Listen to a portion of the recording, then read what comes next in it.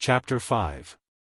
Agitated and overcome by these unexpected and passionate appeals, and these outrageous ebullitions acting on her at a time when she herself was laboring under no ordinary excitement, and was distracted with disturbing thoughts, the mind of Sybil seemed for a moment to desert her.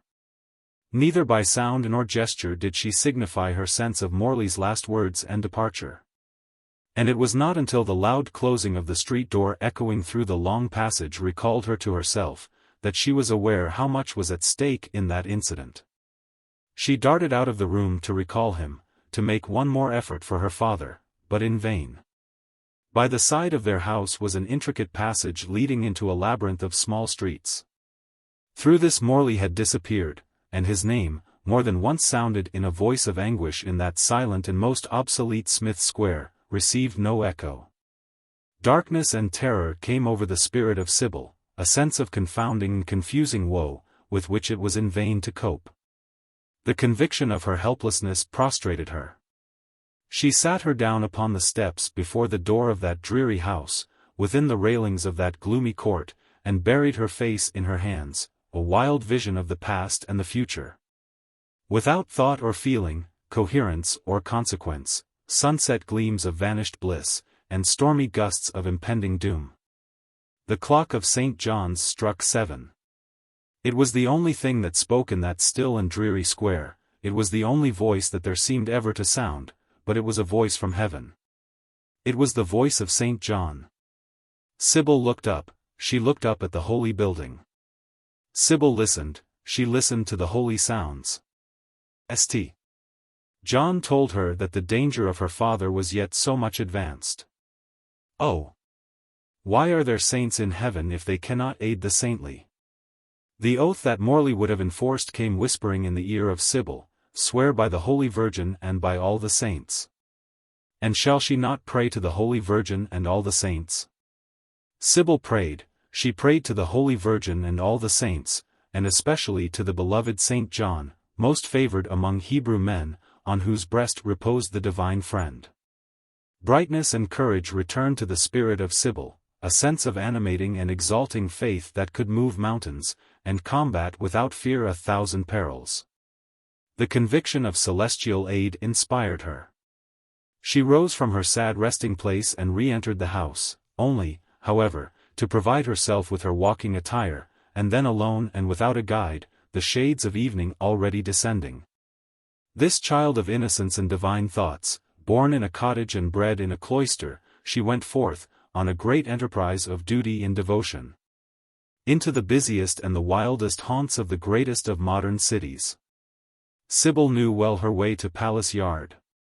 This point was soon reached, she desired the cabman to drive her to a street in the Strand in which was a coffee-house, where during the last weeks of their stay in London the scanty remnants of the National Convention had held their sittings.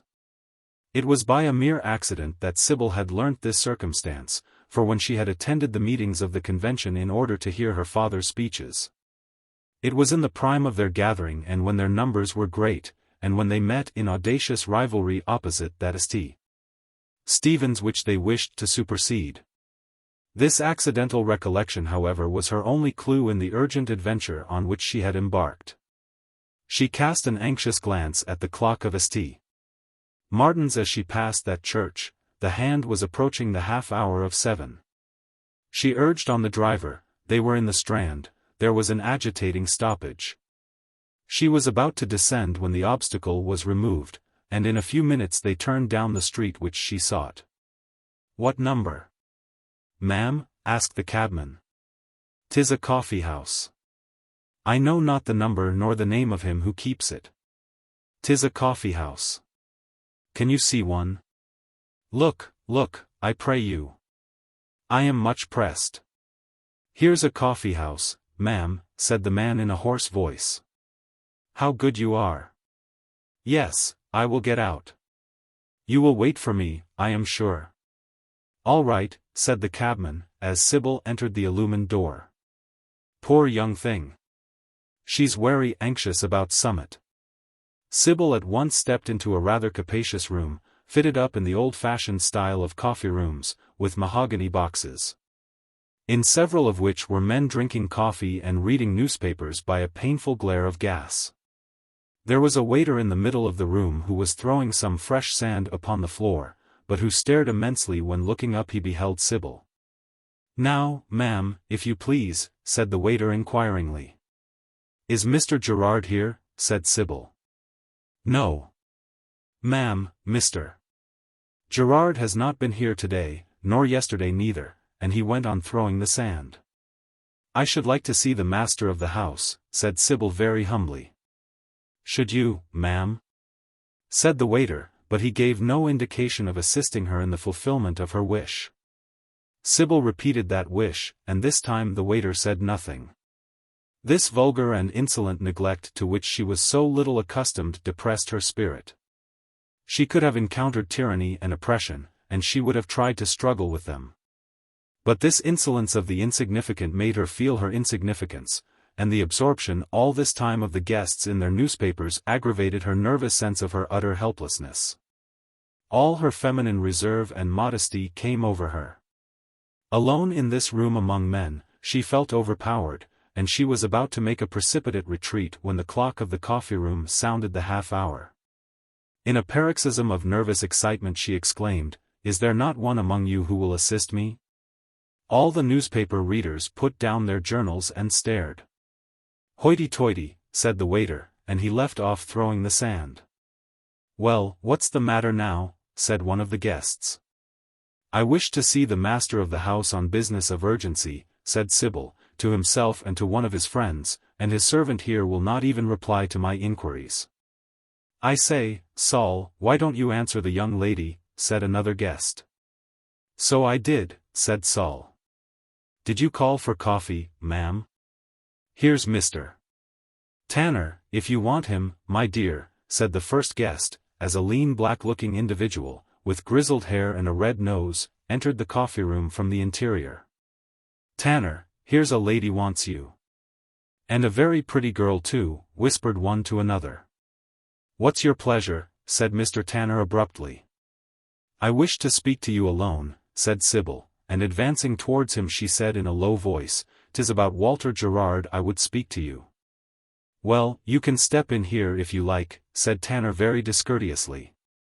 "There's only my wife," and he led the way to the inner room, a small close parlor adorned with portraits of Tom Paine, Cobbett, Thistlewood, and General Jackson. With a fire, though it was a hot July, and a very fat woman affording still more heat, and who was drinking shrub and water and reading the police reports. She stared rudely at Sybil as she entered following Tanner, who himself when the door was closed said, "Well, now what have you got to say?" "I wish to see Walter Gerard." "Do you indeed?" "And," continued Sybil notwithstanding his sneering remark, "I come here that you may tell me where I may find him." "I believe he lives somewhere in Westminster," said Tanner, "that's all I know about him, and if this be all you had to say it might have been said in the coffee-room." "It is not all that I have to say," said Sybil, "and I beseech you, sir, listen to me. I know where Gerard lives, I am his daughter, and the same roof covers our heads. But I wish to know where they meet tonight, you understand me," and she looked at his wife, who had resumed her police reports. "'Tis urgent." "I don't know nothing about Gerard," said Tanner, "except that he comes here and goes away again." "The matter on which I would see him," said Sybil, "is as urgent as the imagination can conceive, and it concerns you as well as himself. But if you know not where I can find him," and she moved as if about to retire, "'tis of no use." "Stop," said Tanner, "you can tell it to me." "Why so?" "You know not where he is. You cannot tell it to him." "I don't know that," said Tanner.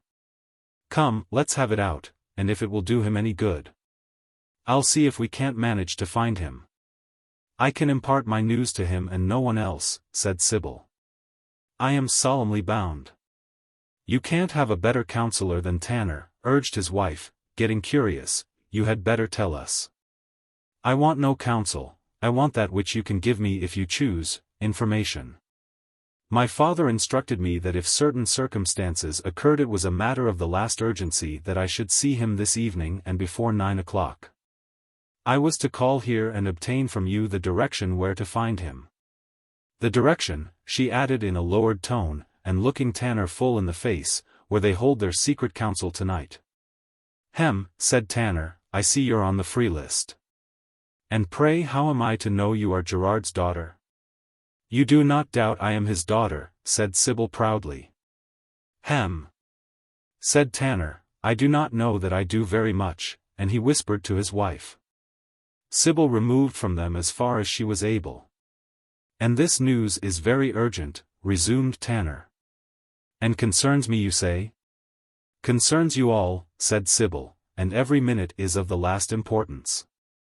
I should like to have gone with you myself, and then there could have been no mistake," said Tanner, "but that can't be. We have a meeting here at 8:30 in our great room. I don't much like breaking rules, especially in such a business, and yet, concerning all of us, as you say, and so very urgent, I don't see how it could do harm.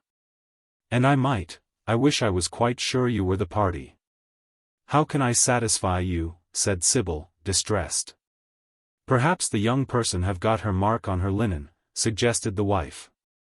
"Have you got a handkerchief, ma'am?" and she took Sybil's handkerchief and looked at it, and examined it at every corner. It had no mark. And this unforeseen circumstance of great suspicion might have destroyed everything, had not the production of the handkerchief by Sybil also brought forth a letter addressed to her from Hatton. "It seems to be the party," said the wife. "Well," said Tanner, "you know St. Martin's Lane, I suppose?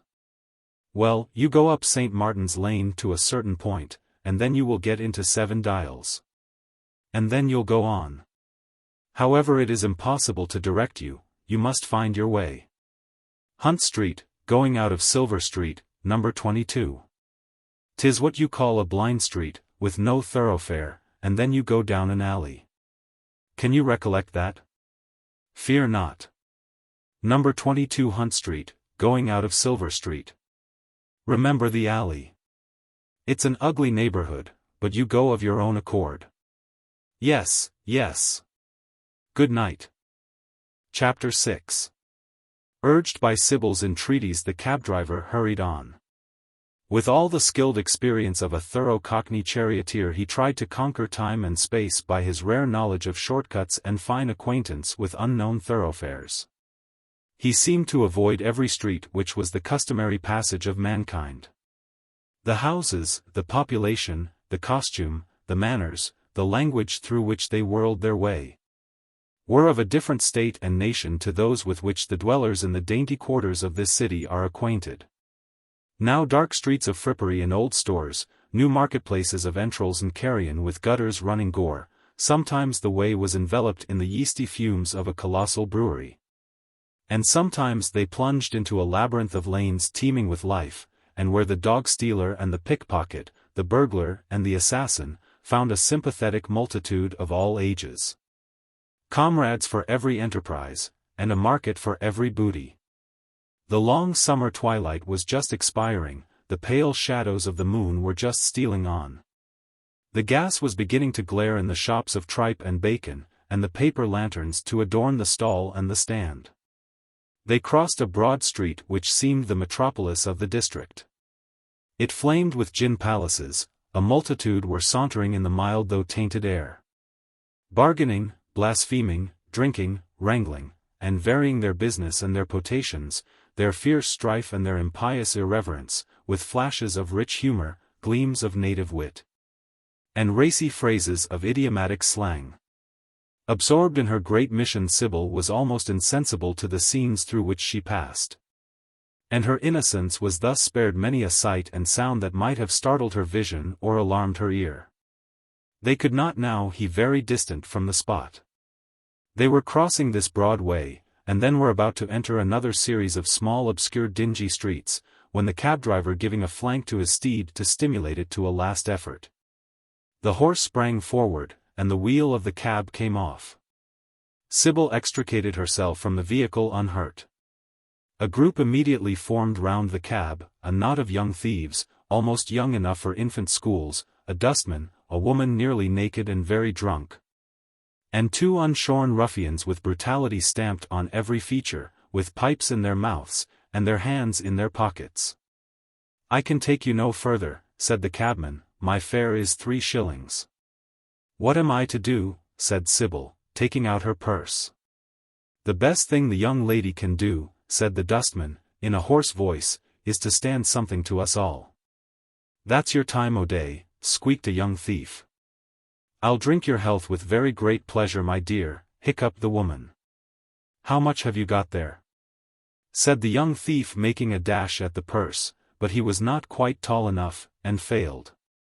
"No violence," said one of the ruffians, taking his pipe out of his mouth and sending a volume of smoke into Sybil's face, "we'll take the young lady to Mother Poppy's. And then we'll make a night of it." But at this moment appeared a policeman, one of the permanent garrison of the quarter, who, seeing one of Her Majesty's carriages in trouble, thought he must interfere. "Hello," he said, "what's all this?" And the cabman, who was a good fellow though in too much trouble to aid Sybil, explained in the terse and picturesque language of Cockaigne, doing full justice to his late fare. "The whole circumstances." "Oh. That's it," said the policeman, "the lady's respectable, is she? Then I'd advise you and Hell-fire Dick to stir your chalks, Splinterlegs. Keep moving's the time of day, madam, you get on. Come," and taking the woman by her shoulder he gave her a spin that sent her many a good yard. "And what do you want?" he asked gruffly of the lads. "We wants a ticket for the Mendicity Society," said the captain of the infant hand, putting his thumb to his nose and running away, followed by his troop. "And so you want to go to Silver Street?" said her official preserver to Sybil, for she had not thought it wise to confess her ultimate purpose, and indicate under the apprehended circumstances the place of rendezvous to a member of the police. "Well, that's not very difficult now. Go ahead, take the second turning to your right, and the third to your left, and you're landed." Aided by these instructions, Sybil hastened on, avoiding notice as much as was in her power, and assisted in some degree by the advancing gloom of night. She had reached Silver Street. A long, narrow, hilly street, and now she was at fault. There were not many persons about, and there were few shops here, yet one was at last at hand, and she entered to inquire her way. The person at the counter was engaged, and many customers awaited him. Time was very precious. Sybil had made the inquiry and received only a supercilious stare from the shopman, who was weighing with precision some article that he was serving. A young man, shabby, but of a very superior appearance to the people of this quarter, good-looking, though with a dissolute air, and who seemed waiting for a customer in attendance, addressed Sybil. "I am going to Hunt Street," he said, "shall I show you the way?" She accepted this offer most thankfully. "It is close at hand, I believe." "Here it is," he said, and he turned down a street. "What is your house?" "Number 22, a printing office," said Sybil. For the street she had entered was so dark she despaired of finding her way, and ventured to trust so far a guide who was not a policeman. "The very house I am going to," said the stranger, "I am a printer." And they walked on some way, until they at length stopped before a glass and illumined door, covered with a red curtain. Before it was a group of several men and women brawling, but who did not notice Sybil and her companion. "Here we are," said the man, and he pushed the door open, inviting Sybil to enter. She hesitated. It did not agree with the description that had been given her by the coffee-house keeper, but she had seen so much since, and felt so much, and gone through so much, that she had not at the moment that clear command of her memory for which she was otherwise remarkable. But while she faltered, an inner door was violently thrown open, and Sybil moving aside, 2 girls, still beautiful in spite of gin and paint, stepped into the street. "This cannot be the house," exclaimed Sybil, starting back, overwhelmed with shame and terror. "Oh! Holy Virgin, aid me! And that's a blessed word to hear in this heathen land," exclaimed an Irishman, who was one of the group on the outside. "If you be of our holy church," said Sybil, appealing to the man who had thus spoken and whom she gently drew aside, "I beseech you, by everything we hold sacred, to aid me." "And will I not?"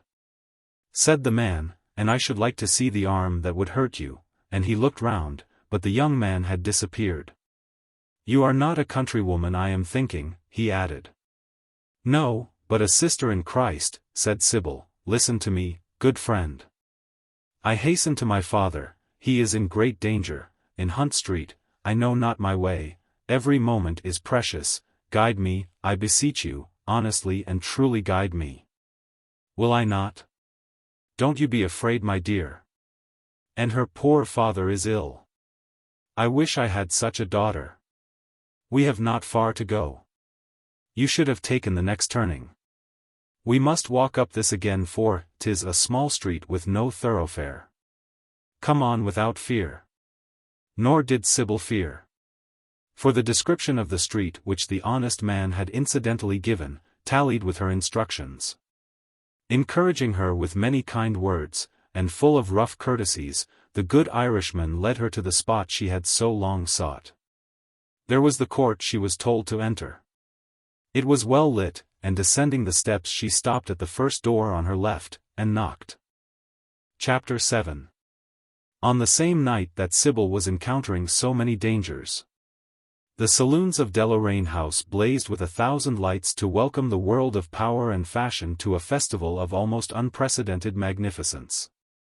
Fronting a royal park, its long lines of illumined windows and the bursts of gay and fantastic music that floated from its walls attracted the admiration and curiosity of another party that was assembled in the same fashionable quarter. Beneath a canopy not less bright and reclining on a couch scarcely less luxurious, for they were lit by the stars and reposed upon the grass. "I say, Jim," said a young genius of 14 stretching himself upon the turf, "I pity them Jarvies a-sitting on their boxes all the night and waiting for the nobs what is dancing. They as no repose." "But they as porter," replied his friend, a sedater spirit with the advantage of an additional year or two of experience. "They takes their pot of half and half by turns, and if their name is called, the link what they subscribe for to pay, sings out, here, and that's the way their governors is done." "I think I should like to be a link, Jim," said the young one. "I wish you may get it," was the response. "It's the next best thing to a crossing, it's what every one looks to when he enters public life. But he soon finds 'tain't to be done without a deal of interest.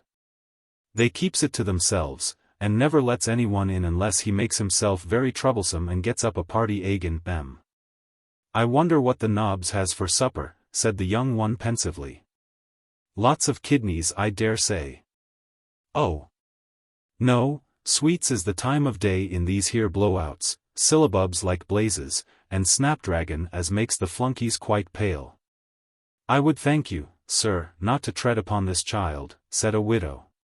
She had 3 others with her, slumbering around, and this was the youngest wrapped in her only shawl. "Madam," replied the person whom she addressed, in tolerable English, but with a marked accent, "I have bivouacked in many lands, but never with so young a comrade, I beg you 1,000 pardons." "Sir, you are very polite. These warm nights are a great blessing, but I am sure I know not what we shall do in the fall of the leaf." "Take no thought of the morrow," said the foreigner, who was a Pole, had served as a boy beneath the sons of the peninsula under Soult and fought against Diabich on the banks of the icy Vistula. "It brings many changes." And arranging the cloak which he had taken that day out of pawn around him, he delivered himself up to sleep with that facility which is not uncommon among soldiers. Here broke out a brawl. 2 girls began fighting and blaspheming. A man immediately came up, chastised and separated them. "I am the Lord Mayor of the night," he said, "and I will have no row here. 'Tis the like of you that makes the beaks threaten to expel us from our lodgings." His authority seemed generally recognized. The girls were quiet, but they had disturbed a sleeping man, who roused himself, looked around him and said with a scared look, "Where am I? What's all this?" "Oh, it's nothin'," said the elder of the 2 lads we first noticed. "Only a couple of unfortunate gals who've priggied a watch from a cove what was lushy and fell asleep under the trees between this and Kinsington." "I wish they had not waked me," said the man. "I walked as far as from Stokenchurch, and that's a matter of 40 miles, this morning to see if I could get some work. And went to bed here without any supper. I'm blessed if I weren't dreaming of a roast leg of pork. It has not been a lucky day for me, rejoined the lad. I could not find a single gentleman's horse to hold, so help me, except one what was at the House of Commons. And he kept me there 2 mortal hours and said when he came out, that he would remember me next time. I ain't tasted no wittles today except some cat's meat and a cold potato what was given me by a cabman, but I have got a quid here, and if you are very low I'll give you half. In the meantime Lord Valentine and the Princess Stephanie of Eurusburg with some companions worthy of such a pair, were dancing a new mazurka before the admiring assembly at Deloraine House. The ball was in the statue gallery illumined on this night in the Russian fashion, which while it diffused a brilliant light throughout the beautiful chamber, was peculiarly adapted to develop the contour of the marble forms of grace and loveliness that were ranged around. "Where is Arabella?" inquired Lord Marney of his mother. "I want to present young Huntingford to her. He can be of great use to me, but he bores me so, I cannot talk to him. I want to present him to Arabella." "Arabella is in the blue drawing-room. I saw her just now with Mr. German and Charles. Count Soudriavsky is teaching them some Russian tricks." "What are Russian tricks to me? She must talk to young Huntingford. Everything depends on his working with me against the cut-and-come-again branch line. They have refused me my compensation, and I am not going to have my estate cut up into ribbons without compensation." "My dear Lady Deloraine," said Lady de Mowbray, "how beautiful your gallery looks tonight. Certainly there is nothing in London that lights up so well. Its greatest ornaments are its guests. I am charmed to see Lady Joan looking so well." "You think so?" "Indeed. I wish," and here Lady de Mowbray gave a smiling sigh. "What do you think of Mr. Mountchesney?" "He is universally admired." "So every one says, and yet—" "Well, what do you think of the Dashville, Fitz?" said Mr. Berners to Lord Fitzheron. "I saw you dancing with her." "I can't bear her, she sets up to be natural and is only rude, mistakes insolence for innocence, says everything which comes first to her lips and thinks she is gay when she is only giddy." "'Tis brilliant," said Lady Joan to Mr. Mountchesney. "When you are here," he murmured. "And yet a ball in a gallery of art is not in my opinion in good taste. The associations which are suggested by sculpture are not festive. Repose is the characteristic of sculpture. Do not you think so?" "Decidedly," said Mr. Mountchesney. "We danced in the gallery at Matfield this Christmas, and I thought all the time that a gallery is not the place for a ball, it is too long and too narrow." Lady Joan looked at him, and her lip rather curled. "I wonder if Valentine has sold that bay cob of his," said Lord Milford to Lord Eugene de Vere. "I wonder," said Lord Eugene. "I wish you would ask him, Eugene," said Lord Milford. "You understand, I don't want him to know I want it." "'Tis such a bore to ask questions," said Lord Eugene. "Shall we carry Chichester?" asked Lady Firebrace of Lady St. Julian's. "Oh! Do not speak to me ever again of the House of Commons," she replied in a tone of affected despair. "What use is winning our way by units? It may take years. Lord Protocol says that one is enough. That Jamaica affair has really ended by greatly strengthening them." "I do not despair," said Lady Firebrace. "The unequivocal adhesion of the Duke of Fitz-Aquitaine is a great thing. It gives us the Northern Division at a dissolution. That is to say in 5 years, my dear Lady Firebrace. The country will be ruined before that. We shall see. Is it a settled thing between Lady Joan and Mr. Mountchesney?" "Not the slightest foundation. Lady Joan is a most sensible girl, as well as a most charming person and my dear friend.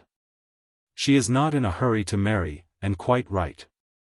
If indeed Frederick were a little more steady, but nothing shall ever induce me to consent to his marrying her, unless I thought he was worthy of her." "You are such a good mother," exclaimed Lady Firebrace, "and such a good friend. I am glad to hear it is not true about Mr. Mountchesney. If you could only help me, my dear Lady Firebrace, to put an end to that affair between Frederick and Lady Wallington. It is so silly, and getting talked about. And in his heart too he really loves Lady Joan, only he is scarcely aware of it himself. We must manage it, said Lady Firebrace, with a look of encouraging mystery. Do, my dear creature. Speak to him, he is very much guided by your opinion. Tell him everybody is laughing at him, and any other little thing that occurs to you. I will come directly, said Lady Marney to her husband, only let me see this. Well, I will bring Huntingford here. Mind you speak to him a great deal. Take his arm, and go down to supper with him if you can. He is a very nice sensible young fellow, and you will like him very much I am sure, a little shy at first, but he only wants bringing out. A dexterous description of one of the most unlicked and unlickable cubs that ever entered society with 40,000 a year. Courted by all, and with just that degree of cunning that made him suspicious of every attention. This dreadful Lord Huntingford, said Lady Marney. German and I will interfere, said Egremont, and help you. No, no, said Lady Marney shaking her head, I must do it. At this moment, a groom of the chambers advanced and drew Egremont aside, saying in a low tone, Your servant, Mr. Egremont, is here and wishes to see you instantly. My servant. Instantly. What the deuce can be the matter? I hope the Albany is not on fire, and he quitted the room. In the outer hall, amid a crowd of footmen, Egremont recognized his valet who immediately came forward. A porter has brought this letter, sir, and I thought it best to come on with it at once. The letter directed to Egremont, bore also on its superscription these words. This letter must be instantly carried by the bearer to Mr. Egremont wherever he may be. Egremont with some change of countenance drew aside, and opening the letter read it by a lamp at hand. It must have been very brief, but the face of him to whom it was addressed became, as he perused its lines, greatly agitated. When he had finished reading it, he seemed for a moment lost in profound thought. Then looking up he dismissed his servant without instructions, and hastening back to the assembly, he inquired of the groom of the chambers whether Lord John Russell, whom he had observed in the course of the evening, was still present. And he was answered in the affirmative. About a quarter of an hour after this incident, Lady Firebrace said to Lady St. Julians in a tone of mysterious alarm. Do you see that? No. What? Do not look as if you observed them, Lord John and Mr. Egremont, in the furthest window, they have been there these 10 minutes in the most earnest conversation. I am afraid we have lost him. I have always been expecting it, said Lady St. Julians. He breakfasts with that Mr. Trenchard and does all those sorts of things. Men who breakfast out are generally liberals. Have not you observed that? I wonder why. It shows a restless revolutionary mind, said Lady Firebrace, that can settle to nothing, but must be running after gossip the moment they are awake. Yes, said Lady St. Julians. I think those men who breakfast out or who give breakfasts are generally dangerous characters, at least, I would not trust them. The Whigs are very fond of that sort of thing. If Mr. Egremont joins them, I really do not see what shadow of a claim Lady Deloraine can urge to have anything. She only wants one thing, said Lady Firebrace, and we know she cannot have that. Why? Because Lady St. Julians will have it. You are too kind, with many smiles. No, I assure you Lord Mask told me that Her Majesty, and here Lady Firehace whispered. Well, said Lady St. Julians evidently much gratified, I do not think I am one who am likely to forget my friends. That I am sure you are not, said Lady Firebrace. Chapter 8. Behind the printing office in the alley at the door of which we left Sybil, was a yard which led to some premises that had once been used as a workshop, but were now generally unoccupied. In a rather spacious chamber over which was a loft, 5 men, one of whom was Gerard, were busily engaged. There was no furniture in the room except a few chairs and a deal table, on which was a solitary light and a variety of papers. Depend upon it, said Gerard, we must stick to the national holiday, we can do nothing effectively, unless the movement is simultaneous. They have not troops to cope with a simultaneous movement, and the holiday is the only machinery to secure unity of action. No work for 6 weeks, and the rights of labor will be acknowledged. We shall never be able to make the people unanimous in a cessation of labor, said a pale young man, very thin but with a countenance of remarkable energy. The selfish instincts will come into play and will balk our political object, while a great increase of physical suffering must be inevitable. It might be done, said a middle-aged, thick-set man, in a thoughtful tone. If the unions were really to put their shoulder to the wheel, it might be done. And if it is not done, said Gerard, what do you propose? The people ask you to guide them. Shrink at such a conjuncture, and our influence over them is forfeited and justly forfeited. I am for partial but extensive insurrections, said the young man. Sufficient in extent and number to demand all the troops and yet to distract the military movements. We can count on Birmingham again, if we act at once before their new police act is in force. Manchester is ripe, and several of the cotton towns. But above all I have letters that assure me that at this moment we can do anything in Wales. Glamorganshire is right to a man, said Wilkins, a Baptist teacher. And trade is so bad that the holiday at all events must take place there, for the masters themselves are extinguishing their furnaces. All the north is seething, said Gerard. We must contrive to agitate the metropolis, said Maclast, a shrewd carroty-haired paper stainer. We must have weekly meetings at Kennington and demonstrations at White Conduit House. We cannot do more here I fear than talk. But a few thousand men on Kennington Common every Saturday and some spicy resolutions will keep the guards in London. Aye, said Gerard, I wish the woolen and cotton trades were as bad to do as the iron, and we should need no holiday as you say, Wilkins. However it will come. In the meantime the poor law pinches and terrifies, and will make even the most spiritless turn. The accounts today from the north are very encouraging though, said the young man. Stevens is producing a great effect, and this plan of our people going in procession and taking possession of the churches very much affects the imagination of the multitude. Ah! Said Gerard, if we could only have the church on our side, as in the good old days, we would soon put an end to the demon tyranny of capital. And now, said the pale young man, taking up a manuscript paper, to our immediate business. Here is the draft of the projected proclamation of the Convention on the Birmingham outbreak. It enjoins peace and order, and counsels the people to arm themselves in order to secure both. You understand, that they may resist if the troops and the police endeavour to produce disturbance. Aye, said Gerard. Let it be stout. We will settle this at once, and so get it out tomorrow. Then for action. But we must circulate this pamphlet of the Polish Count on the manner of encountering cavalry with pikes, said Maclast. 'Tis printed, said the stout thick-set man. We have set it up on a broadside. We have sent 10,000 to the north and 5,000 to John Frost. We shall have another delivery tomorrow. It takes very generally. The pale young man read the draft of the proclamation. It was canvassed and criticized sentence by sentence, altered, approved, finally put to the vote, and unanimously carried. On the morrow it was to be posted in every thoroughfare of the metropolis, and circulated in every great city of the provinces and populous district of labor. And now, said Gerard, I shall tomorrow to the north, where I am wanted. But before I go I propose, as suggested yesterday, that we 5 together with Langley, whom I counted on seeing here tonight, now form ourselves into a committee for arming the people.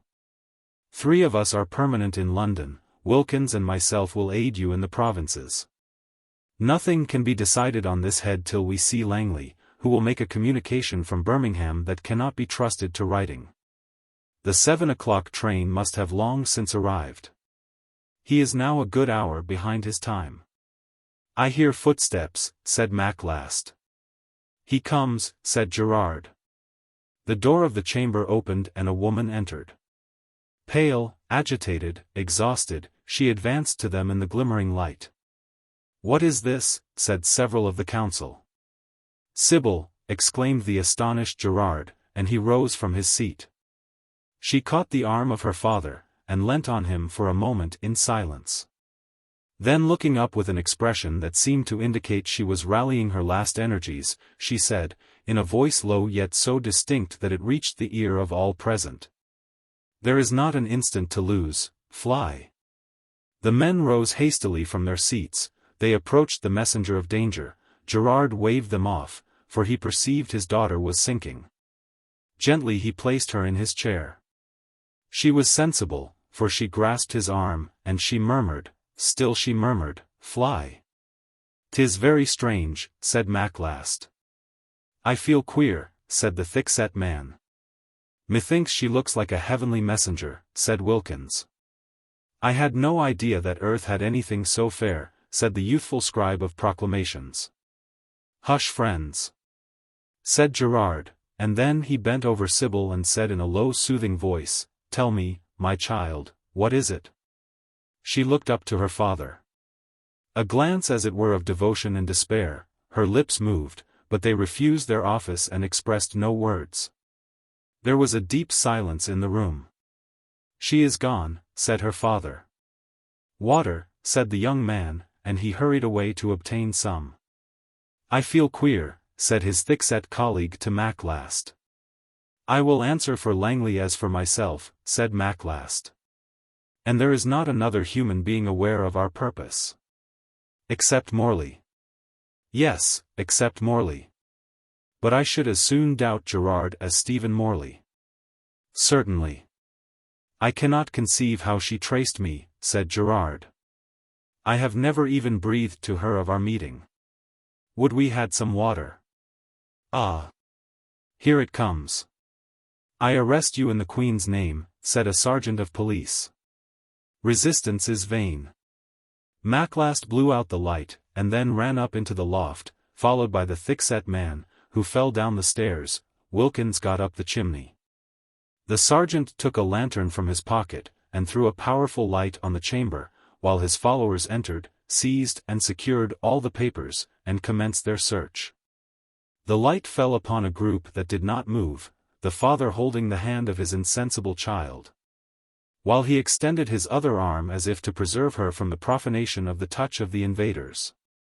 "You are Walter Gerard, I presume," said the sergeant, 6'2" without shoes. "Whoever I may he replied, "I presume you will produce your warrant, friend, before you touch me." "'Tis here. We want 5 of you, named herein, and all others that may happen to be found in your company." "I shall obey the warrant," said Gerard after he had examined it. "But this maiden, my daughter, knows nothing of this meeting or its purpose. She has but just arrived, and how she traced me I know not. You will let me recover her, and then permit her to depart. Can't let no one out of my sight found in this room. But she is innocent, even if we were guilty. She could be nothing else but innocent, for she knows nothing of this meeting and its business, both of which I am prepared at the right time and place to vindicate. She entered this room a moment only before yourself, entered and swooned. Can't help that, must take her, she can tell the magistrate anything she likes, and he must decide. Why you are not afraid of a young girl?" "I am afraid of nothing, but I must do my duty. Come, we have no time for talk. I must take you both. By G. D. you shall not take her." And letting go her hand, Gerard advanced before her and assumed a position of defense. "You know, I find, my height, my strength does not shame my stature. Look to yourself. Advance and touch this maiden, and I will fell you and your minions like oxen at their pasture." The inspector took a pistol from his pocket and pointed it at Gerard.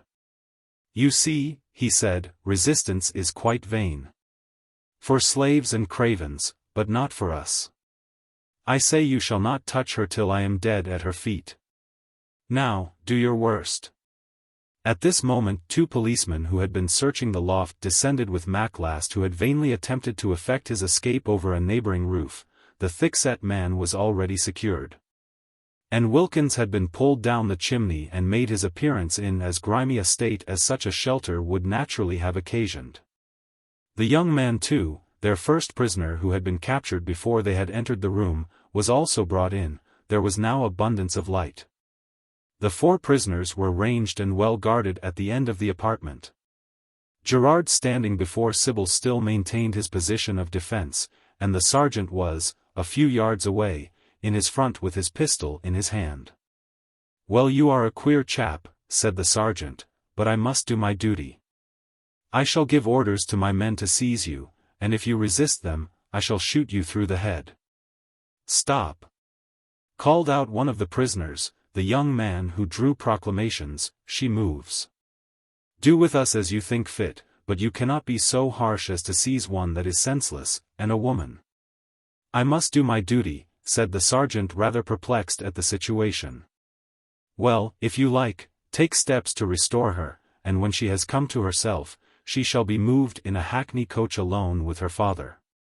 The means at hand to recover Sybil were rude, but they assisted a reviving nature. She breathed, she sighed, slowly opened her beautiful dark eyes, and looked around. Her father held her death-cold hand, she returned his pressure, her lips moved, and still she murmured, "Fly." Gerard looked at the sergeant. "I am ready," he said, "and I will carry her." The officer nodded assent. Guarded by 2 policemen, the tall delegate of Mowbray bore his precious burden out of the chamber through the yard, the printing offices, up the alley, till a hackney coach received them in Hunt Street, round which a mob had already collected, though kept at a discreet distance by the police. One officer entered the coach with them, another mounted the box. 2 other coaches carried the rest of the prisoners and their guards, and within half an hour from the arrival of Sybil at the scene of the secret meeting, she was on her way to Bow Street to be examined as a prisoner of state. Sybil rallied quickly during their progress to the police office. Satisfied to find herself with her father, she would have inquired as to all that had happened, but Gerard at first discouraged her. At length he thought it wisest gradually to convey to her that they were prisoners, but he treated the matter lightly, did not doubt that she would immediately be discharged, and added that though he might be detained for a day or so, his offence was at all events bailable and he had friends on whom he could rely. When Sybil clearly comprehended that she was a prisoner, and that her public examination was impending, she became silent, and leaning back in the coach, covered her face with her hands. The prisoners arrived at Bow Street. They were hurried into a back office, where they remained some time unnoticed, several policemen remaining in the room. At length, about 20 minutes having elapsed, a man dressed in black and of a severe aspect entered the room accompanied by an inspector of police. He first inquired whether these were the prisoners, what were their names and descriptions, which each had to give and which were written down, where they were arrested, why they were arrested. Then scrutinizing them sharply he said the magistrate was at the Home Office, and he doubted whether they could be examined until the morrow. Upon this Gerard commenced stating the circumstances under which Sybil had unfortunately been arrested, but the gentleman in black with a severe aspect immediately told him to hold his tongue. And when Gerard persisted, declared that if Gerard did not immediately cease he should be separated from the other prisoners and be ordered into solitary confinement. Another half-hour of painful suspense. The prisoners were not permitted to hold any conversation. Sybil sat half reclining on a form with her back against the wall, and her face covered, silent and motionless. At the end of half an hour the inspector of police who had visited them with the gentleman in black entered and announced that the prisoners could not be brought up for examination that evening, and they must make themselves as comfortable as they could for the night. Gerard made a last appeal to the inspector that Sybil might be allowed a separate chamber, and in this he was unexpectedly successful. The inspector was a kind-hearted man. He lived at the office and his wife was the housekeeper. He had already given her an account, an interesting account, of his female prisoner. The good woman's imagination was touched as well as her heart. She had herself suggested that they ought to soften the rigor of the fair prisoner's lot. And the inspector therefore almost anticipated the request of Gerard.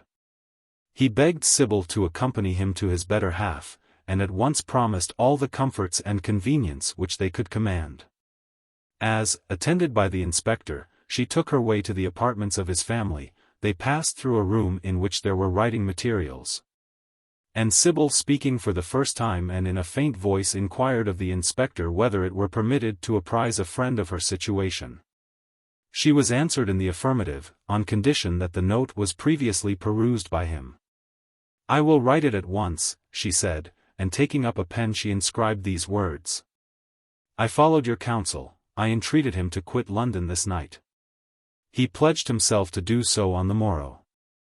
I learnt he was attending a secret meeting, that there was urgent peril.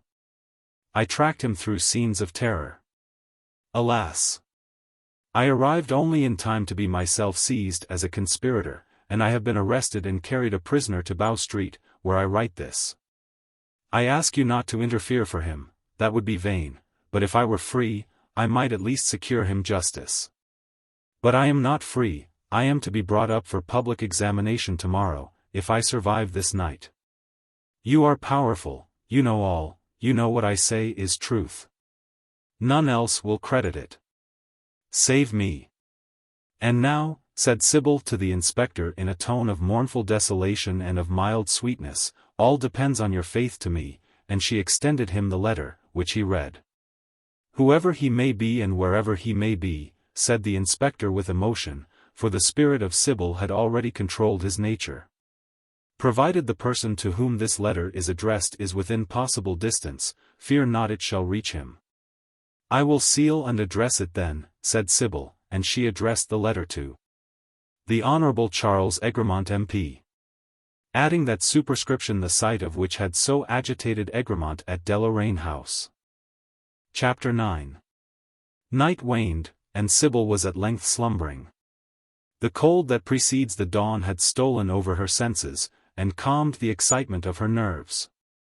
She was lying on the ground, covered with a cloak of which her kind hostess had prevailed on her to avail herself, and was partly resting on a chair, at which she had been praying when exhausted nature gave way and she slept. Her bonnet had fallen off, and her rich hair, which had broken loose, covered her shoulder like a mantle. Her slumber was brief and disturbed, but it had in a great degree soothed the irritated brain. She woke however in terror from a dream in which she had been dragged through a mob and carried before a tribunal. The coarse jeers, the brutal threats, still echoed in her ear. And when she looked around, she could not for some moments recall or recognize the scene. In one corner of the room, which was sufficiently spacious, was a bed occupied by the still sleeping wife of the inspector. There was a great deal of heavy furniture of dark mahogany. A bureau, several chests of drawers, over the mantel was a piece of faded embroidery framed, that had been executed by the wife of the inspector when she was at school, and opposite to it, on the other side, were portraits of Dick Curtis and Dutch Sam, who had been the tutors of her husband, and now lived as heroes in his memory. Slowly came over Sybil the consciousness of the dreadful eve that was past. She remained for some time on her knees in silent prayer, then stepping lightly, she approached the window. It was barred. The room which she inhabited was a high story of the house. It looked down upon one of those half-tawdry, half-squalid streets that one finds in the vicinities of our theatres. Some wretched courts, haunts of misery and crime, blended with gin palaces and slang taverns, burnished and brazen, not a being was stirring. It was just that single hour of the 24 when crime ceases, debauchery is exhausted, and even desolation finds a shelter. It was dawn, but still grey. For the first time since she had been a prisoner, Sybil was alone. A prisoner, and in a few hours to be examined before a public tribunal. Her heart sank. How far her father had committed himself was entirely a mystery to her, but the language of Morley, and all that she had witnessed, impressed her with the conviction that he was deeply implicated. He had indeed spoken in their progress to the police office with confidence as to the future, but then he had every motive to encourage her in her despair, and to support her under the overwhelming circumstances in which she was so suddenly involved. What a catastrophe to all his high aspirations! It tore her heart to think of him. As for herself, she would still hope that ultimately she might obtain justice. But she could scarcely flatter herself that at the first any distinction would be made between her case and that of the other prisoners. She would probably be committed for trial. And though her innocence on that occasion might be proved, she would have been a prisoner in the interval, instead of devoting all her energies in freedom to the support and assistance of her father. She shrank, too, with all the delicacy of a woman, from the impending examination in open court before the magistrate. Supported by her convictions, vindicating a sacred principle, there was no trial perhaps to which Sybil would not have been superior.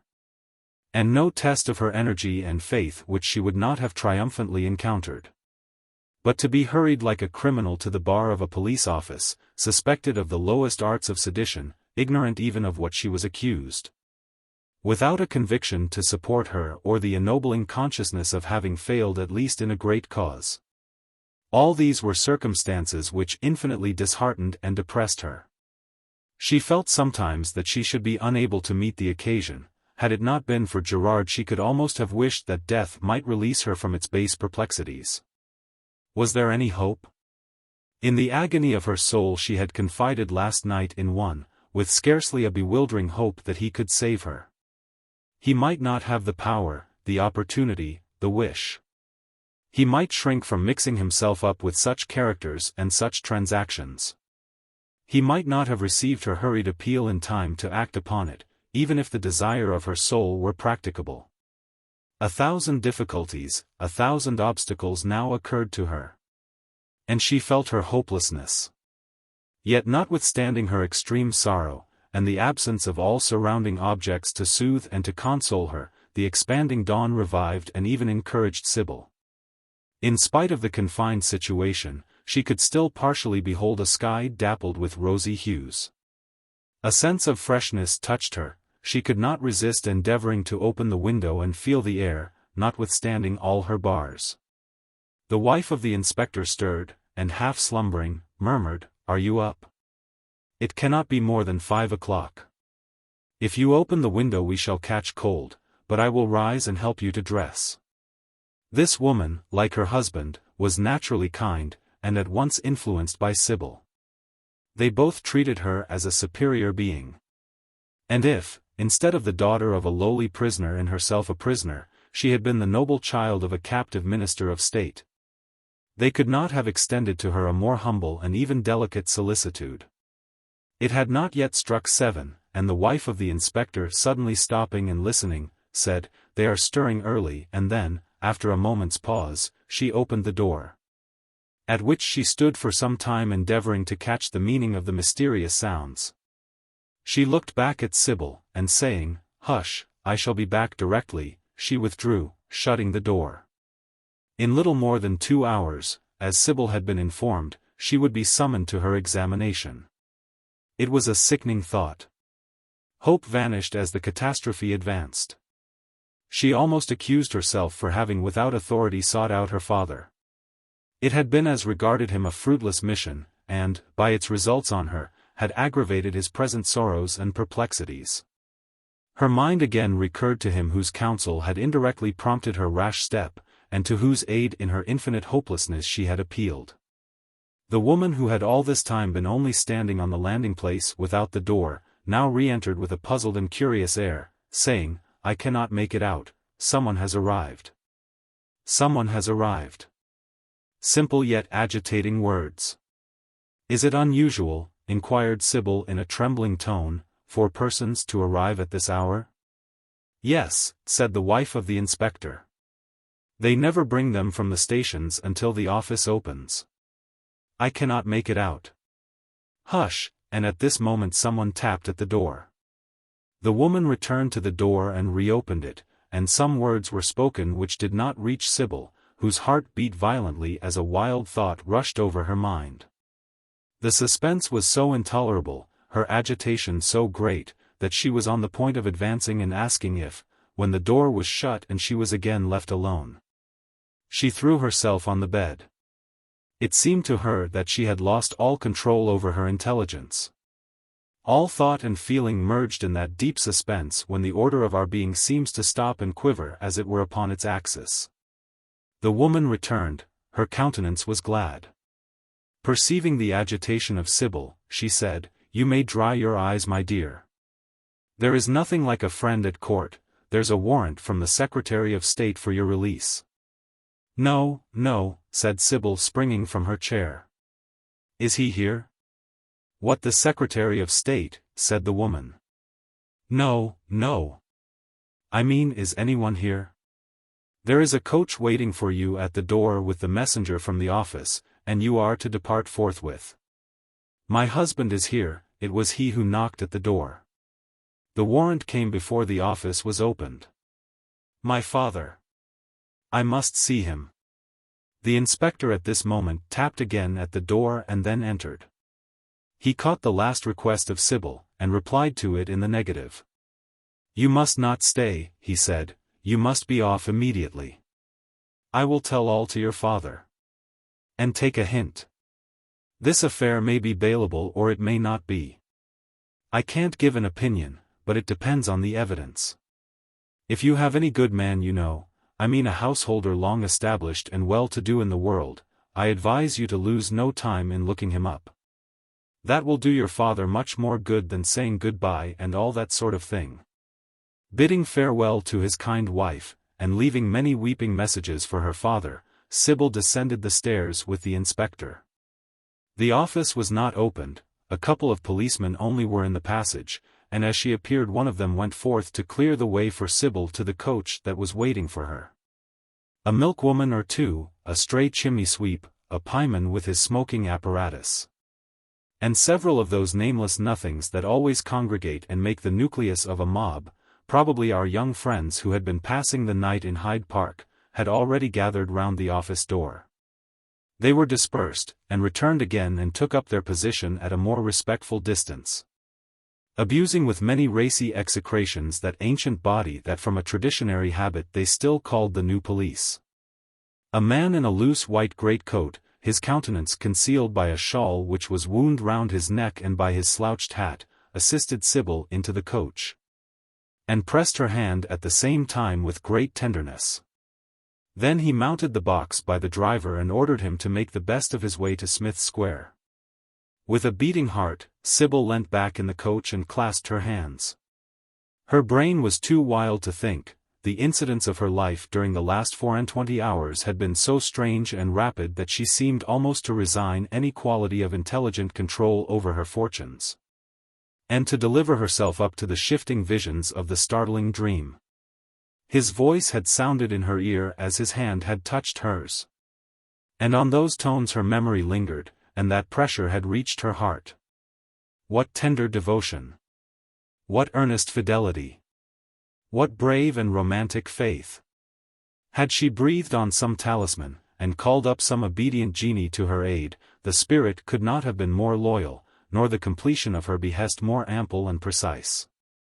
She passed the towers of the Church of St. John, of the saint who had seemed to guard over her in the exigency of her existence.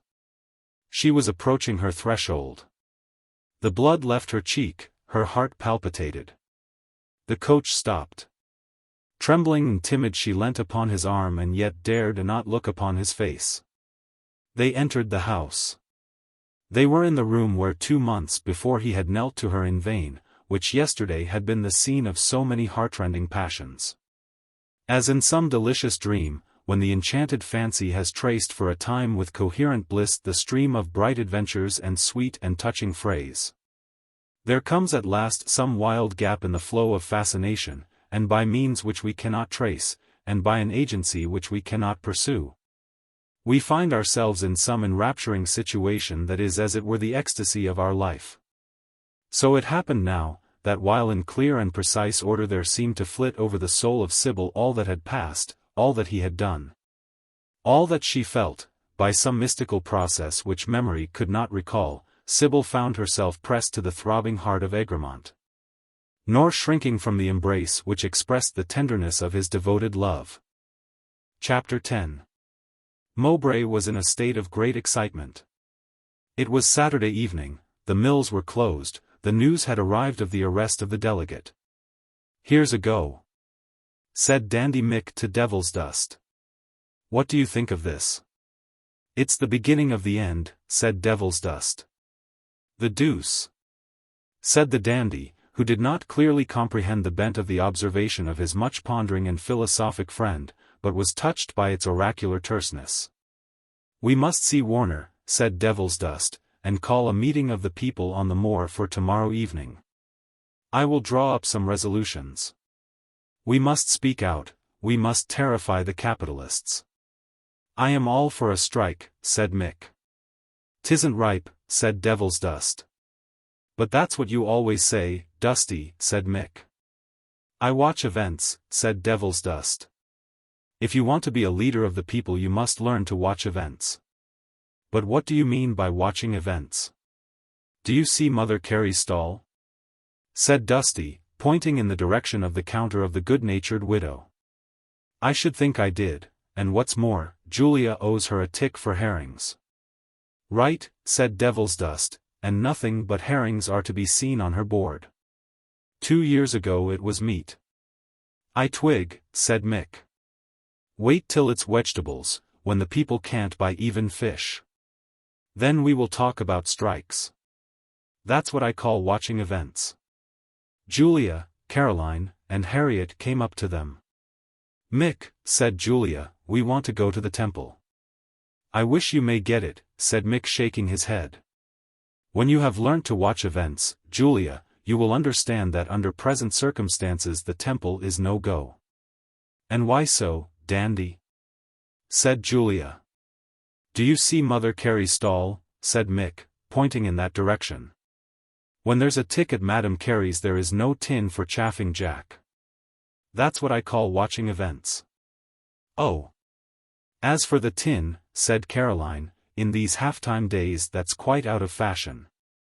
But they do say it's the last night at the temple, for chaffing Jack means to shut up, it does not pay any longer, and we want a lark. I'll stand treat. I'll put my earrings up the spout, they must go at last, and I would sooner at any time go to my uncle's for frolic than woe.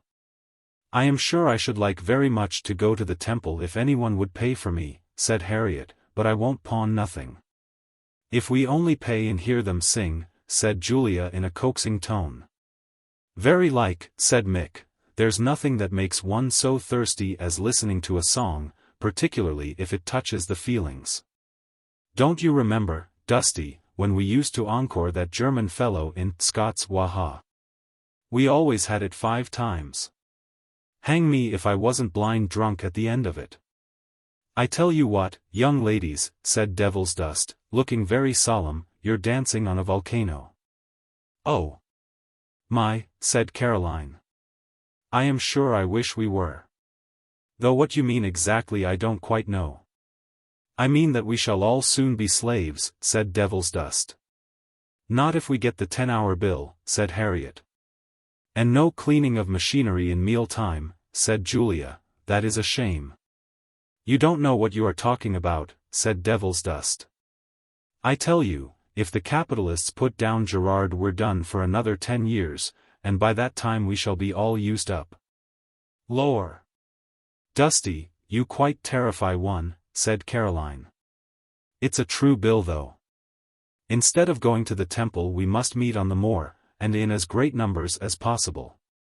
Go you and get all your sweethearts. I must see your father, Harriet. He must preside. We will have the hymn of labor sung by 100,000 voices in chorus. It will strike terror into the hearts of the capitalists. This is what we must all be thinking of if we wish labor to have a chance, not of going to chaffing jacks and listening to silly songs. D'ye understand?" "Don't we?" said Caroline. "And for my part for a summer eve I prefer Mowbray Moor to all the temples in the world, particularly if it's a sociable party and we have some good singing." This evening it was settled among the principal champions of the cause of labor, among whom Devilsdust was now included, that on the morrow there should be a monster meeting on the moor to take into consideration the arrest of the delegate of Mowbray. Such was the complete organization of this district that by communicating with the various lodges of the trades unions 50,000 persons, or even double that number, could within 24 hours on a great occasion and on a favorable day be brought into the field. The morrow being a day of rest was favorable, and the seizure of their cherished delegate was a stimulating cause. The excitement was great, the enthusiasm earnest and deep. There was enough distress to make people discontented without depressing them. And Devil's Dust, after attending a council of the Union, retired to rest and dreamed of strong speeches and spicy resolutions, bands and banners, the cheers of assembled thousands, and the eventual triumph of the sacred rights. The post of the next morning brought great and stirring news to Mowbray. Gerard had undergone his examination at Bow Street. It was a long and laborious one. He was committed for trial for a seditious conspiracy, but he was held to bail. The bail demanded was heavy, but it was prepared and instantly proffered. His sureties were Morley and a Mr. Hatton.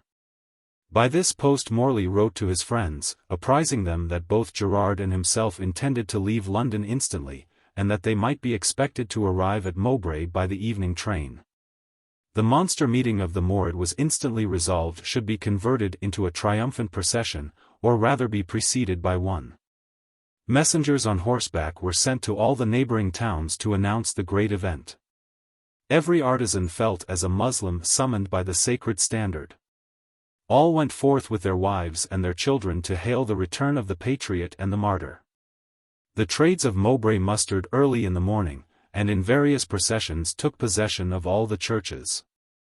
Their great pride was entirely to fill the church of Mr. St.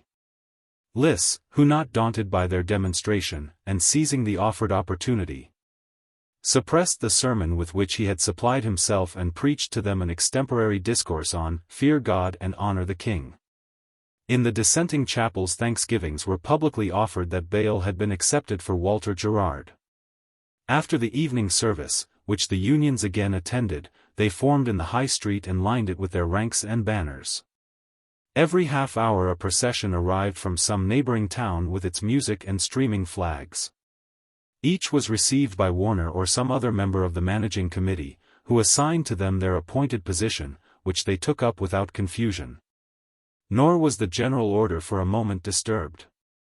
Sometimes a large party arrived without music or banners, but singing psalms and headed by their minister. Sometimes the children walked together, the women following, then the men each with a ribbon of the same color in his hat, all hurried, yet spontaneous and certain. Indications how mankind under the influence of high and earnest feelings recur instantly to ceremony and form. How when the imagination is excited it appeals to the imagination, and requires for its expression something beyond the routine of daily life.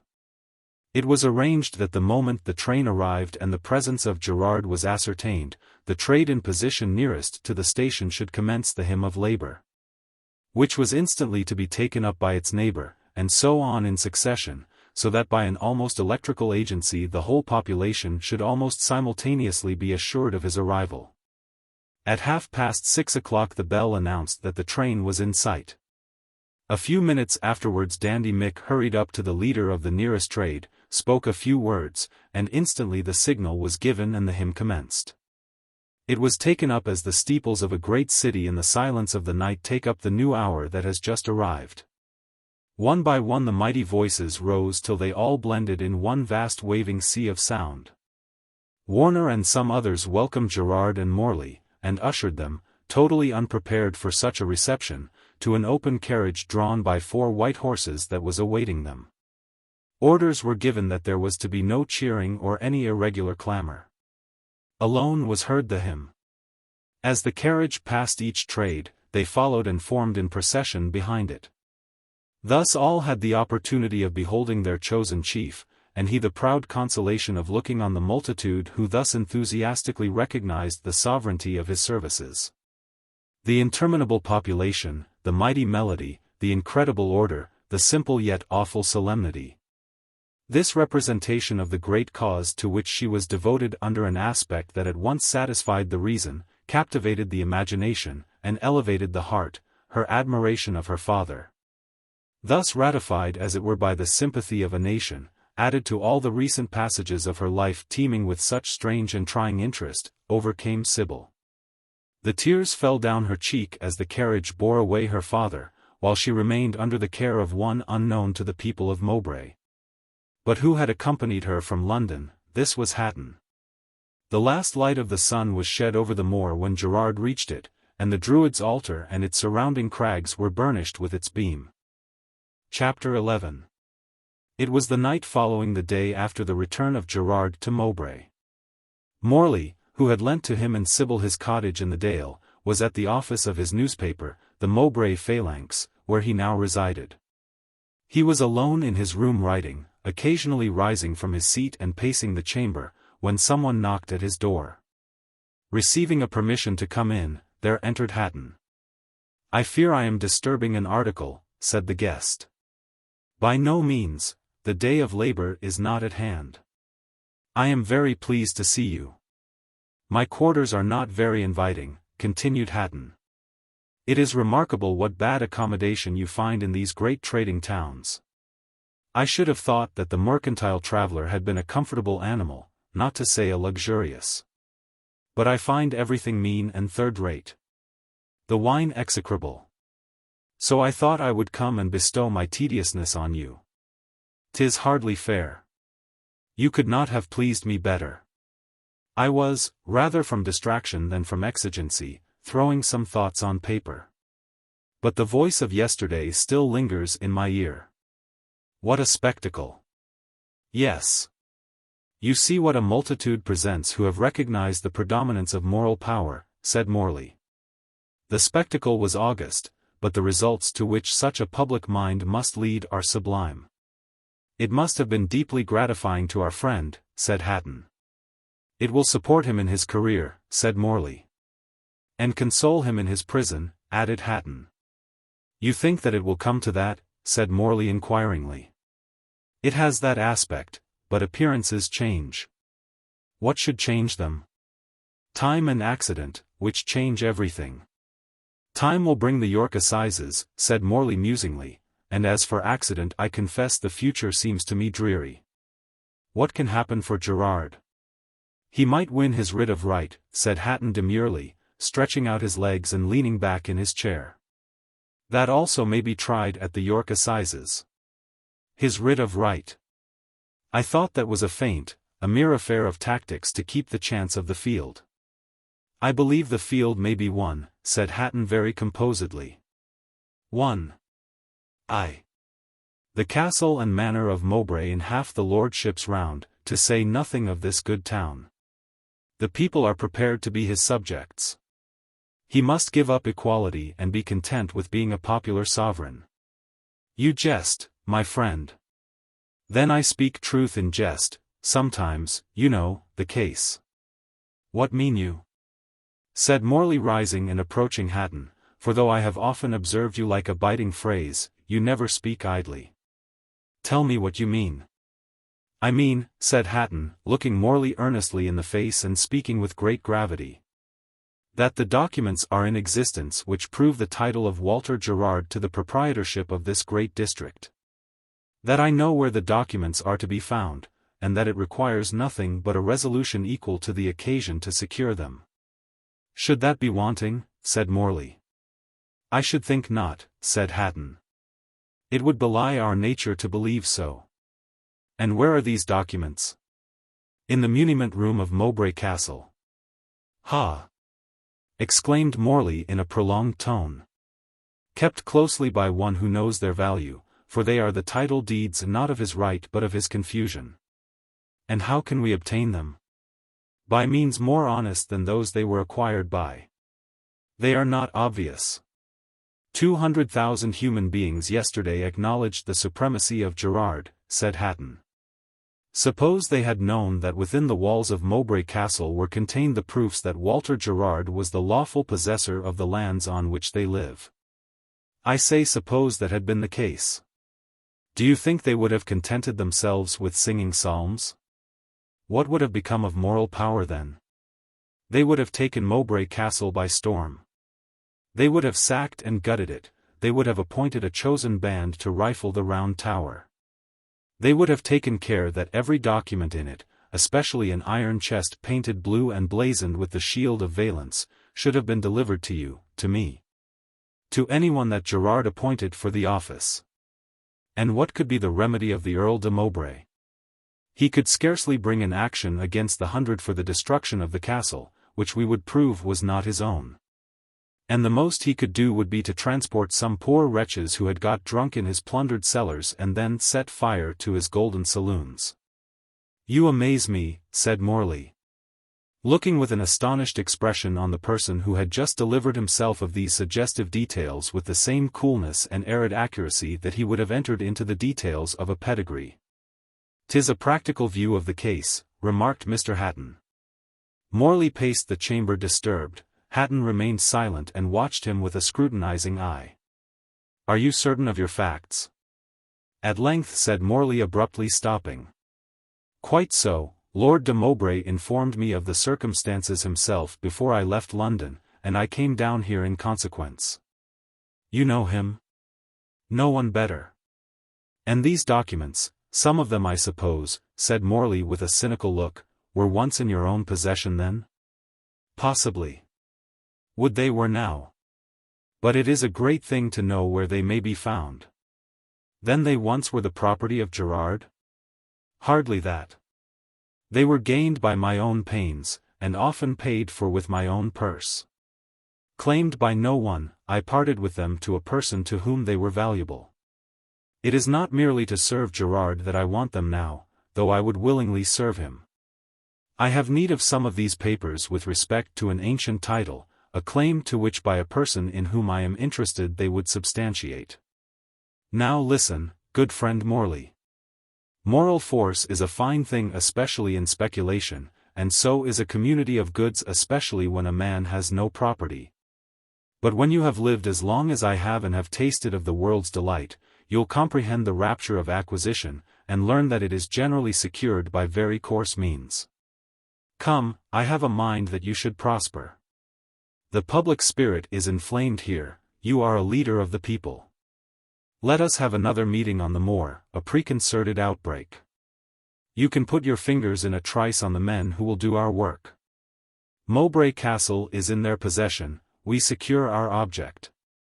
You shall have £10,000 on the nail, and I will take you back to London with me besides and teach you what is fortune." "I understand you," said Morley. "You have a clear brain and a bold spirit, you have no scruples, which indeed are generally the creatures of perplexity rather than of principle. You ought to succeed." "We ought to succeed, you mean," said Hatton, "for I have long perceived that you only wanted opportunity to mount. Yesterday was a great burst of feeling occasioned by a very peculiar cause," said Morley musingly, "but it must not mislead us. The discontent here is not deep. The people are still employed, though not fully. Wages have fallen, but they must drop more. The people are not ripe for the movement you intimate. There are thousands who would rush to the rescue of the castle. Besides, there is a priest here, one Saint Lys, who exercises a most pernicious influence over the people. It will require immense efforts and great distress to root him out. No, it would fail." "Then we must wait a while," said Hatton, "or devise some other means." "'Tis a very impracticable case," said Morley. "There is a combination for every case," said Hatton. "Ponder and it comes." This seemed simple, but you really think it would not answer? "At this moment, not, that is my conviction." "Well, suppose instead of an insurrection we have a burglary. Can you assist me to the right hands here?" "Not I indeed." "What is the use then of this influence over the people of which you and Gerard are always talking? After yesterday I thought here you could do anything. We have not hitherto had the advantage of your worldly knowledge, in future we shall be wiser." "Well then," said Hatton, "we must now think of Gerard's defense. He shall have the best counsel. I shall retain Kelly specially. I shall return to town tomorrow morning. You will keep me alive to the state of feeling here, and if things get more mature drop me a line and I will come down. This conversation had better not be mentioned to Gerard. That is obvious, it would only disturb him. I did not preface it by a stipulation of confidence because that is idle. Of course you will keep the secret, it is your interest, it is a great possession. I know very well you will be most jealous of sharing it. I know it is as safe with you as with myself. And with these words Hatton wished him a hearty farewell and withdrew. He is right, thought Morley, he knows human nature well. The secret is safe. I will not breathe it to Gerard. I will treasure it up. It is knowledge, it is power, great knowledge, great power. And what shall I do with it? Time will teach me. Book. Chapter 6. Chapter 1. Another week, exclaimed a gentleman in Downing Street on the 5th of August 1842, and we shall be prorogued. You can surely keep the country quiet for another week. I cannot answer for the public peace for another 24 hours, replied his companion. This business at Manchester must be stopped at once. You have a good force there? Manchester is nothing, these are movements merely to distract. The serious work is not now to be apprehended in the cotton towns. The state of Staffordshire and Warwickshire is infinitely more menacing. Cheshire and Yorkshire alarm me. The accounts from Scotland are as bad as can be. And though I think the sufferings of '39 will keep Birmingham and the Welsh collieries in check, we cannot venture to move any of our force from those districts. You must summon a council for 4 o'clock. I have some deputations to receive which I will throw over, but to Windsor I must go. Nothing has yet occurred to render any notice of the state of the country necessary in the speech from the throne. Not yet, said his companion, but what will tomorrow bring forth? After all, it is only a turnout. I cannot recast Her Majesty's speech and bring in rebellion and closed mills, instead of loyalty and a good harvest. It would be a bore. Well, we will see tomorrow, and the colleague left the room. And now for these deputations, said the gentleman in Downing Street, of all things in the world I dislike a deputation. I do not care how much I labor in the closet or the house, that's real work, the machine is advanced. But receiving a deputation is like sham marching, an immense dust and no progress. To listen to their views. As if I did not know what their views were before they stated them. And to put on a countenance of respectful candor while they are developing their exploded or their impracticable systems. Were it not that at a practiced crisis, I permit them to see conviction slowly stealing over my conscience, I believe the fellows would never stop. I cannot really receive these deputations. I must leave them to Hoxham, and the gentleman in Downing Street rang his bell. Well, Mr. Hoxham, resumed the gentleman in Downing Street as that faithful functionary entered, there are some deputations I understand, today. You must receive them, as I am going to Windsor. What are they? There are only 2, sir, of moment. The rest I could easily manage. And these 2? In the first place, there is our friend Colonel Bosky, the members for the county of Calfshire, and a deputation of tenant farmers. Pah! These must be attended to. The members have made a strong representation to me that they really cannot any longer vote with government unless the Treasury assists them in satisfying their constituents. And what do they want? Statement of grievances, high taxes and low prices, mild expostulations and gentle hints that they have been thrown over by their friends. Polish corn, Holstein cattle, and British income tax. Well, you know what to say, said the gentleman in Downing Street. Tell them generally that they are quite mistaken. Prove to them particularly that my only object has been to render protection more protective, by making it practical and divesting it of the surplusage of odium. That no foreign corn can come in at 55 shillings, that there are not enough cattle in all Holstein to supply the parish of Pancras daily with beefsteaks. And that as for the income tax, they will be amply compensated for it by their diminished cost of living through the agency of that very tariff of which they are so superficially complaining. Their diminished cost of living, said Mr. Hoxham a little confused. Would not that assurance, I humbly suggest, clash a little with my previous demonstration that we had arranged that no reduction of prices should take place? Not at all. Your previous demonstration is of course true, but at the same time you must impress upon them the necessity of general views to form an opinion of particular instances. As for example, a gentleman of £5,000 per annum pays to the income tax, which by the by always call property tax, £150 a year. Well, I have materially reduced the duties on 800 articles. The consumption of each of those articles by an establishment of £5,000 per annum cannot be less than £1 per article. The reduction of price cannot be less than a moiety. Therefore a saving of 400 per annum, which placed against the deduction of the property tax leaves a clear increase of income of £250 per annum. By which you see that a property tax in fact increases income. I see, said Mr. Hoaxem with an admiring glance. And what am I to say to the deputation of the manufacturers of Mowbray complaining of the Great Depression of trade, and the total want of remunerating profits? You must say exactly the reverse, said the gentleman in Downing Street. Show them how much I have done to promote the revival of trade. First of all in making provisions cheaper. Cutting off at one blow half the protection on corn, as for example at this moment under the old law the duty on foreign wheat would have been 27 shillings a quarter. Under the new law it is 13. To be sure no wheat could come in at either price, but that does not alter the principle. Then as to live cattle, show how I have entirely opened the trade with the continent in live cattle. Enlarge upon this, the subject is speculative and admits of expensive estimates.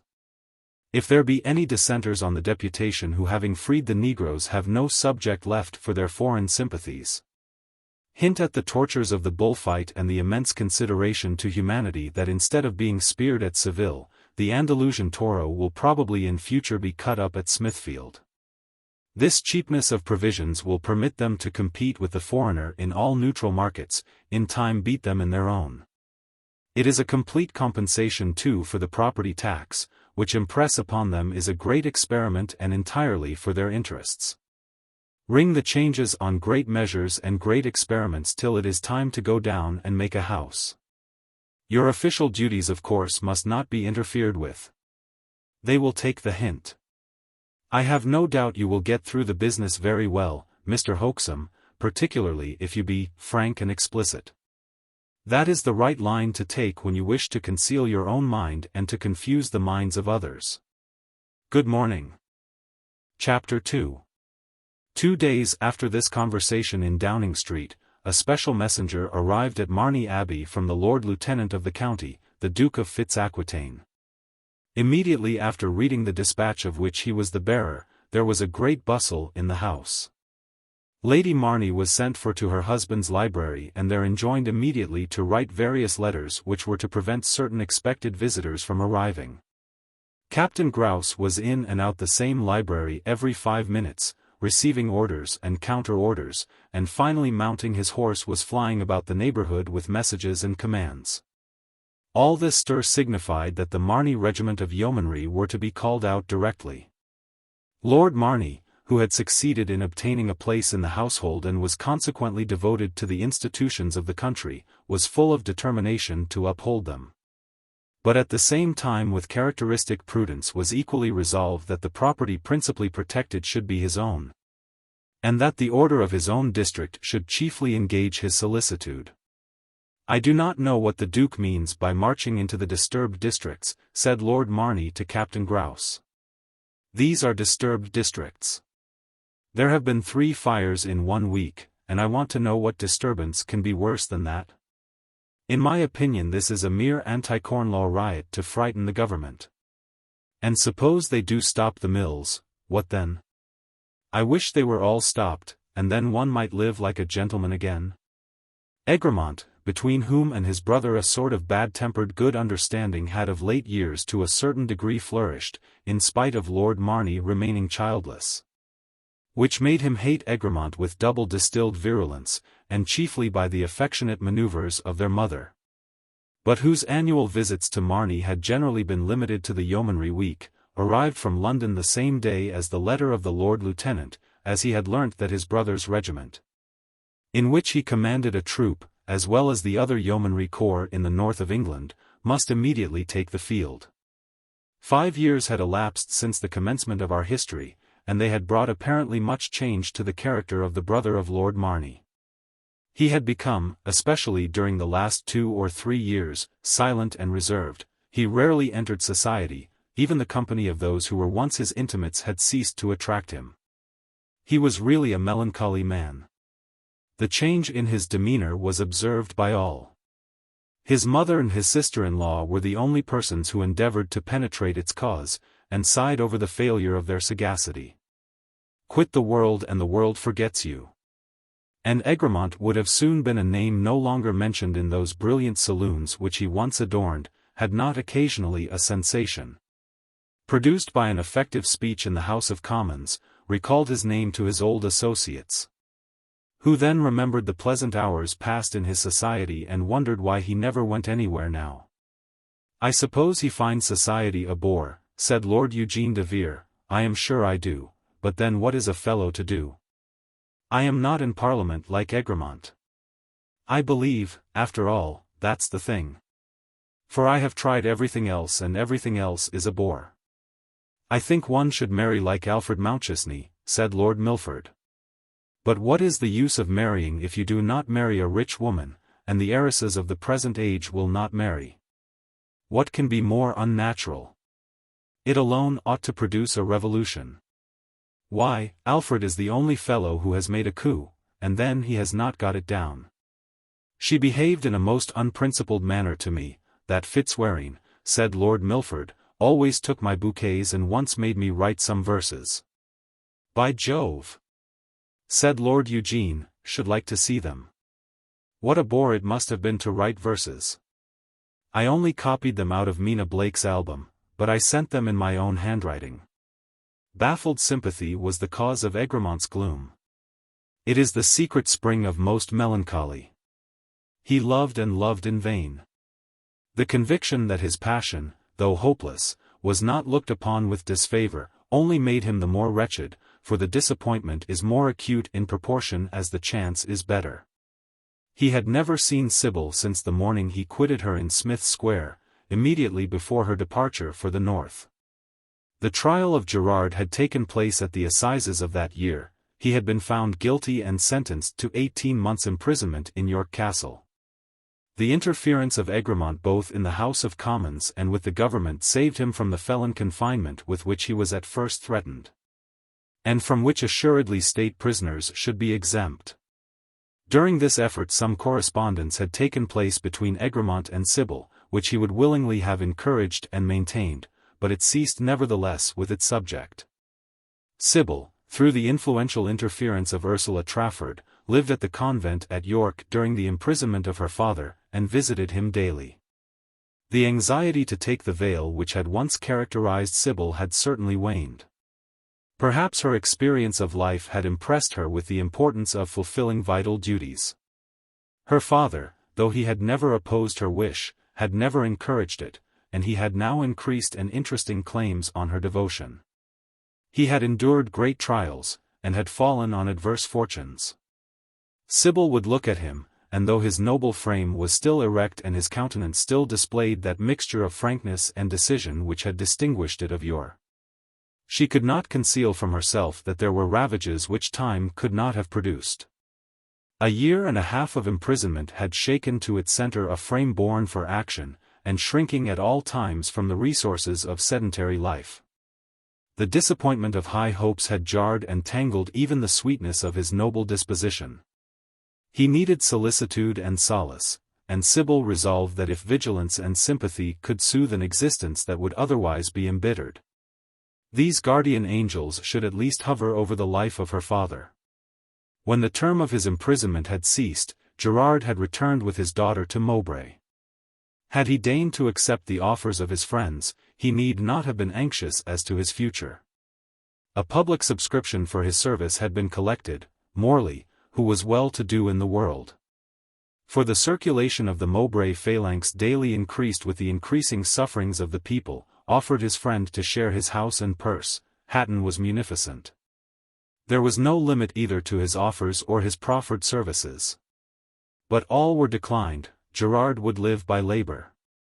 The post he had occupied at Mr. Trafford's was not vacant even if that gentleman had thought fit again to receive him. But his reputation as a first-rate artisan soon obtained him good employment, though on this occasion in the town of Mowbray, which for the sake of his daughter he regretted. He had no pleasant home now for Sybil, but he had the prospect of one, and until he obtained possession of it, Sybil sought a refuge, which had been offered to her from the first, with her kindest and dearest friend. So that at this period of our history, she was again an inmate of the convent at Mowbray, whither her father and Morley had attended her the eve of the day she had first visited the ruins of Marney Abbey. Chapter 3. I have seen a many things in my time, Mrs. Trotman, said Chaffing Jack as he took the pipe from his mouth in the silent bar-room of the Cat and Fiddle, but I never see any like this. I think I ought to know Mowbray if anyone does, for man and boy I have breathed this air for a matter of half a century. I sucked it in when it tasted of primroses, and this tavern was a cottage covered with honeysuckle in the middle of green fields, where the lads came and drank milk from the cow with their lasses. And I have inhaled what they call the noxious atmosphere, when 100 chimneys have been smoking like one, and always found myself pretty well. Nothing like business to give one an appetite. But when shall I feel peckish again, Mrs. Trotman? The longest lane has a turning, they say, Mr. Trotman. Never knew anything like this before, replied her husband, and I have seen bad times, but I always used to say, mark my words, friends, Mowbray will rally. My words carried weight, Mrs. Trotman, in this quarter, as they naturally should, coming from a man of my experience, especially when I gave tick. Every man I chalked up was of the same opinion as the landlord of the Cat and Fiddle, and always thought that Mowbray would rally. That's the killing feature of these times, Mrs. Trotman, there's no rallying in the place. I begin to think it's the machines, said Mrs. Trotman. Nonsense, said Mr. Trotman, it's the Corn Laws. The town of Mowbray ought to clothe the world with our resources. Why, Shuffle and Screw can turn out 40 mile of calico per day, but where's the returns? That's the point. As the American gentleman said who left his bill unpaid, take my breadstuffs and I'll give you a check at sight on the Pennsylvanian Bank. It's very true, said Mrs. Trotman. Who's there? Nothing in my way, said a woman with a basket of black cherries with a pair of tin scales thrown upon their top. Ah! Mrs. Carey, said Chaffing Jack, is that you? My mortal self, Mr. Trotman, though I be sure I feel more like a ghost than flesh and blood. You may well say that, Mrs. Carey. You and I have known Mowbray as long, I should think, as any in this quarter. And never see such times as these, Mr. Trotman, nor the like of such. But I always thought it would come to this. Everything turned topsy-turvy as it were, the children getting all the wages, and decent folk turned adrift to pick up a living as they could. It's something of a judgment in my mind, Mr. Trotman. It's the trade leaving the county, widow, and no mistake. And how shall we bring it back again, said the widow, the police ought to interfere. We must have cheap bread, said Mr. Trotman. So they tell me, said the widow, but whether bread be cheap or dear don't much signify, if we have nothing to buy it with. You don't want anything in my way, neighbor? It's not very tempting, I fear, said the good widow, in a rather mournful tone, but a little fresh fruit cools the mouth in this sultry time, and at any rate it takes me into the world. It seems like business, though very hard to turn a penny by, but one's neighbors are very kind, and a little chat about the dreadful times always puts me in spirits. Well, we will take £1 for the sake of trade, widow, said Mrs. Trotman. And here's a glass of gin and water, widow, said Mr. Trotman, and when Mowbray rallies you shall come and pay for it. Thank you both very kindly, said the widow. A good neighbor, as our minister says, is the pool of Bethesda. And as you say, Mowbray will rally. I never said so, exclaimed Chaffing Jack, interrupting her. Don't go about for to say that I said Mowbray would rally. My words have some weight in this quarter, widow. Mowbray rally. Why should it rally? Where's the elements? Where indeed? Said Devilsdust as he entered the Cat and Fiddle with Dandy Mick, there is not the spirit of a louse in Mowbray. "That's a true bill," said Mick. "Is there another white-livered town in the whole realm where the operatives are all working half-time, and thanking the capitalists for keeping the mills going, and only starving them by inches?" said Devilsdust in a tone of scorn. "That's your time of day," said Mick. "Very glad to see you, gentlemen," said Mr. Trotman, "pray be seated. There's a little bocce left yet in Mowbray, and a glass of twist at your service." "Nothing excisable for me," said Devilsdust. "Well, it ain't exactly the right ticket, Mrs. Trotman, I believe," said Mick, bowing gallantly to the lady, "but 'pon my soul I am so thirsty, that I'll take Chaffing Jack at his word." And so saying, Mick and Devilsdust ensconced themselves in the bar, while good-hearted Mrs. Carey sipped her glass of gin and water, which she frequently protested was a pool of Bethesda. "Well, Jack," said Devilsdust, "I suppose you have heard the news? If it be anything that has happened at Mowbray, especially in this quarter, should think I had. Times must be very bad indeed that someone does not drop in to tell me anything that has happened and to ask my advice. It's nothing to do with Mowbray." "Thank you kindly, Mrs. Trotman," said Mick, "and here's your very good health." "Then I am in the dark," said Chaffing Jack, replying to the previous observation of Devilsdust, "for I never see a newspaper now except a week old, and that lent by a friend. I who used to take my son regular, to say nothing of the Dispatch, and Bell's Life. Times is changed, Mr. Radley." "You speak like a book, Mr. Trotman," said Mick, "and here's your very good health. But as for newspapers, I'm all in the dark myself, for the literary and scientific is shut up, and no subscribers left, except the honorary ones.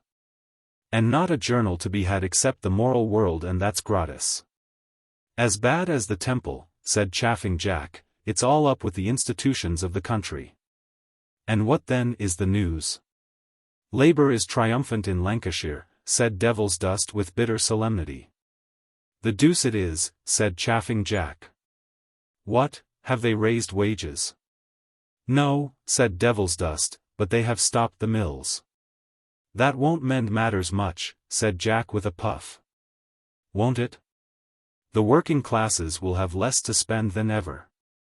"And what will the capitalists have to spend?" said Devilsdust. "Worse and worse," said Mr. Trotman. "You will never get institutions like the Temple reopened on this system." "Don't you be afraid, Jack," said Mick, tossing off his tumbler. "If we only get our rights, won't we have a blowout?" "We must have a struggle," said Devilsdust, "and teach the capitalists on whom they depend, so that in future they are not to have the lion's share, and then all will be right." "A fair day's wage for a fair day's work," said Mick, "that's your time of day." "It began at Stalybridge," said Devilsdust, "and they have stopped them all. And now they have marched into Manchester 10,000 strong. They pelted the police. And cheered the redcoats like blazes," said Mick. "The soldiers will fraternize," said Devilsdust. "Do what?" said Mrs. Trotman. "Stick their bayonets into the capitalists who have hired them to cut the throats of the working classes," said Devilsdust. "The Queen is with us," said Mick. "It's well known she sets her face against gals working in mills like blazes." "Well, this is news," said Mrs. Carey. "I always thought some good would come of having a woman on the throne." And repeating her thanks and pinning on her shawl, the widow retired, eager to circulate the intelligence. "And now that we are alone," said Devilsdust, "the question is, what are we to do here? And we came to consult you, Jack, as you know Mowbray better than any living man. This thing will spread. It won't stop short. I have had a bird too singing something in my ear these 2 days past. If they do not stop it in Lancashire, and I defy them, there will be a general rising." "I have seen a many things in my time," said Mr. Trotman. "Some risings and some strikes, and as stiff turnouts as may be. But to my fancy there is nothing like a strike in prosperous times. There's more money sent under those circumstances than you can well suppose, young gentleman. It's as good as Mowbray Stady any day." "But now to the point," said Devilsdust. "The people are regularly sold, they want a leader. Why, there's Gerard, said Chaffing Jack, never been a better man in my time. And Warner, the greatest man the Handlooms ever turned out. Aye, said Devilsdust, but they have each of them had a year and a half, and that cools blood. Besides, said Mick, they are too old. And Stephen Morley has got round them, preaching moral force and all that sort of gammon. I never heard that moral force won the Battle of Waterloo, said Devilsdust. I wish the capitalists would try moral force a little, and see whether it would keep the thing going. If the capitalists will give up their redcoats, I would be a moral force man tomorrow. And the new police, said Mick. A pretty go when a fellow in a blue coat fetches you the devil's own con on your head and you get moral force for a plaister. Why, that's all very well, said Chaffing Jack, but I am against violence, at least much. I don't object to a moderate riot provided it is not in my quarter of the town. Well, that's not the ticket now, said Mick. We don't want no violence, all we want is to stop all the mills and hands in the kingdom, and have a regular national holiday for 6 weeks at least. I have seen a many things in my time, said Chaffing Jack solemnly, but I have always observed that if the people had worked generally for half-time for a week they would stand anything. That's a true bill, said Mick. Their spirit is broken, said Chaffing Jack, or else they never would have let the temple have been shut up. And think of our institute without a single subscriber, said Mick. The gals is the only thing what has any spirit left. Julia told me just now she would go to the Cannon's Mouth for the 5.8 any summer day. You think the spirit can't be raised, Chaffing Jack, said Devilsdust very seriously. You ought to be a judge. If I don't know Mowbray, who does? Trust my word, the house won't draw. Then it is UP, said Mick. Hush, said Devilsdust. But suppose it spreads? It won't spread, said Chaffing Jack. I've seen a deal of these things. I fancy from what you say it's a cotton squall. It will pass, sir. Let me see the miners out and then I will talk to you. Stranger things than that have happened, said Devilsdust. Then things get serious, said Chaffing Jack. The miners is very stubborn, and when they gets excited ain't it a bear at play, that's all? Well, said Devilsdust, what you say is well worth attention. But all the same I feel we are on the eve of a regular crisis. No, by jingo, said Mick, and tossing his cap into the air he snapped his fingers with delight at the anticipated amusement. Chapter 4. I don't think I can stand this much longer, said Mr. Mountchesney, the son-in-law of Lord de Mowbray, to his wife, as he stood before the empty fireplace with his back to the mantelpiece and his hands thrust into the pockets of his coat. This living in the country in August bores me to extinction. I think we will go to Baden, Joan. But Papa is so anxious, dearest Alfred, that we should remain here at present and see the neighbours a little. I might be induced to remain here to please your father, but as for your neighbours I have seen quite enough of them.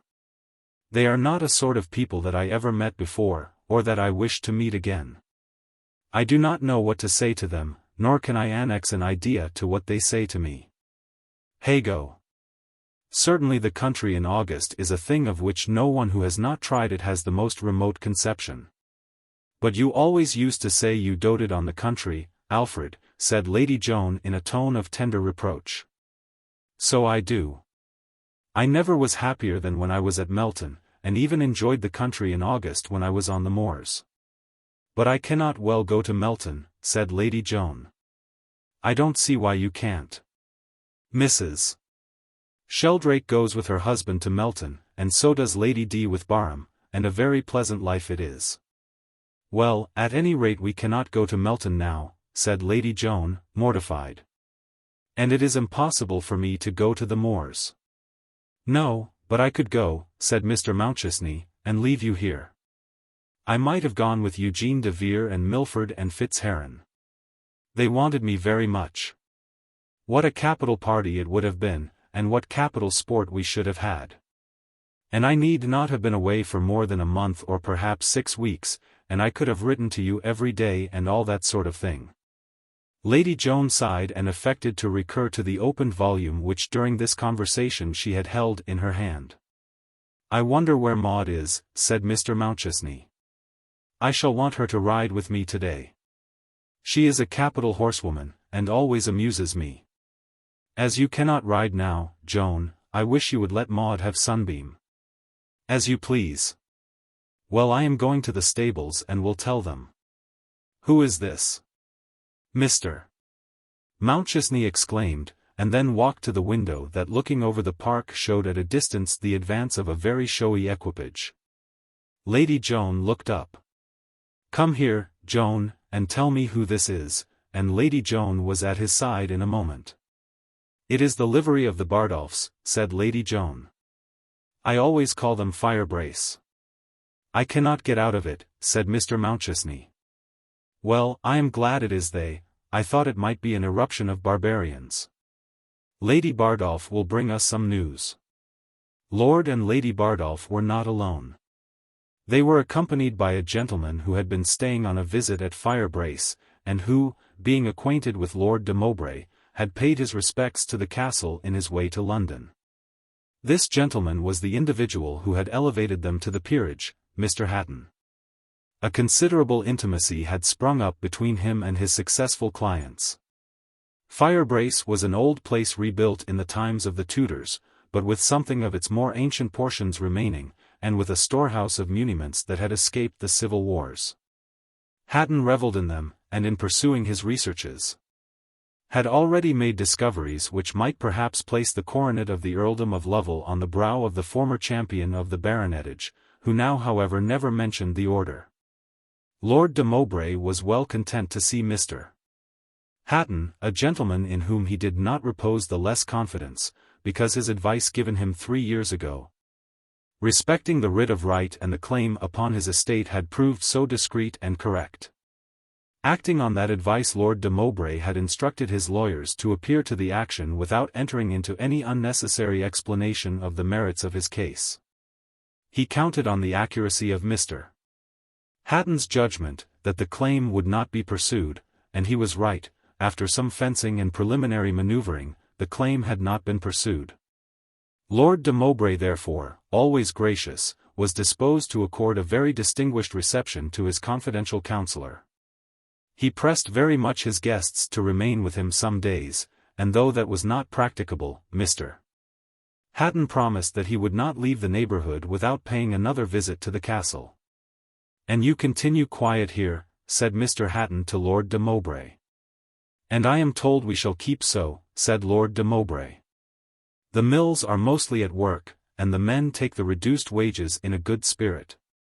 The fact is our agitators in this neighbourhood suffered pretty smartly in '39, and the Chartists have lost their influence.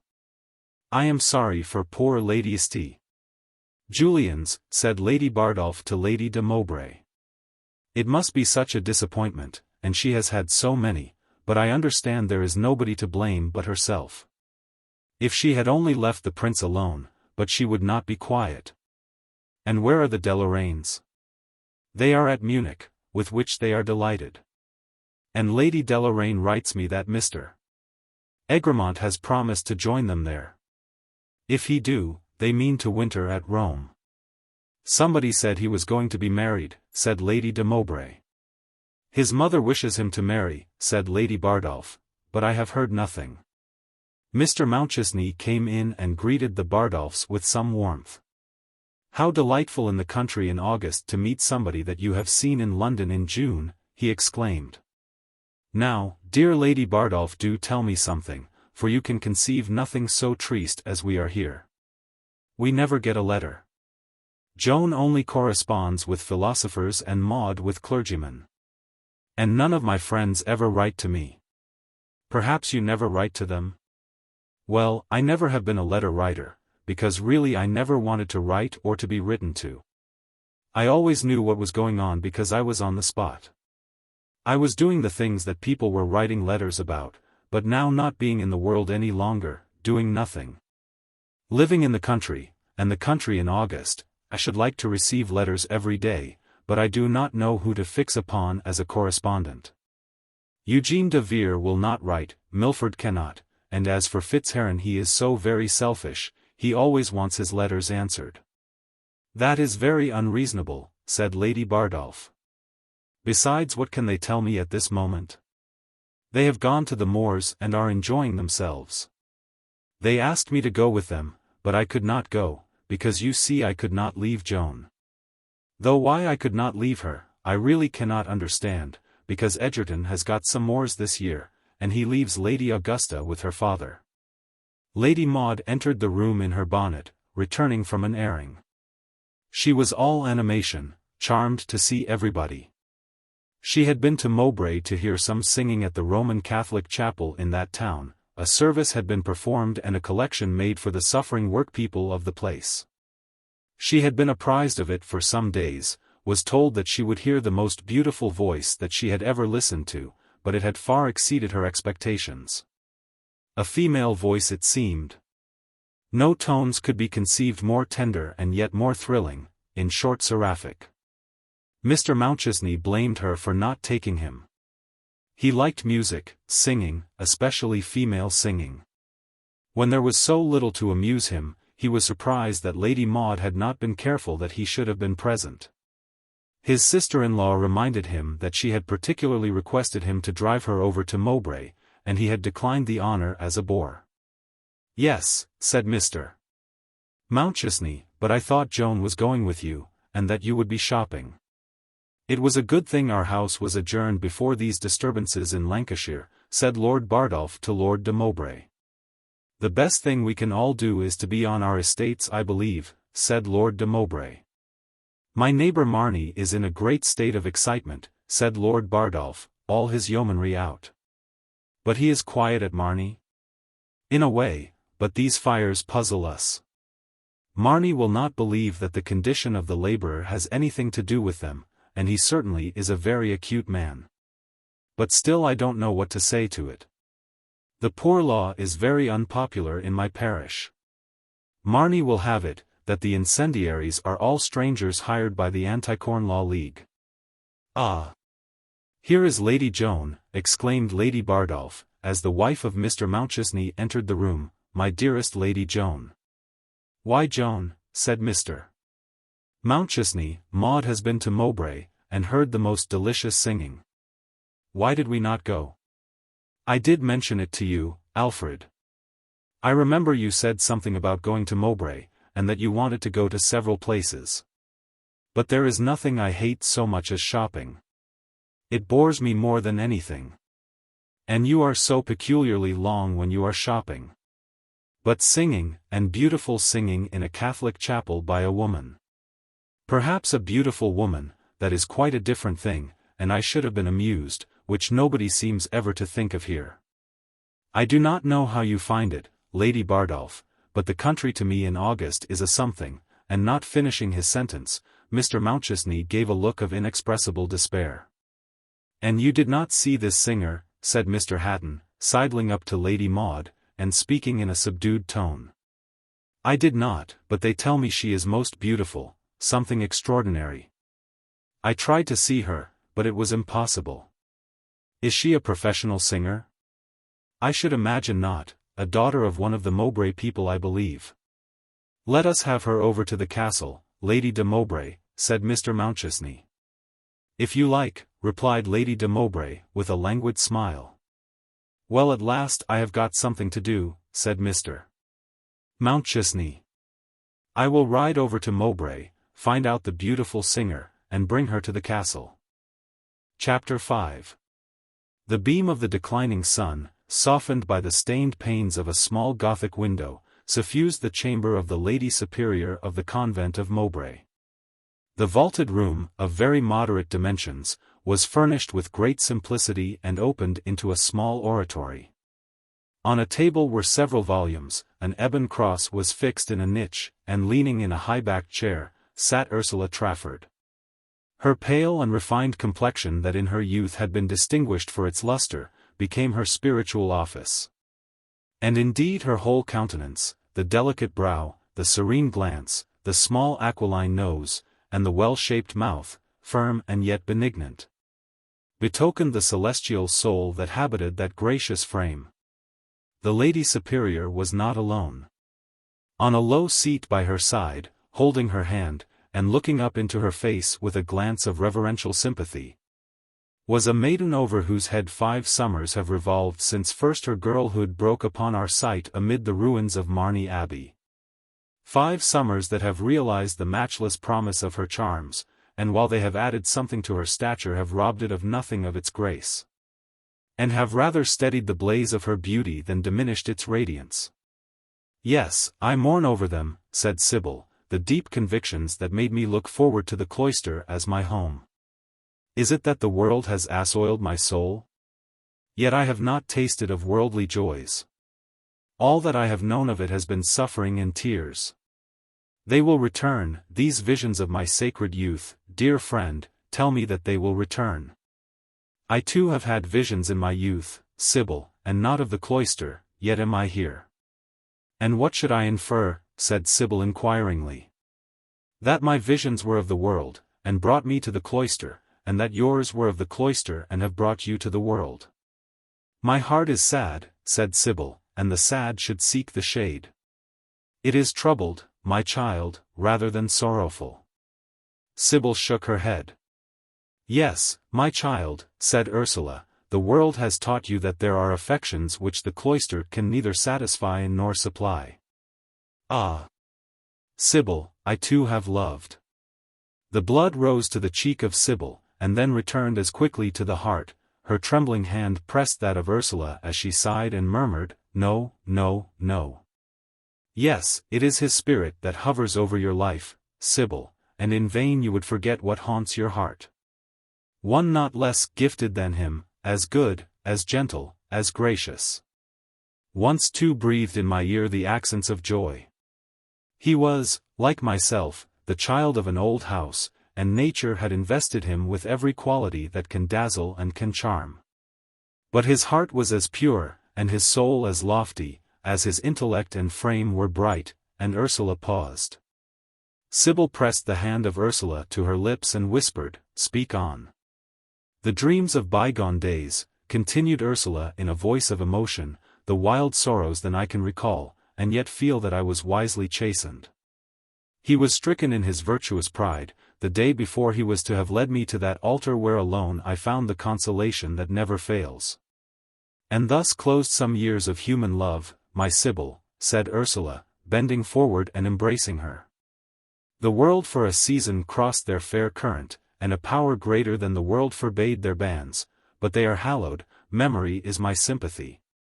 It is soft and free, and when he came here to inquire after you, his presence and agitated heart recalled the past. It is too wild a thought, said Sybil, ruin to him, ruin to all. No, we are severed by a fate as uncontrollable as severed you, dear friend, ours is a living death. The morrow is unforeseen, said Ursula. Happy indeed would it be for me, my Sybil, that your innocence should be enshrined within these holy walls, and that the pupil of my best years, and the friend of my serene life, should be my successor in this house. But I feel a deep persuasion that the hour has not arrived for you to take the step that never can be recalled. So saying, Ursula embraced and dismissed Sybil. For the conversation, the last passages of which we have given, had occurred when Sybil, according to her wont on Saturday afternoon, had come to request the permission of the Lady Superior to visit her father. It was in a tolerably spacious and not discomfortable chamber, the first floor over the printing office of the Mowbray Phalanx, that Gerard had found a temporary home. He had not long returned from his factory, and pacing the chamber with a disturbed step, he awaited the expected arrival of his daughter. She came, the faithful step, the well-known knock. The father and the daughter embraced. He pressed to his heart the child who had clung to him through so many trials, and who had softened so many sorrows, who had been the visiting angel in his cell, and whose devotion had led captivity captive. Their meetings, though regular, were now comparatively rare. The sacred day united them, and sometimes for a short period the previous afternoon, but otherwise the cheerful hearth and welcome home were no longer for Gerard. And would the future bring them to him? And what was to be the future of his child?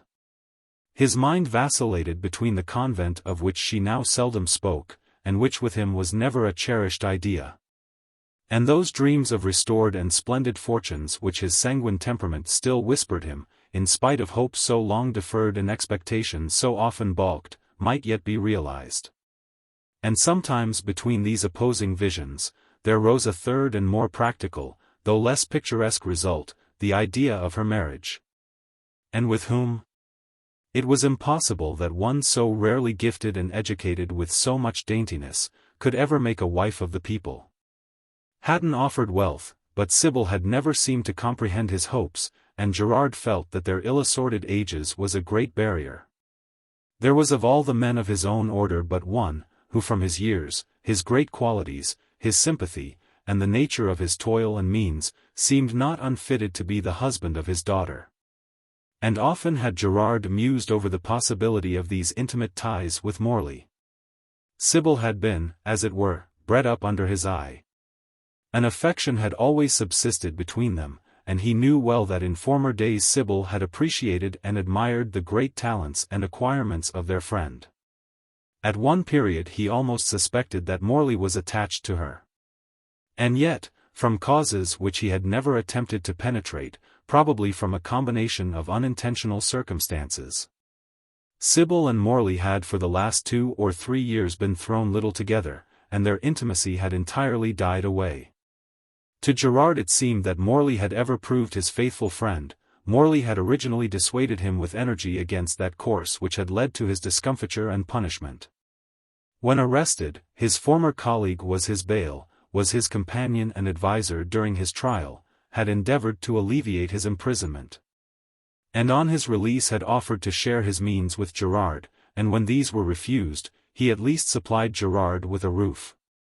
And yet with all this, that abandonment of heart and brain, and deep sympathy with every domestic thought that characterized old days, was somehow or other wanting. There was on the part of Morley still devotion, but there was reserve. "You are troubled, my father," said Sybil, as Gerard continued to pace the chamber. "Only a little restless. I am thinking what a mistake it was to have moved in '39. Sybil sighed. "Ah! You were right, Sybil," continued Gerard, "affairs were not ripe. We should have waited 3 years. 3 years!"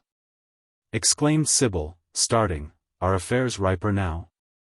"The whole of Lancashire is in revolt," said Gerard.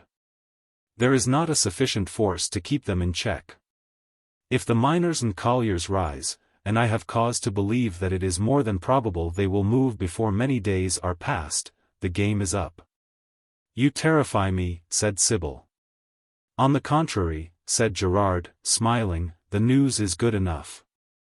I'll not say too good to be true, for I had it from one of the old delegates who is over here to see what can be done in our north country." "Yes," said Sybil inquiringly, and leading on her father. "He came to the works, we had some talk. There are to be no leaders this time, at least no visible ones. The people will do it themselves. All the children of labor are to rise on the same day, and to toil no more, till they have their rights. No violence, no bloodshed, but toil halts, and then our oppressors will learn the great economical truth as well as moral lesson, that when toil plays wealth ceases. When toil ceases the people suffer," said Sybil. "That is the only truth that we have learnt, and it is a bitter one." "Can we be free without suffering?" said Gerard. "Is the greatest of human blessings to be obtained as a matter of course, to be plucked like fruit, or seized like a running stream? No, no, we must suffer, but we are wiser than of yore, we will not conspire. Conspiracies are for aristocrats, not for nations. Alas, alas! I see nothing but woe," said Sybil.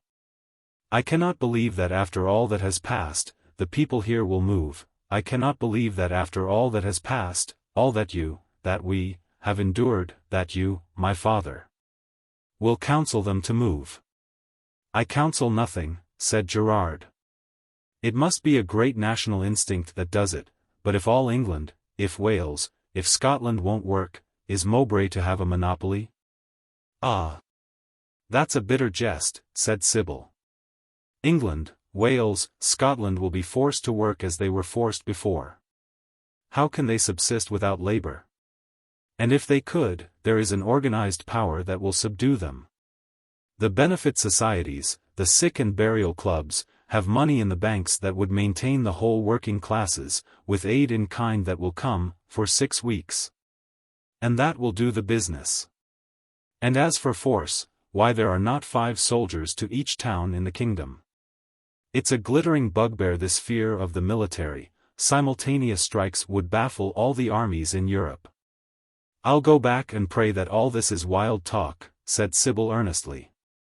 "After all that has passed, were it only for your child, you should not speak, much less think, this, my father. What havoc to our hearts and homes has been all this madness!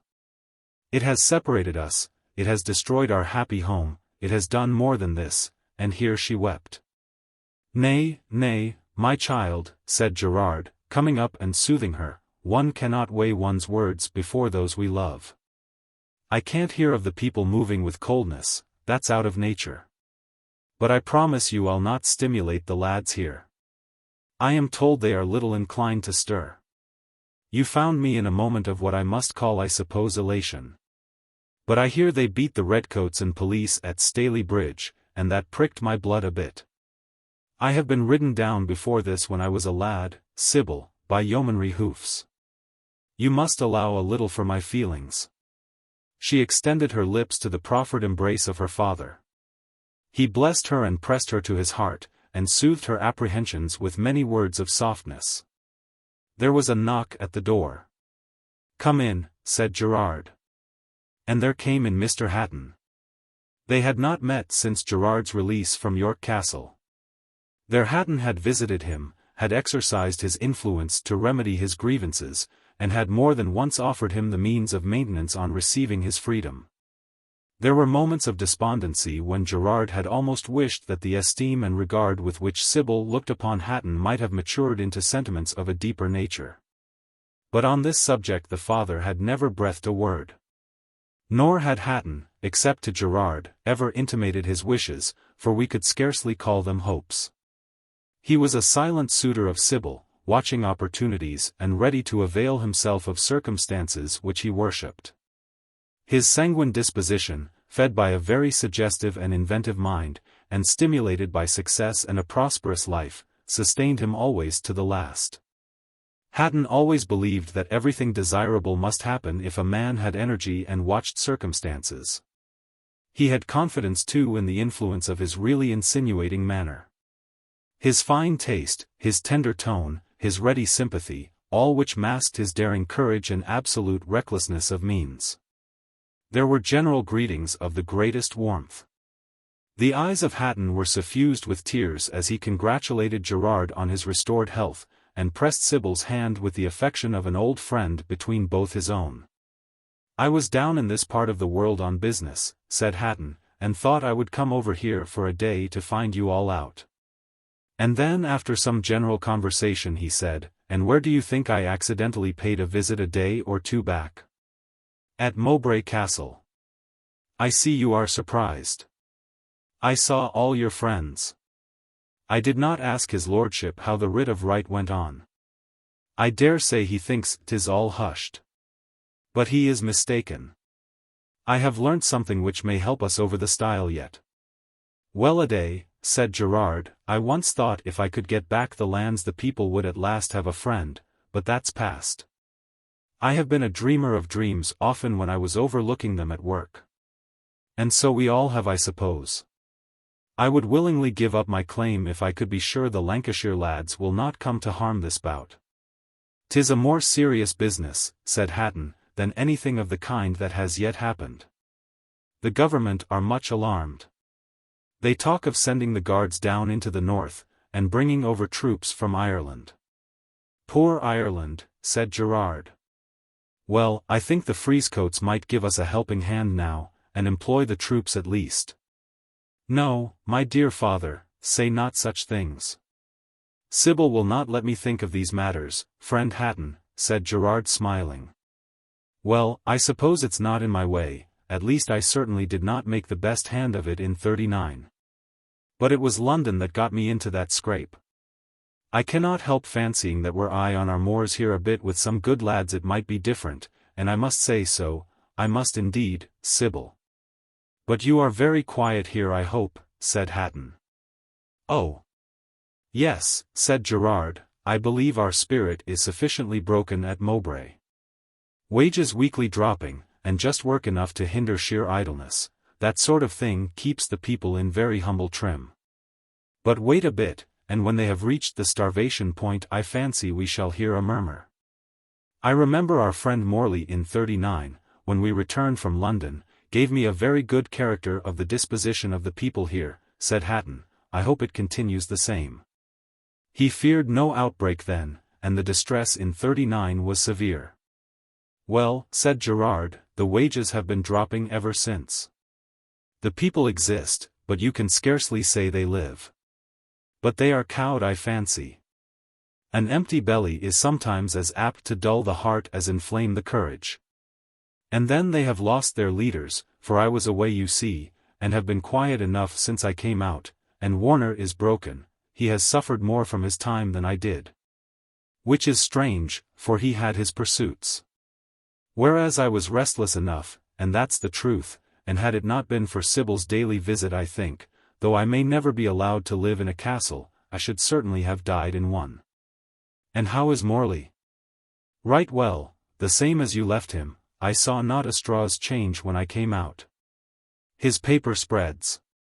He still preaches moral force, and believes that we shall all end in living in communities. But as the only community of which I have personal experience is a jail, I am not much more inclined to his theory than heretofore. Chapter 6. The reader may not have altogether forgotten Mr. Nixon and his comites, the miners and colliers of that district not very remote from Mowbray, which Morley had visited at the commencement of this history, in order to make fruitless researches after a gentleman whom he subsequently so unexpectedly stumbled upon. Affairs were as little flourishing in that region as at Mowbray itself. And the distress fell upon a population less accustomed to suffering and whose spirit was not daunted by the recent discomfiture and punishment of their leaders. It can't last, said Master Nixon as he took his pipe from his mouth at the rising sun. He was responded to by a general groan. It comes to this, he continued, Nature has her laws, and this is one, a fair day's wage for a fair day's work. I wish you may get it, said Juggins, with a harder stint every week and a shilling a day knocked off. And what's to come tomorrow, said Waghorn. The Buddy has given notice to quit in Parker's Field this day se'nnight. Simmons won't drop wages, but works half-time. The boys will be at play afore long, said a collier. Hush! Said Master Nixon with a reproving glance, play is a very serious word. The boys are not to go to play as they used to do without by your leave or with your leave. We must appoint a committee to consider the question and we must communicate with the other trades. You're the man, Master Nixon, to choose for churchwarden, replied the reproved miner with a glance of admiration. What is Diggs doing? Said Master Nixon in a solemn tone. Dropping wages and raising Tommy like fun, said Master Waghorn. There is a great stir in Hellhouse Yard, said a miner who entered the tap-room at this moment, much excited. They say that all the workshops will be shut tomorrow, not an order for a month past. They have got a top-sawyer from London there who addresses them every evening, and says that we have a right to 4 shillings a day wages, 8 hours' work and 2 pots of ale. A fair day's wage for a fair day's work, said Master Nixon. I would not stickle about hours, but the money and the drink are very just. If Hellhouse Yard is astir, said Waghorn, there will be a good deal to be seen yet. It's grave, said Master Nixon. What think you of a deputation there? It might come to good. I should like to hear the top-sawyer from London, said Juggins. We had a chartist here the other day, but he did not understand our case at all. I heard him, said Master Nixon, but what's his 5 points to us? Why he ain't got Tommy among them. Nor long stints, said Waghorn. Nor Butters, said Juggins. He's a pretty fellow to come and talk to us, said a collier. He had never been down a pit in all his life. The evening passed away in the tap room of the Rising Sun in reflections on the present critical state of affairs and in consultations as to the most expedient course for the future. The rate of wages, which for several years in this district had undergone a continuous depression, had just received another downward impulse and was threatened with still further reduction. For the price of iron became every day lower in the market, and the article itself so little in demand that few but the great capitalists who could afford to accumulate their produce were able to maintain their furnaces in action. The little men who still continued their speculations could only do so partially. By diminishing the days of service and increasing their stints or toil, and by decreasing the rate of wages as well as paying them entirely in goods, of which they had a great stock and of which they thus relieved themselves at a high profit. Add to all these causes of suffering and discontent among the workmen the apprehension of still greater evils and the tyranny of the butters or middlemen, and it will with little difficulty be felt that the public mind of this district was well prepared for the excitement of the political agitator, especially if he were discreet enough rather to descant on their physical sufferings and personal injuries than to attempt the propagation of abstract political principles, with which it was impossible for them to sympathize with the impulse and facility of the inhabitants of manufacturing towns, members of literary and scientific institutes, habitual readers of political journals and accustomed to habits of discussion of all public questions. It generally happens, however, that where a mere physical impulse urges the people to insurrection, though it is often an influence of slow growth and movement, the effects are more violent and sometimes more obstinate than when they move under the blended authority of moral and physical necessity, and mix up together the rights and the wants of man. However this may be, on the morning after the conversation at the Rising Sun which we have just noticed, the population having as usual gone to their work, having penetrated the pit and descended the shaft, the furnaces all blazing, the chimneys all smoking, suddenly there rose a rumor even in the bowels of the earth, that the hour and the man had at length arrived. The hour that was to bring them relief and the man that was to bear them redress. My missus told it me at the pit head when she brought me my breakfast, said a pikeman to his comrade, and he struck a vigorous blow at the broad seam on which he was working. It is not 10 mile, said his companion. They'll be here by noon. There is a good deal to do in their way, said the first pikeman. All men at work after notice to be ducked, they say, and every engine to be stopped forthwith. Will the police meet them before they reach this? There is none. My missus says that not a man John of them is to be seen. The Hellcats as they call themselves halt at every town and offer £50 for a live policeman. I'll tell you what, said the second pikeman. I'll stop my stint and go up the shaft. My heart's all of a flutter, I can't work no more. We'll have a fair day's wage for a fair day's work yet. Come along, I'm your man, if the doggy stop us, we'll knock him down. The people must have their rights, we're driven to this, but if 1 shilling a day is dropped, why not 2? Very true. The people must have their rights, and 8 hours' work is quite enough. In the light of day, the 2 miners soon learnt in more detail the news which the wife of one of them earlier in the morning had given as a rumor. There seemed now no doubt that the people of Wadgate, commonly called the Hellcats, headed by their bishop, had invaded in great force the surrounding district, stopped all the engines, turned all the potters out of the manufactories, met with no resistance from the authorities, and issued a decree that labor was to cease until the charter was the law of the land. This last edict was not the least surprising part of the whole affair. For no one could have imagined that the bishop or any of his subjects had ever even heard of the charter, much less that they could by any circumstances comprehend its nature, or by any means be induced to believe that its operation would further their interests or redress their grievances. But all this had been brought about, as most of the great events of history, by the unexpected and unobserved influence of individual character. A Chartist leader had been residing for some time at Wadgate, ever since the distress had become severe. and had obtained great influence and popularity by assuring a suffering and half-starving population that they were entitled to 4 shillings a day and 2 pots of ale, and only 8 hours' work. He was a man of abilities and of popular eloquence, and his representations produced an effect.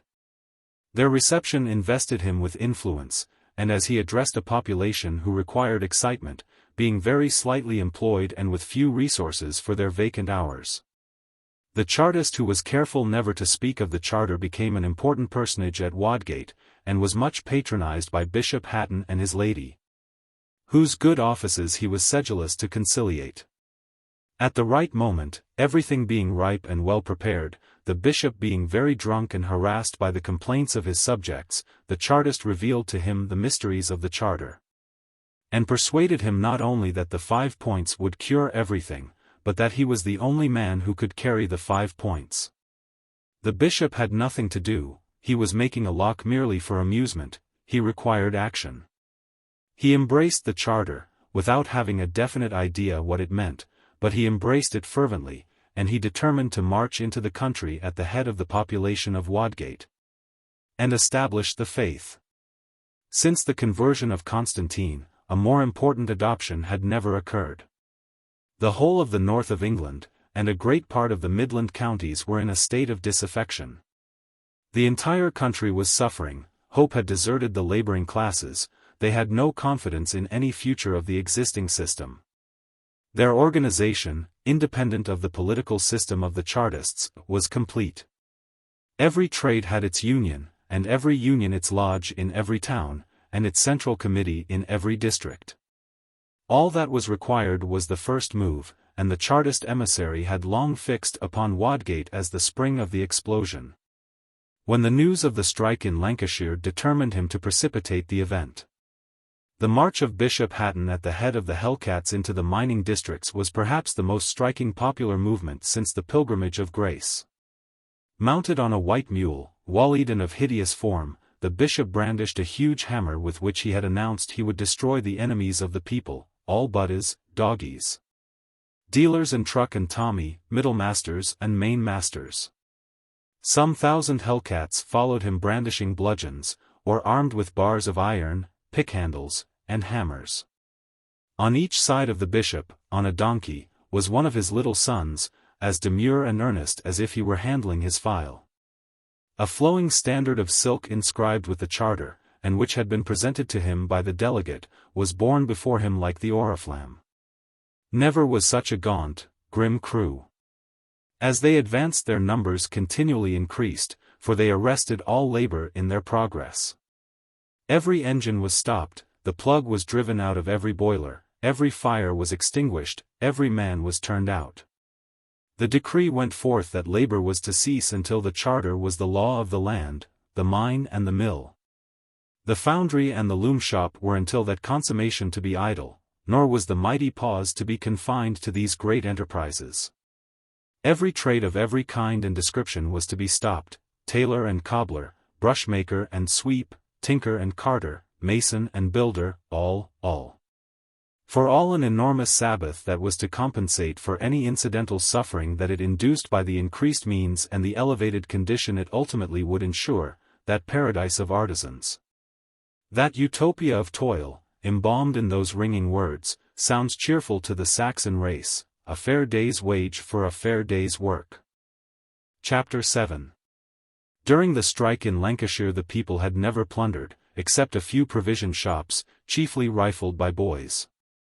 And their acts of violence had been confined to those with whom they were engaged in what on the whole might be described as fair contest. They solicited sustenance often in great numbers, but even then their language was mild and respectful, and they were easily satisfied and always grateful. A body of 2,000 persons, for example, the writer speaks of circumstances within his own experience, quitted one morning a manufacturing town in Lancashire. When the strike had continued for some time and began to be severely felt, and made a visit to a neighboring squire of high degree. They entered his park in order, men, women, and children, and then seating themselves in the immediate vicinity of the mansion. They sent a deputation to announce that they were starving and to entreat relief.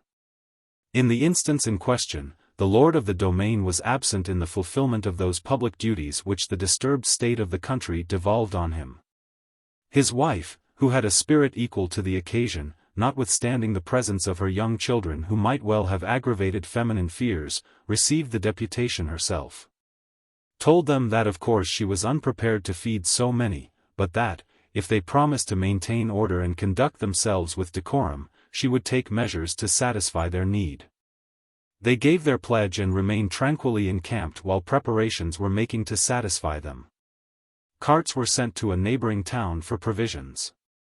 The gamekeepers killed what they could, and in a few hours the multitude were fed without the slightest disturbance, or the least breach of their self-organized discipline.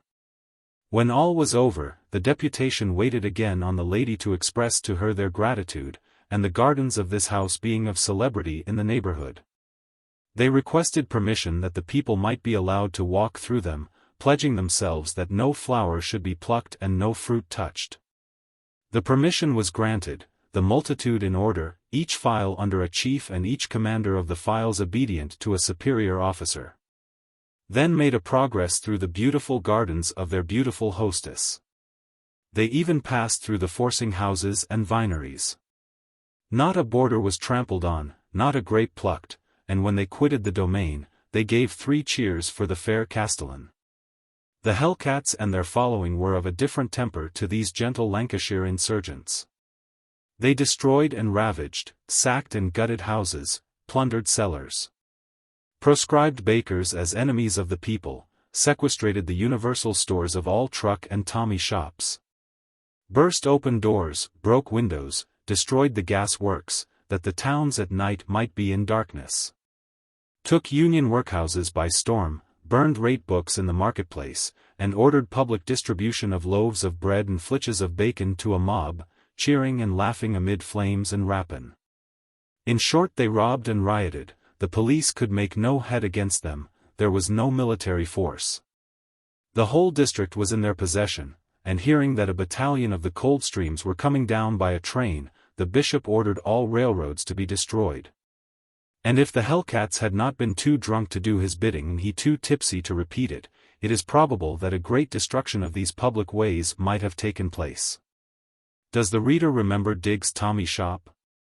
And Master Joseph? Well, a terrible scene took place there.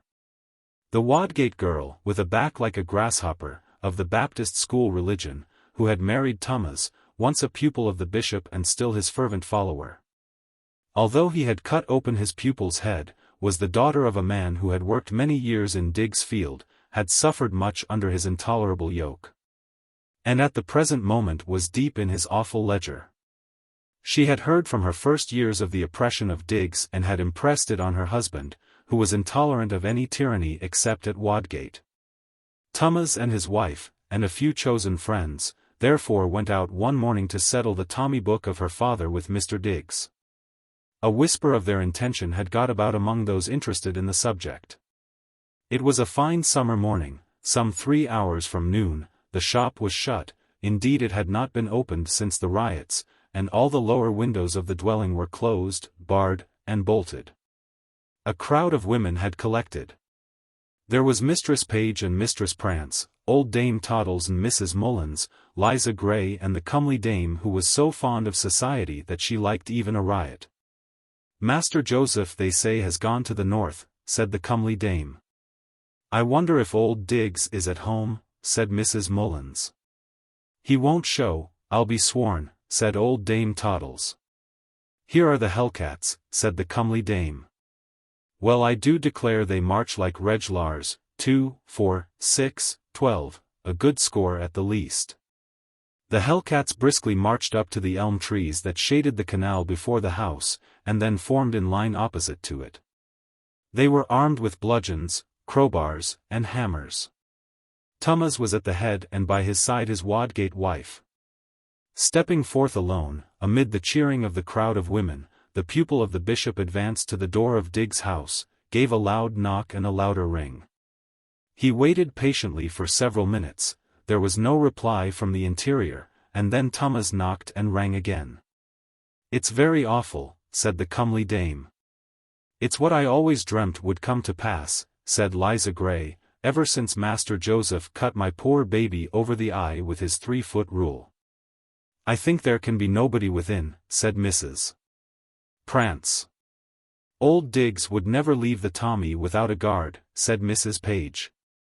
Now lads, said Thomas looking round him and making a sign, and immediately some half-dozen advanced with their crowbars and were about to strike at the door, when a window in the upper story of the house opened and the muzzle of a blunderbuss was presented at the assailants. The women all screamed and ran away. "'Twas Master Joseph," said the comely dame halting to regain her breath. "'Twas Master Joseph," sighed Mrs. Page. "'Twas Master Joseph," moaned Mrs. Prance. "Sure enough," said Mrs. Mullins, "I saw his ugly face. More frightful than the great gun," said old Dame Toddles. "I hope the children will get out of the way," said Liza Gray, "for he is sure to fire on them." In the meantime, while Master Joseph himself was content with his position and said not a word, a benignant countenance exhibited itself at the window and requested in a mild voice to know what his good friends wanted there. "We have come to settle Sam Barlow's Tommy book," said their leader. "Our shop is not open today, my good friends, the account can stand over, far be it from me to press the poor." "Master Diggs," said a hellcat, "canst thou tell us the price of bacon today?" "Well, good bacon," said the elder Diggs willing to humour them, "maybe 8d. a pound." "Thou are wrong, Master Diggs," said the hellcat, "'tis 4d. and long credit." "Let us see half a dozen good flitches at 4d., Master Diggs, and be quick." There was evidently some controversy in the interior as to the course at this moment to be pursued. Master Joseph remonstrated against the policy of concession, called conciliation, which his father would fain follow, and was for instant coercion. But age and experience carried the day, and in a few minutes some flitches were thrown out of the window to the hellcats, who received the booty with a cheer. The women returned. "'Tis the 10d. a pound flitch," said the comely dame, examining the prize with a sparkling glance. "I have paid as much for very green stuff," said Mrs. Mullins. "And now Master Diggs," said Thomas, "what is the price of the best tea a pound?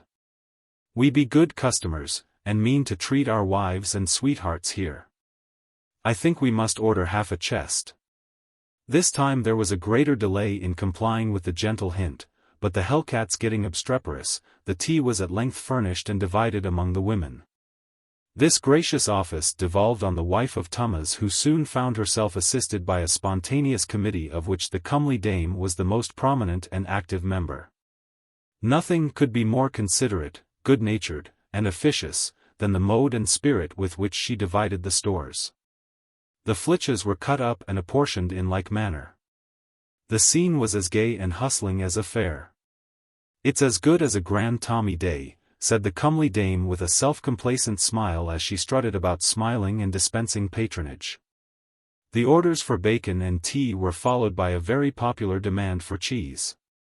The female committee received all the plunder and were very active in its distribution. At length a rumor got about that Master Joseph was entering the names of all present in the Tommy books, so that eventually the score might be satisfied. The mob had now very much increased. There was a panic among the women, and indignation among the men. A hellcat advanced and announced that unless the Tommy books were all given up to be burnt, they would pull down the house. There was no reply. Some of the hellcats advanced, the women cheered, a crowbar fell upon the door, Master Joseph fired, wounded a woman and killed a child. There rose one of those universal shrieks of wild passion which announce that men have discarded all the trammels of civilization, and found in their licentious rage new and unforeseen sources of power and vengeance. Where it came from, how it was obtained, who prompted the thought, who first accomplished it, were alike impossible to trace. But as it were in a moment, a number of trusses of straw were piled up before the house and set on fire, the gates of the timber yard were forced, and a quantity of scantlings and battens soon fed the flame. Everything indeed that could stimulate the fire was employed, and every one was occupied in the service. They ran to the water side and plundered the barges, and threw the huge blocks of coal upon the enormous bonfire. Men, women, and children were alike at work with the eagerness and energy of fiends. The roof of the house caught fire, the dwelling burned rapidly, you could see the flames like the tongues of wild beasts, licking the bare and vanishing walls. A single being was observed amid the fiery havoc, shrieking and desperate he clung convulsively to a huge account book. It was Master Joseph. His father had made his escape from the back of the premises and had counseled his son instantly to follow him, but Master Joseph wished to rescue the ledger as well as their lives. And the delay ruined him. "He has got the Tommy book," cried Liza Gray. The glare of the clear flame fell for a moment upon his countenance of agony, the mob gave an infernal cheer. Then some part of the building falling in, there rose a vast cloud of smoke and rubbish, and he was seen no more. Chapter 8. "Life's a tumble-about thing of ups and downs," said Widow Carey stirring her tea, "but I have been down this time longer than I can ever remember." "Nor ever will get up, widow," said Julia, at whose lodgings herself and several of Julia's friends had met, "unless we have the 5 points." "I will never marry any man who is not for the 5 points," said Caroline. "I should be ashamed to marry anyone who had not the suffrage," said Harriet. "He is no better than a slave," said Julia. The widow shook her head. "I don't like these politics," said the good woman, "they bain't in a manner business for our sex." "And I should like to know why," said Julia. "Ain't we as much concerned in the cause of good government as the men? And don't we understand as much about it? I am sure the dandy never does anything without consulting me." "It's fine news for a summer day," said Caroline, "to say we can't understand politics with a queen on the throne." "She has got her ministers to tell her what to do," said Mrs. Carey, taking a pinch of snuff. "Poor innocent young creature, it often makes my heart ache to think how she is beset." "Over the left," said Julia. "If the ministers try to come into her bedchamber, she knows how to turn them to the right about." "And as for that," said Harriet, "why are we not to interfere with politics as much as the swell ladies in London?" "Don't you remember, too, at the last election here," said Caroline, "how the fine ladies from the castle came and canvassed for Colonel Rosemary?" "Ah," said Julia, "I must say I wish the colonel had beat that horrid Muddlefist. If we can't have our own man, I am all for the nobs against the middle class." "We'll have our own man soon, I expect," said Harriet. "If the people don't work, how are the aristocracy to pay the police?" "Only think," said Widow Carey, shaking her head. "Why, at your time of life, my dears, we never even heard of these things, much less talked of them." "I should think you didn't, widow, and because why?" said Julia. "Because there was no March of mine then. But we know the time of day now as well as any of them." "Lord, my dear," said Mrs. Carey, "what's the use of all that? What we want is, good wages and plenty to do, and as for the rest, I don't grudge the Queen her throne, nor the noblemen and gentlemen their good things. Live and let live say I." "Why, you are a regular oligarch, widow," said Harriet. "Well, Miss Harriet," replied Mrs. Carey, a little nettled, "'tisn't calling your neighbors names that settles any question. I'm quite sure that Julia will agree to that, and Caroline too. And perhaps I might call you something if I chose, Miss Harriet. I've heard things said before this, that I should blush to say, and blush to hear too. But I won't demean myself, no I won't. Hollyhock, indeed. Why hollyhock?" At this moment entered the dandy and Devilsdust. "Well, young ladies," said the dandy. "A swelling the receipt of customs by the consumption of Congo, 9 that won't do, Julia, it won't, indeed.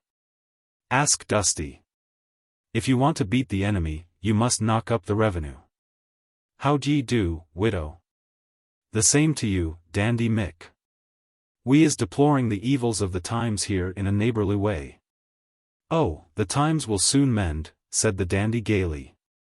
"Well, so I think," said the widow. "For when things are at the worst, they always say, But you always say they cannot mend, Mick, said Julia, interrupting her. Why, in a sense, Julia, in a certain sense, you are right. But there are two senses to everything, my girl, and Mick began singing, and then executed a hornpipe to the gratification of Julia and her guests. "'Tis genteel," said Mick, receiving their approbation. "You remember it at the circus?" "I wonder when we shall have the circus again," said Caroline. "Not with the present rate of wages," said Devilsdust. "It's very hard," said Caroline, "that the middle class are always dropping our wages. One really has no amusements now. How I do miss the Temple." "We'll have the Temple open again before long," said the dandy. "That will be sweet," exclaimed Caroline. "I often dream of that foreign nobleman who used to sing, 'Oh, no, we never.'" "Well, I cannot make out what puts you in such spirits, Mick," said Julia. "You told me only this morning that the thing was up, and that we should soon be slaves for life. Working 16 hours a day for no wages, and living on oatmeal porridge and potatoes, served out by the millocrats like a regular Bastille. But, as Madame Carey says, when things are at the worst." "Oh! I did say it," said the widow, "surely, because you see, at my years, I have seen so many ups and downs, though I always say—" "Come, Dusty," said Julia, "you are more silent than ever. You won't take a dish, I know, but tell us the news, for I am sure you have something to say." "I should think we had," said Dusty. Here all the girls began talking at the same time, and without waiting for the intelligence, favoring one another with their guesses of its import. "I am sure it's Shuffle and Screw going to work half-time," said Harriet. "I always said so." "It's something to put down the people," said Julia. "I suppose the Nobs have met, and are going to drop wages again." "I think Dusty is going to be married," said Caroline. "Not at this rate of wages, I should hope," said Mrs. Carey, getting in a word. "I should think not," said Devilsdust. "You are a sensible woman, Mrs. Carey. And I don't know exactly what you mean, Miss Caroline," he added, a little confused. For Devilsdust was a silent admirer of Caroline, and had been known to say to Mick, who told Julia, who told her friend, that if he ever found time to think of such things, that was the sort of girl he should like to make the partner of his life. "But Dusty," said Julia, "now what is it?" "Why, I thought you all knew," said Mick. Now, said Julia, "I hate suspense. I like news to go round like a flywheel." "Well," said Devilsdust, dryly, "this is Saturday, young women, and Mrs. Carey too, you will not deny that." "I should think not," said Mrs. Carey. "By the token, I kept a stall for 30 years in our market, and never gave it up till this summer, which makes me always think that, though I have seen many ups and downs, this—" "Well, what has Saturday to do with us?" said Caroline, "for neither Dandy Mick nor you can take us to the Temple, or any other genteel place, since they are all shut from the Corn Laws, or some other cause or other." "I believe it's the machines more than the Corn Laws that have shut up the Temple," said Harriet.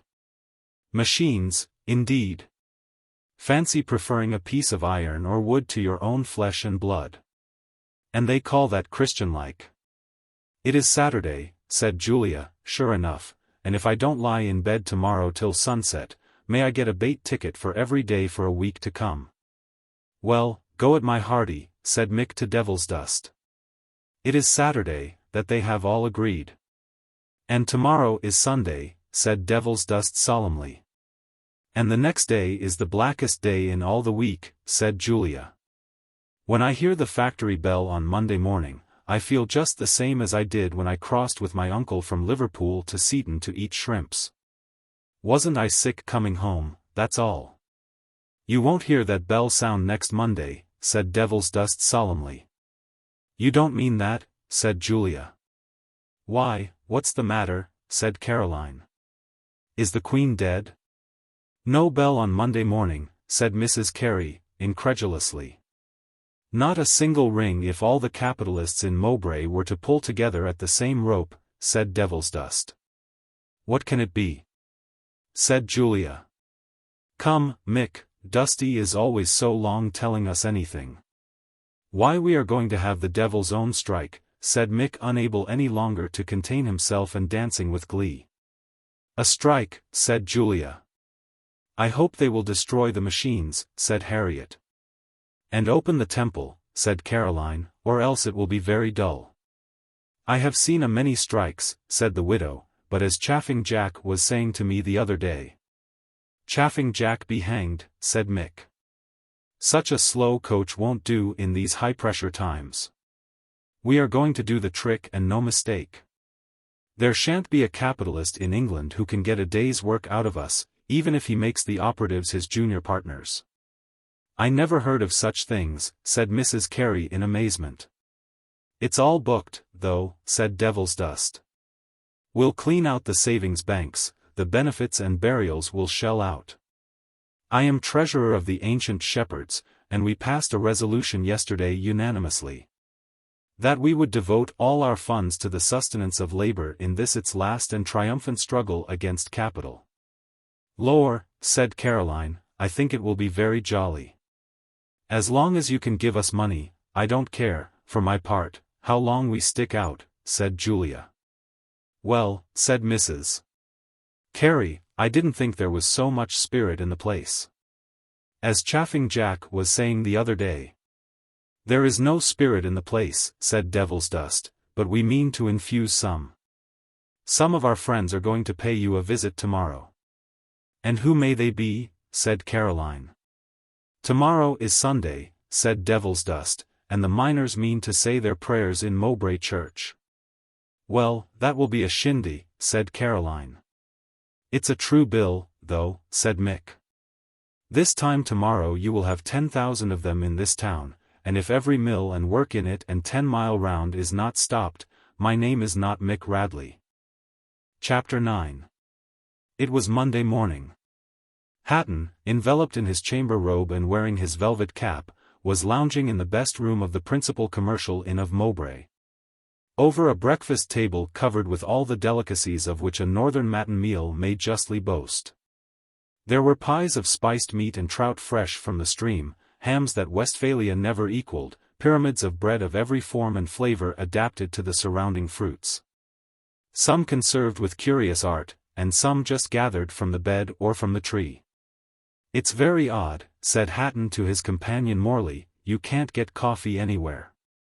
Morley, who had supposed that coffee was about the commonest article of consumption in Mowbray, looked a little surprised.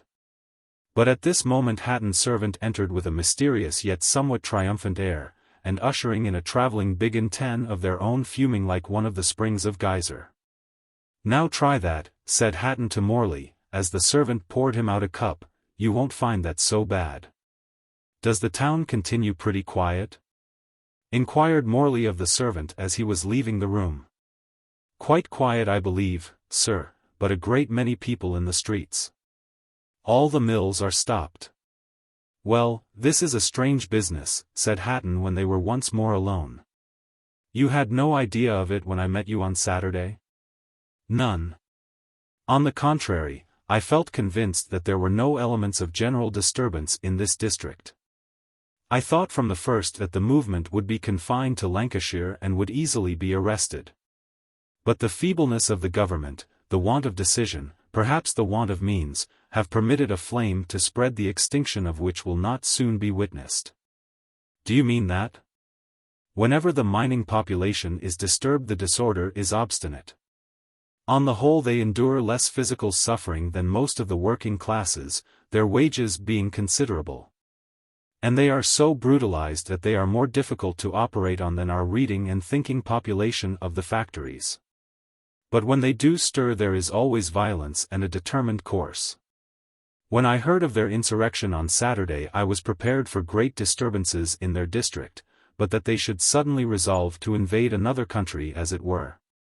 The seat of another class of labor, and where the hardships however severe are not of their own kind, is to me amazing, and convinces me that there is some political head behind the scenes. And that this move, however unintentional on the part of the miners themselves, is part of some comprehensive scheme which By widening the scene of action and combining several counties and classes of labor in the broil, must inevitably embarrass and perhaps paralyze the government.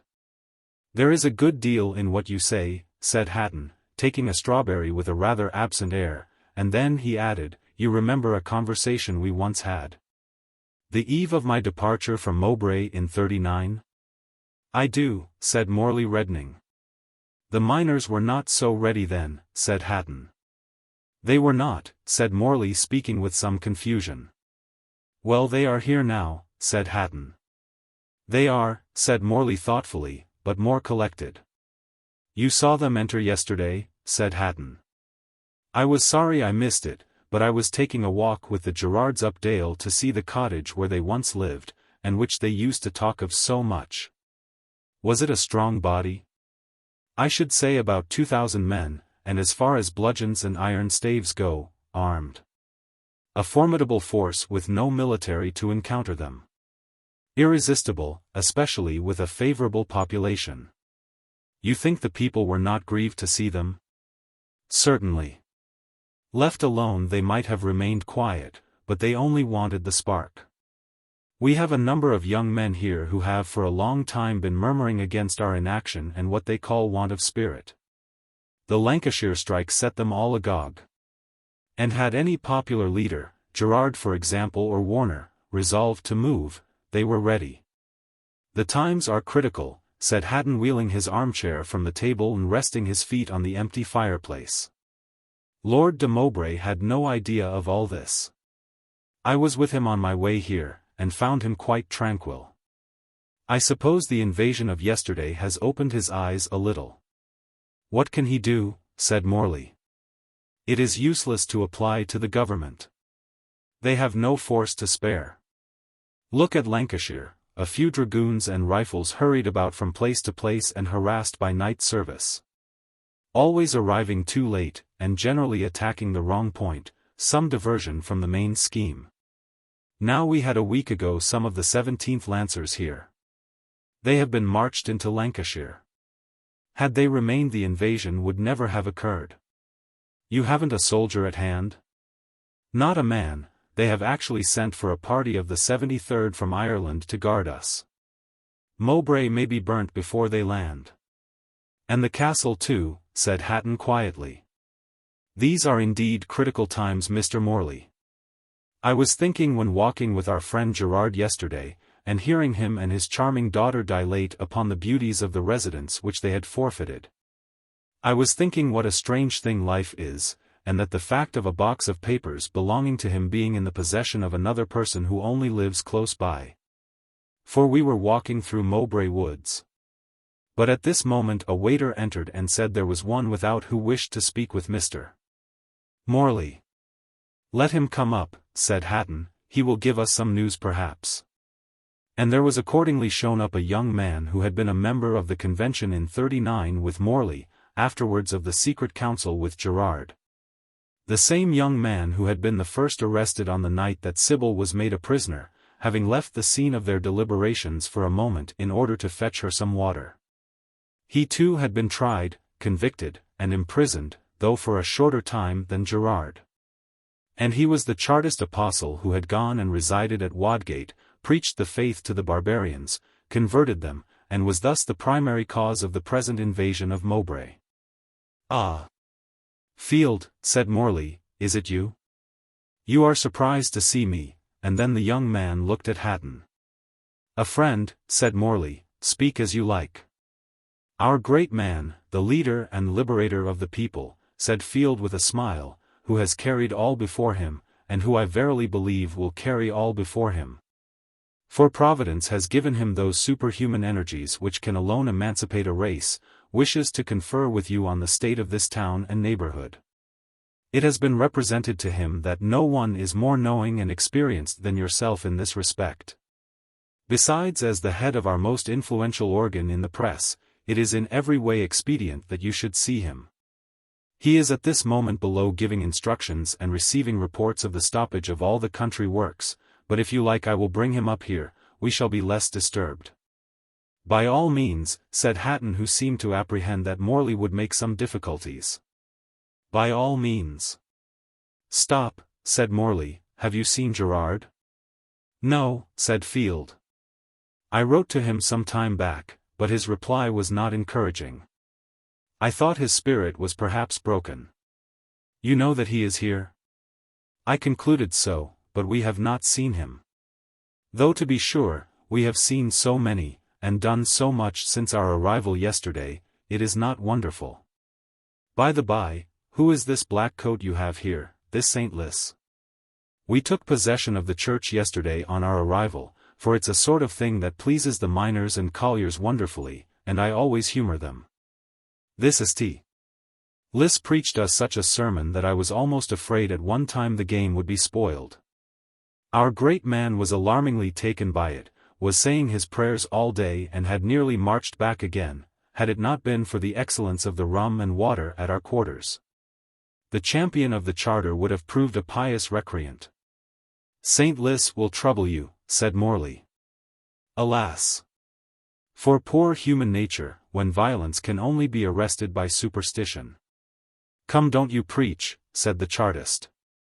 "The charter is a thing the people can understand, especially when they are masters of the country. But as for moral force, I should like to know how I could have marched from Wadgate to Mowbray with that on my banner." "Wadgate," said Morley, "that's a queer place." "Wadgate," said Hatton, "what Wadgate is that?" At this moment a great noise sounded without the room, the door was banged, there seemed a scuttling, some harsh high tones, the deprecatory voices of many waiters. The door was banged again and this time flew open, while exclaiming in an insolent coarse voice, "Don't tell me of your private rooms, who is master here I should like to know." There entered a very thick-set man, rather under the middle size, with a brutal and grimy countenance, wearing the unbuttoned coat of a police sergeant conquered in fight, a cocked hat with a white plume, which was also a trophy of war, a pair of leather breeches and topped boots, which from their antiquity had the appearance of being his authentic property. This was the leader and liberator of the people of England. He carried in his hand a large hammer which he had never parted with during the whole of the insurrection.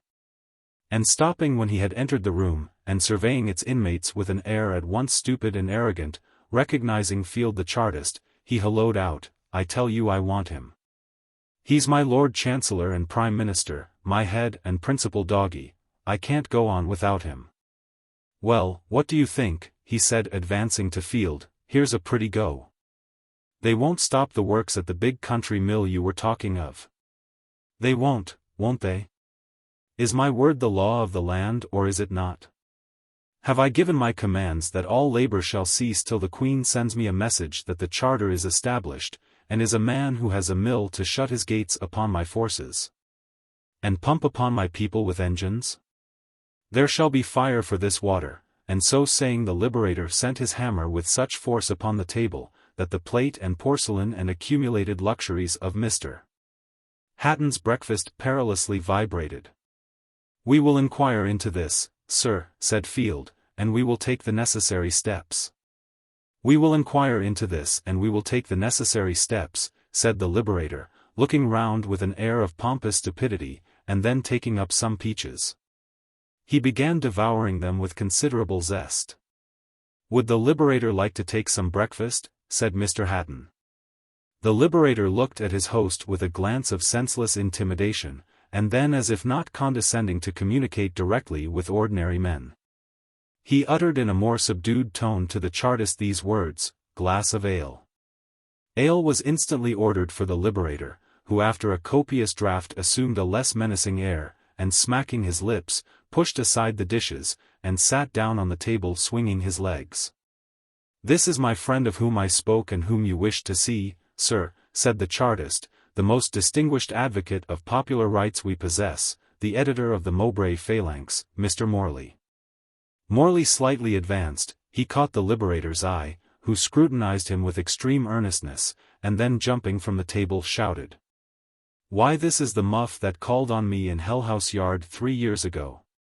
"I had that honor," said Morley quietly.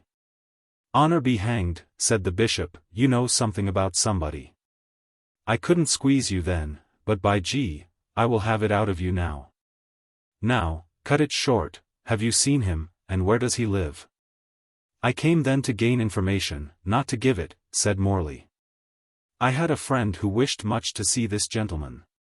"He ain't no gentleman," said the bishop. "He's my brother, but I tell you what, I'll do something for him now. I'm cock of the walk, you see, and that's a sort of thing that don't come twice in a man's life. One should feel for one's flesh and blood, and if I find him out I'll make his fortune, or my name is not Simon Hatton." The creator and counsellor of peers started in his chair and turned pale.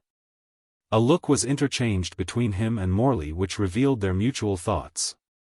And the great antiquary, looking at the Liberator with a glance of blended terror and disgust, walked away to the window. "Suppose you put an advertisement in your paper," continued the bishop. "I know a traveller who lost his keys at the yard and got them back again by those same means. Go on advertising till you find him, and my Prime Minister and principal doggy here shall give you an order on the town council for your expenses." Morley bowed his thanks in silence. The bishop continued, "What's the name of the man who has got the big mill here, about 3 mile off, who won't stop his works and ducked my men this morning with his engines? I'll have fire, I say, for that water. Do you hear that, master newspaper? I'll have fire for that water before I am many hours older." "The Liberator means Trafford," said the Chartist. "I'll Trafford him," said the Liberator, and he struck the table with his hammer. "He ducks my messenger, does he?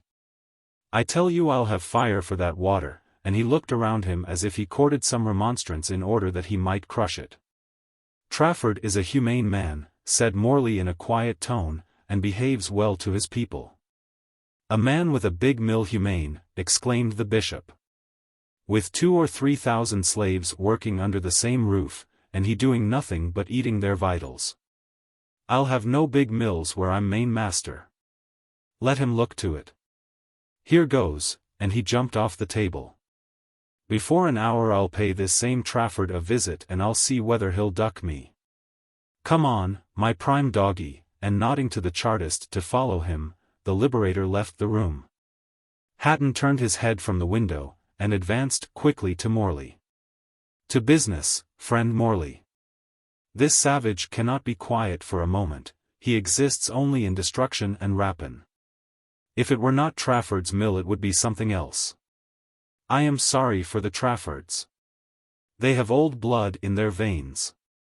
Before sunset their settlement will be razed to the ground. Can we prevent it? And why not attack the castle instead of the mill?" Chapter 10. About noon of this day there was a great stir in Mowbray. It was generally whispered about that the Liberator at the head of the Hellcats and all others who chose to accompany them was going to pay a visit to Mr. Trafford's settlement, in order to avenge an insult which his envoys had experienced early in the morning when, accompanied by a rabble of 200 or 300 persons, they had repaired to the Modale works in order to signify the commands of the Liberator that labor should stop, and if necessary to enforce those commands. The injunctions were disregarded, and when the mob in pursuance of their further instructions began to force the great gates of the premises, in order that they might enter the building, drive the plugs out of the steam boilers, and free the slaves enclosed, a masked battery of powerful engines was suddenly opened upon them, and the whole band of patriots were deluged. It was impossible to resist a power which seemed inexhaustible, and wet to the skins, and amid the laughter of their adversaries they fled. This ridiculous catastrophe had terribly excited the ire of the Liberator. He vowed vengeance, and as, like all great revolutionary characters and military leaders, the only foundation of his power was constant employment for his troops and constant excitement for the populace, he determined to place himself at the head of the chastising force, and make a great example which should establish his awful reputation and spread the terror of his name throughout the district. Field the Chartist had soon discovered who were the rising spirits of Mowbray, and Devil's Dust and Dandy Mick were both sworn on Monday morning of the Council of the Liberator, and took their seats at the board accordingly. Devil's Dust, used to public business and to the fulfillment of responsible duties, was calm and grave, but equally ready and determined. Mick's head on the contrary was quite turned by the importance of his novel position. He was greatly excited, could devise nothing and would do anything, always followed devil's dust in council, but when he executed their joint decrees and showed himself about the town, he strutted like a peacock, swore at the men and winked at the girls, and was the idol and admiration of every gaping or huzzaying younker. There was a large crowd assembled in the marketplace, in which were the liberators' lodgings, many of them armed in their rude fashion, and all anxious to march. Devil's dust was with the great man and field, Mick below was marshalling the men, and swearing like a trooper at all who disobeyed or who misunderstood. "Come, stupid," said he addressing Thomas, "what are you staring about? Get your men in order or I'll be among you." "Stupid," said Thomas, staring at Mick with immense astonishment. "And who are you who says stupid? A white-livered handloom as I dare say, or a son of a gun of a factory slave. Stupid indeed. What next, when a hellcat is to be called stupid by such a thing as you?" "I'll give you a piece of advice, young man," said Master Nixon taking his pipe out of his mouth and blowing an immense puff. "Just you go down the shaft for a couple of months, and then you'll learn a little of life, which is very useful."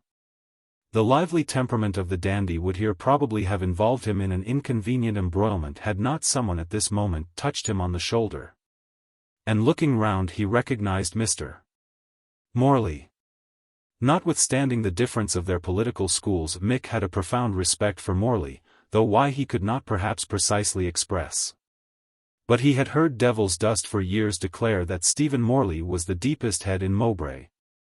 And though he regretted the unfortunate weakness in favor of that imaginary abstraction called moral force for which the editor of the Phalanx was distinguished, still Devil's Dust used to say that if ever the great revolution were to occur by which the rights of labor were to be recognized, though bolder spirits and brawnier arms might consummate the change, there was only one head among them that would be capable when they had gained their power to guide it for the public weal, and as Devil's Dust used to add, carry out the thing, and that was Morley. It was a fine summer day, and Modale was as resplendent as when Egremont amid its beauties first began to muse over the beautiful. There was the same bloom over the sky, the same shadowy luster on the trees, the same sparkling brilliancy on the waters. A herdsman following some kine was crossing the stone bridge, and except their lowing as they stopped and sniffed the current of fresh air in its center, there was not a sound. Suddenly the tramp and hum of a multitude broke upon the sunshiny silence. A vast crowd with some assumption of an ill-disciplined order approached from the direction of Mowbray. At their head rode a man on a white mule. Many of his followers were armed with bludgeons and other rude weapons, and moved in files. Behind them spread a more miscellaneous throng, in which women were not wanting and even children. They moved rapidly, they swept by the former cottage of Gerard. They were in sight of the settlement of Trafford. "All the waters of the river shall not doubt the blaze that I will light up today," said the Liberator. "He is a most inveterate capitalist," said Field, "and would divert the minds of the people from the 5 points by allotting them gardens and giving them baths." "We will have no more gardens in England, everything shall be open," said the Liberator, "and baths shall only be used to drown the enemies of the people. I was always against washing. It takes the marrow out of a man." "Here we are," said Field, as the roofs and bowers of the village, the spire and the spreading factory, broke upon them. Every door and every window closed. The settlement is deserted. Someone has been before us and apprised them of our arrival. "Will they pour water on me?" said the bishop. "It must be a stream indeed that shall put out the blaze that I am going to light. What shall we do first?" "Halt there, you men," said the Liberator looking back with that scowl which his apprentices never could forget. "Will you halt or won't you? Or must I be among you?" There was a tremulous shuffling and then a comparative silence. The women and children of the village had been gathered into the factory yard, of which the great gates were closed. "What shall we burn first?" asked the bishop. "We may as well parley with them a little," said Field. "Perhaps we may contrive to gain admission and then we can sack the whole affair, and let the people burn the machinery. It will be a great moral lesson." "As long as there is burning," said the bishop, "I don't care what lessons you teach them." I leave them to you, but I will have fire to put out that water. I'll advance, said Field, and so saying he went forward and rang at the gate, the bishop, on his mule, with a dozen hellcats accompanying him. The great body of the people about 20 yards withdrawn. Who rings? Asked a loud voice. One who by the order of the Liberator wishes to enter and see whether his commands for a complete cessation of labor have been complied with in this establishment. Very good, said the bishop. There is no hand at work here, said the voice, and you may take my word for it. Your word be hanged, said the bishop. I want to know. Hush, hush, said Field, and then in a louder voice he said, It may be so, but as our messengers this morning were not permitted to enter and were treated with great indignity. That's it, said the bishop.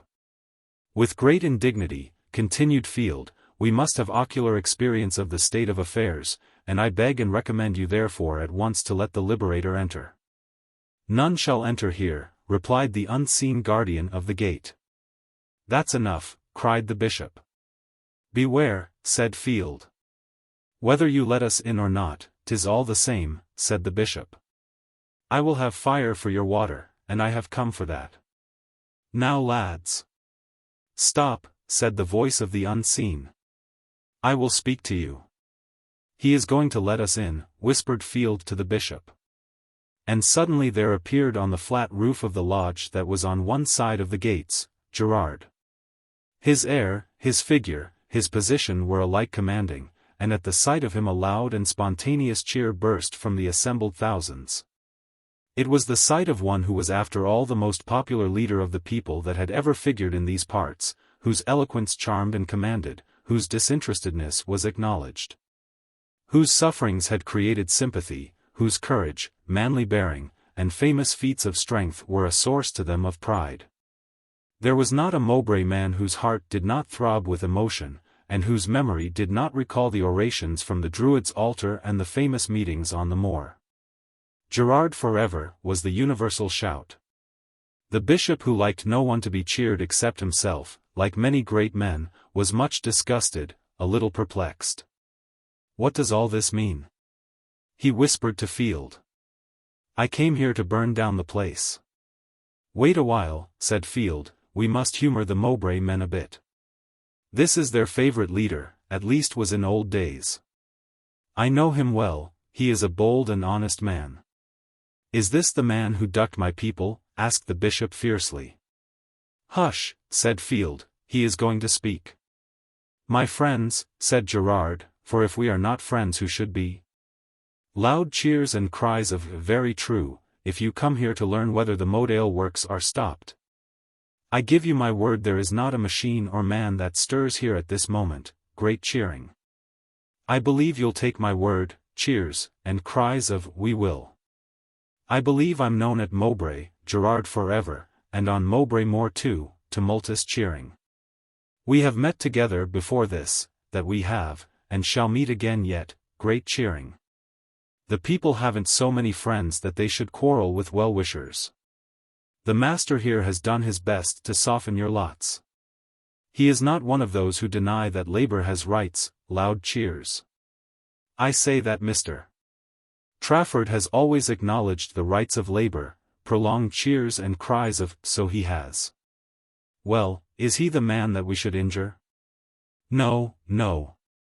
What if he did give a cold reception to some visitors this morning, groans, perhaps they wore faces he was not used to, loud cheers and laughter from the Mowbray people. I dare say they mean as well as we do, no doubt of that, but still a neighbor's a neighbor, immense cheering. Now, my lads, 3 cheers for the national holiday, and Gerard gave the time, and his voice was echoed by the thousands present. The master here has no wish to interfere with the national holiday. All he wants to secure is that all mills and works should alike stop, cries of very just. And I say so too, continued Gerard. It is just. Just and manly and like a true-born Englishman as he is, who loves the people and whose fathers before him loved the people, great cheering. 3 cheers for Mr. Trafford I say. And they were given, and 3 cheers for Mrs. Trafford too, the friend of the poor. Here the mob became not only enthusiastic but maudlin, all vowing to each other that Trafford was a true-born Englishman and his wife a very angel upon earth. This popular feeling is so contagious that even the Hellcats shared it, cheering, shaking hands with each other, and almost shedding tears, though it must be confessed that they had some vague idea that it was all to end in something to drink. Their great leader, however, remained unmoved, and nothing but his brutal stupidity could have prevented him from endeavoring to arrest the tide of public feeling. But he was quite bewildered by the diversion, and for the first time failed in finding a prompter in field. The Chartist was cowed by Gerard, his old companion in scenes that the memory lingered over, and whose superior genius had often controlled and often led him. Gerard too had recognized him and had made some personal allusion and appeal to him, which alike touched his conscience and flattered his vanity. The ranks were broken, the spirit of the expedition had dissolved, the great body were talking of returning, some of the stragglers indeed were on their way back. The bishop, silent and confused, kept knocking the mane of his mule with his hammer. "Now," said Morley, who during this scene had stood apart accompanied by Devilsdust and Dandy Mick. "Now," said Morley to the latter, "now is your time." "Gentlemen," sang out Mick. "A speech, a speech," cried out several. "Listen to Mick Radley," whispered Devilsdust, moving swiftly among the mob and addressing everyone he met of influence. "Listen to Mick Radley, he has something important. Radley forever. Listen to Mick Radley. Go it, Dandy. Pitch it into them. Silence for Dandy Mick. Jump up on that air bank," and on the bank Mick mounted accordingly. "Gentlemen," said Mick. "Well, you have said that before. I like to hear him say, 'Gentlemen,' it's respectful." "Gentlemen," said the dandy, "the national holiday has begun. 3 cheers for it." "Silence, hear the dandy." "The national holiday has begun," continued Mick, "and it seems to me the best thing for the people to do is to take a walk in Lord de Mowbray's park." This proposition was received with one of those wild shouts of approbation which indicate the orator has exactly hit his audience between wind and water. The fact is, the public mind at this instant wanted to be led, and in Dandy Mick a leader appeared. A leader to be successful should embody in his system the necessities of his followers. Express what everyone feels, but no one has had the ability or the courage to pronounce. The courage and adroitness, the influence of Gerard, had reconciled the people to the relinquishment of the great end for which they had congregated. But neither man nor multitude liked to make preparations without obtaining a result. Every one wanted to achieve some object by the movement. And at this critical juncture an object was proposed, and one which promised novelty, amusement, excitement. The bishop, whose consent must be obtained, but who relinquished an idea with the same difficulty with which he had imbibed it, alone murmured, and kept saying to Field, "I thought we came to burn down the mill. A bloody-minded capitalist, a man that makes gardens and forces the people to wash themselves, what is all this?" Field said what he could, while Devilsdust, leaning over the mule's shoulder, cajoled the other ear of the bishop, who at last gave his consent with almost as much reluctance as George IV did to the emancipation of the Roman Catholics. But he made his terms, and said in a sulky voice he must have a glass of ale. "Drink a glass of ale with Lord de Mowbray," said Devilsdust. Chapter 11. When the news had arrived in the morning at Mowbray, that the messengers of the bishop had met with a somewhat queer reception at the Modale works, Gerard, prescient that some trouble might in consequence occur there, determined to repair at once to the residence of his late employer. It so happened that Monday was the day on which the cottages up the dale and on the other side of the river were visited by an envoy of Ursula Trafford. And it was the office of Sybil this morning to fulfill the duties of that mission of charity. She had mentioned this to her father on the previous day, and as in consequence of the strike, he was no longer occupied, he had proposed to accompany his daughter on the morrow. Together therefore they had walked until they arrived at the bridge, it being then about 2 hours to noon, a little above their former residence. Here they were to separate. Gerard embraced his daughter with even more than usual tenderness, and as Sybil crossed the bridge, she looked round at her father, and her glance caught his, turned for the same fond purpose.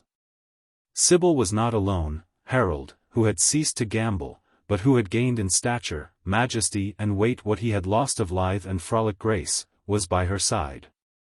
He no longer danced before his mistress, coursed away and then returned, or vented his exuberant life in 1,000 feats of playful vigor. But sedate and observant, he was always at hand, ever sagacious, and seemed to watch her every glance.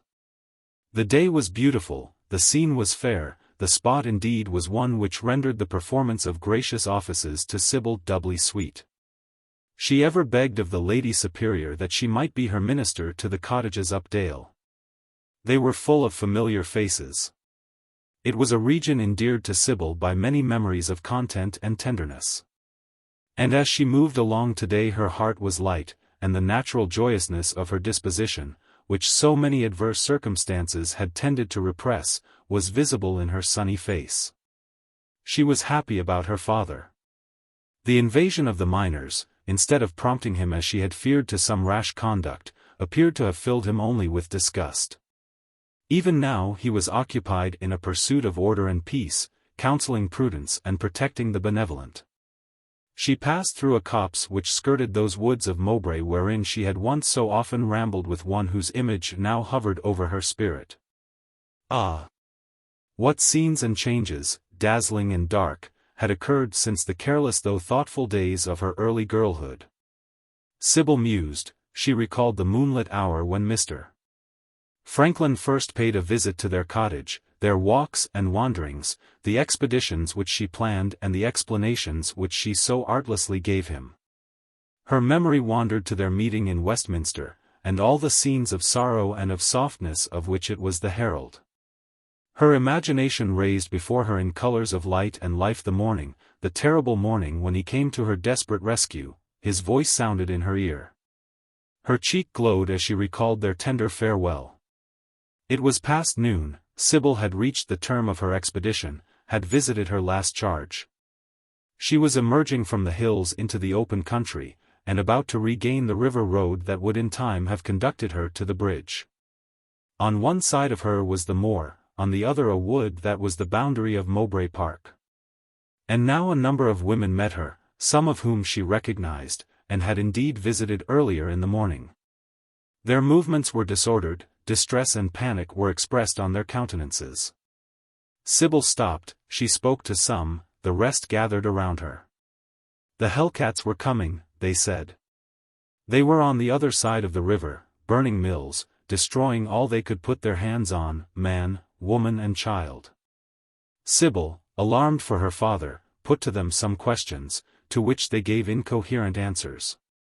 It was however clear that they had seen no one, and knew nothing of their own experience. The rumor had reached them that the mob was advancing up Dale. Those who had apprised them had, according to their statement, absolutely witnessed the approach of the multitude. And so they had locked up their cottages, crossed the bridge, and ran away to the woods and moor. Under these circumstances, deeming that there might be much exaggeration, Sybil at length resolved to advance, and in a few minutes those whom she had encountered were out of sight. She patted Harold, who looked up in her face and gave a bark, significant of his approbation of her proceeding, and also of his consciousness that something strange was going on. She had not proceeded very far before two men on horseback, at full gallop, met her. They pulled up directly they observed her, and said, "You had better go back as fast as you can, the mob is out, and coming up Dale in great force." Sybil inquired, with much agitation, whether they had themselves seen the people, and they replied that they had not, but that advices had been received from Mowbray of their approach. And as for themselves they were hurrying at their utmost speed to a town 10 miles off, where they understood some yeomanry were stationed, and to whom the mayor of Mowbray had last night sent a dispatch. Sybil would have inquired whether there were time for her to reach the bridge and join her father at the factory of Trafford. But the horsemen were impatient and rode off. Still she determined to proceed. All that she now aimed at was to reach Gerard and share his fate. A boat put across the river, 2 men and a crowd of women. The mob had been seen. At least there was positively one person present who had distinguished them in the extreme distance, or rather the cloud of dust which they created. There were dreadful stories of their violence and devastation. It was understood that a body meant to attack Trafford's works, but, as the narrator added, it was very probable that the greater part would cross the bridge and so on to the moor, where they would hold a meeting.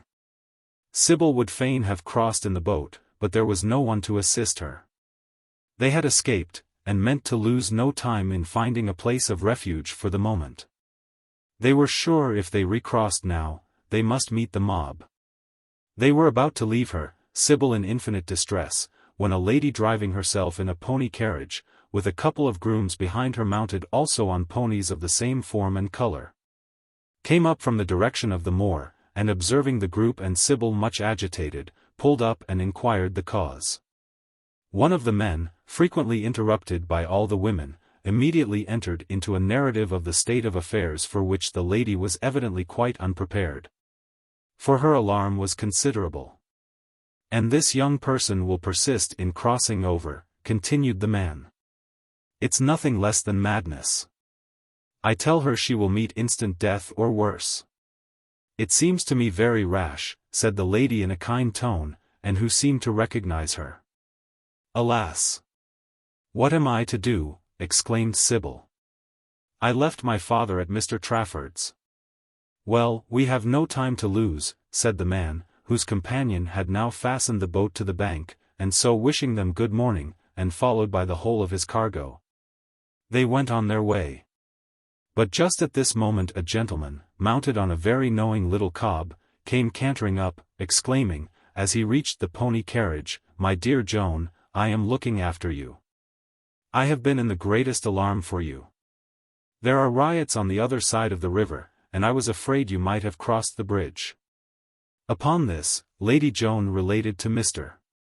Mountchesney how she had just become acquainted with the intelligence, and then they conversed together for a moment or so in a whisper, when turning round to Sybil, she said, "I think you had really better come home with us till affairs are a little more quiet." "You are most kind," said Sybil, "but if I could get back to the town through Mowbray Park, I think I might do something for my father." "We are going to the castle through the park at this moment," said the gentleman. "You had better come with us. There you will at least be safe, and perhaps we shall be able to do something for the good people in trouble over the water," and so saying, nodding to a groom who, advancing, held his cob. The gentleman dismounted, and approaching Sybil with great courtesy, said, "I think we ought all of us to know each other. Lady Joan and myself had once the pleasure of meeting you, I think, at Mr. Trafford's. It is a long time ago, but," he added in a subdued tone, "you are not a person to forget." Sybil was insensible to Mr. Mountchesney's gallantry, but alarmed and perplexed, she yielded to the representations of himself and Lady Joan, and got into the phaeton. Turning from the river, they pursued a road which entered after a short progress into the park, Mr. Mountchesney cantering on before them, Harold following. They took their way for about a mile through a richly wooded domain, Lady Joan addressing many observations with great kindness to Sybil, and frequently endeavouring, though in vain, to distract her agitated thoughts, till they at length emerged from the more covered parts into extensive lawns, while on a rising ground which they rapidly approached rose Mowbray Castle. A modern castellated building, raised in a style not remarkable for its taste or correctness, but vast, grand, and imposing. "And now," said Mr. Mountchesney, riding up to them and addressing Sybil, "I will send off a scout immediately for news of your father. In the meantime let us believe the best." Sybil thanked him with cordiality, and then she entered Mowbray Castle. Chapter 12. Less than an hour after the arrival of Sybil at Mowbray Castle the scout that Mr. Mountchesney had sent off to gather news returned, and with intelligence of the triumph of Gerard's eloquence, that all had ended happily, and that the people were dispersing and returning to the town. Kind as was the reception accorded to Sybil by Lady de Mowbray and her daughter on her arrival, the remembrance of the perilous position of her father had totally disqualified her from responding to their advances. Acquainted with the cause of her anxiety and depression and sympathizing with womanly softness with her distress, nothing could be more considerate than their behavior. It touched Sybil much, and she regretted the harsh thoughts that irresistible circumstances had forced her to cherish respecting persons, who, now that she saw them in their domestic and unaffected hour, had apparently many qualities to conciliate and to charm. When the good news arrived of her father's safety, and safety achieved in a manner so flattering to a daughter's pride, it came upon a heart predisposed to warmth and kindness, and all her feelings opened. The tears stood in her beautiful eyes, and they were tears not only of tenderness but gratitude. Fortunately Lord de Mowbray was at the moment absent, and as the question of the controverted inheritance was a secret to every member of the family except himself, the name of Gerard excited no invidious sensation in the circle. Sybil was willing to please and to be pleased, every one was captivated by her beauty, her grace, her picturesque expression and sweet simplicity. Lady de Mowbray serenely smiled and frequently when unobserved viewed her through her eyeglass. Lady Joan, much softened by marriage, would show her the castle. Lady Maud was in ecstasies with all that Sybil said or did, while Mr. Mountchesney, who had thought of little else but Sybil ever since Lady Maud's report of her seraphic singing, and who had not let 24 hours go by without discovering, with all the practiced art of St. James, the name and residence of the unknown fair, flattered himself he was making great play when Sybil, moved by his great kindness, distinguished him by frequent notice. They had viewed the castle, they were in the music-room, Sybil had been prevailed upon, though with reluctance, to sing some Spanish church music which she found there called forth all her powers. All was happiness, delight, rapture, Lady Maud in a frenzy of friendship, Mr. Mountchesney convinced that the country in August might be delightful, and Lady Joan almost gay because Alfred was pleased. Lady de Mowbray had been left in her boudoir with the Morning Post. Sybil had just finished a ravishing air, there was a murmur of luncheon, when suddenly Harold, who had persisted in following his mistress and whom Mr. Mountchesney had gallantly introduced into the music-room, rose and coming forward from the corner in which he reposed, barked violently. "How now?" said Mr. Mountchesney. "Harold," said Sybil in a tone of remonstrance and surprise. But the dog not only continued to bark but even howled. At this moment the groom of the chambers entered the room abruptly and with a face of mystery said that he wished to speak with Mr. Mountchesney. That gentleman immediately withdrew. He was absent some little time, the dog very agitated, Lady Joan becoming disquieted, when he returned. His changed air struck the vigilant eye of his wife. "What has happened, Alfred?" she said. "Oh, don't be alarmed," he replied with an obvious affectation of ease. "There are some troublesome people in the park, stragglers I suppose from the rioters. The gatekeeper ought not to have let them pass. I have given directions to Bentley what to do, if they come to the castle." "Let us go to mamma," said Lady Joan. And they were all about leaving the music-room, when a servant came running in and called out, "Mr. Bentley told me to say, sir, they are in sight." "Very well," said Mr. Mountchesney in a calm tone but changing color. "You had better go to your mamma, Joan, and take Maud and our friend with you. I will stay below for a while," and notwithstanding the remonstrances of his wife, Mr. Mountchesney went to the hall. "I don't know what to do, sir," said the house steward. "They are a very strong party." "Close all the windows, lock and bar all the doors," said Mr. Mountchesney. "I am frightened," he continued, "about your lord. I fear he may fall in with these people." "My lord is at Mowbray," said Mr. Bentley. "He must have heard of this mob there." And now emerging from the plantations and entering on the lawns, the force and description of the invading party were easier to distinguish. They were numerous, though consisting of only a section of the original expedition, for Gerard had collected a great portion of the Mowbray men. And they preferred being under his command to following a stranger whom they did not much like on a somewhat licentious adventure of which their natural leader disapproved. The invading section therefore were principally composed of hellcats, though singular enough Morley of all men in the world accompanied them, attended by Devil's Dust, Dandy Mick, and others of that youthful class of which these last were the idols and heroes. There were perhaps 1,800 or 2,000 persons armed with bars and bludgeons, in general a grimy crew, whose dress and appearance revealed the kind of labor to which they were accustomed. The difference between them and the minority of Mowbray operatives was instantly recognizable. When they perceived the castle, this dreadful band gave a ferocious shout. Lady de Mowbray showed blood. She was composed and courageous. She observed the mob from the window, and reassuring her daughters and Sybil, she said she would go down and speak to them. She was on the point of leaving the room with this object, and Mr. Mountchesney entered and, hearing her purpose, dissuaded her from attempting it.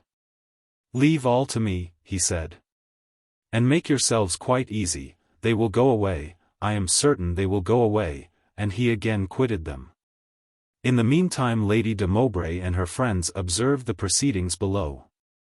When the main body had advanced within a few hundred yards of the castle, they halted and seated themselves on the turf. This step reassured the garrison. It was generally held to indicate that the intentions of the invaders were not of a very settled or hostile character. That they had visited the place probably in a spirit of frolic, and if met with tact and civility might ultimately be induced to retire from it without much annoyance. This was evidently the opinion of Mr. Mountchesney from the first, and when an uncouth being on a white mule, attended by 20 or 30 miners, advanced to the castle and asked for Lord de Mowbray, Mr. Mountchesney met them with kindness, saying that he regretted his father-in-law was absent, expressed his readiness to represent him, and inquired their pleasure. His courteous bearing evidently had an influence on the bishop, who, dropping his usual brutal tone, mumbled something about his wish to drink Lord de Mowbray's health. "You shall all drink his health," said Mr. Mountchesney, humouring him, and he gave directions that a couple of barrels of ale should be broached in the park before the castle. The bishop was pleased, the people were in good humour, some men began dancing. It seemed that the cloud had blown over, and Mr. Mountchesney sent up a bulletin to Lady de Mowbray that all danger was past and that he hoped in 10 minutes they would all have disappeared. The 10 minutes had expired, the bishop was still drinking ale, and Mr. Mountchesney still making civil speeches and keeping his immediate attendants in humour. "I wish they would go," said Lady de Mowbray. "How wonderfully Alfred has managed them," said Lady Joan. "After all," said Lady Maud, "it must be confessed that the people—" Her sentence was interrupted. Harold, who had been shut out but who had laid down without quietly, though moaning at intervals, now sprang at the door with so much force that it trembled on its hinges, while the dog again barked with renewed violence. Sybil went to him, he seized her dress with his teeth and would have pulled her away. Suddenly uncouth and mysterious sounds were heard, there was a loud shriek, the gong in the hail thundered, the great alarm bell of the tower sounded without, and the housekeeper followed by the female domestics rushed into the room. "Oh! My lady, they all exclaimed at the same time, "the hellcats are breaking into the castle." Before anyone of the terrified company could reply, the voice of Mr. Mountchesney was heard. He was approaching them, he was no longer calm. He hurried into the room, he was pale, evidently greatly alarmed. "I have come to you," he said, "these fellows have got in below. While there is time and we can manage them, you must leave the place." "I am ready for anything," said Lady de Mowbray. Lady Joan and Lady Maud wrung their hands in frantic terror.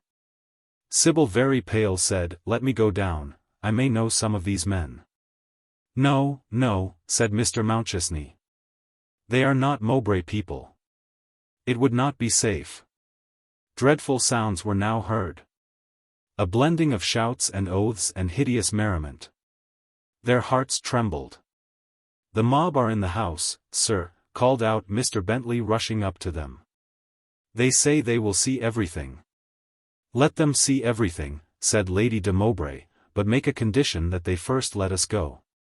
Try, Alfred, try to manage them before they are utterly ungovernable." Mr.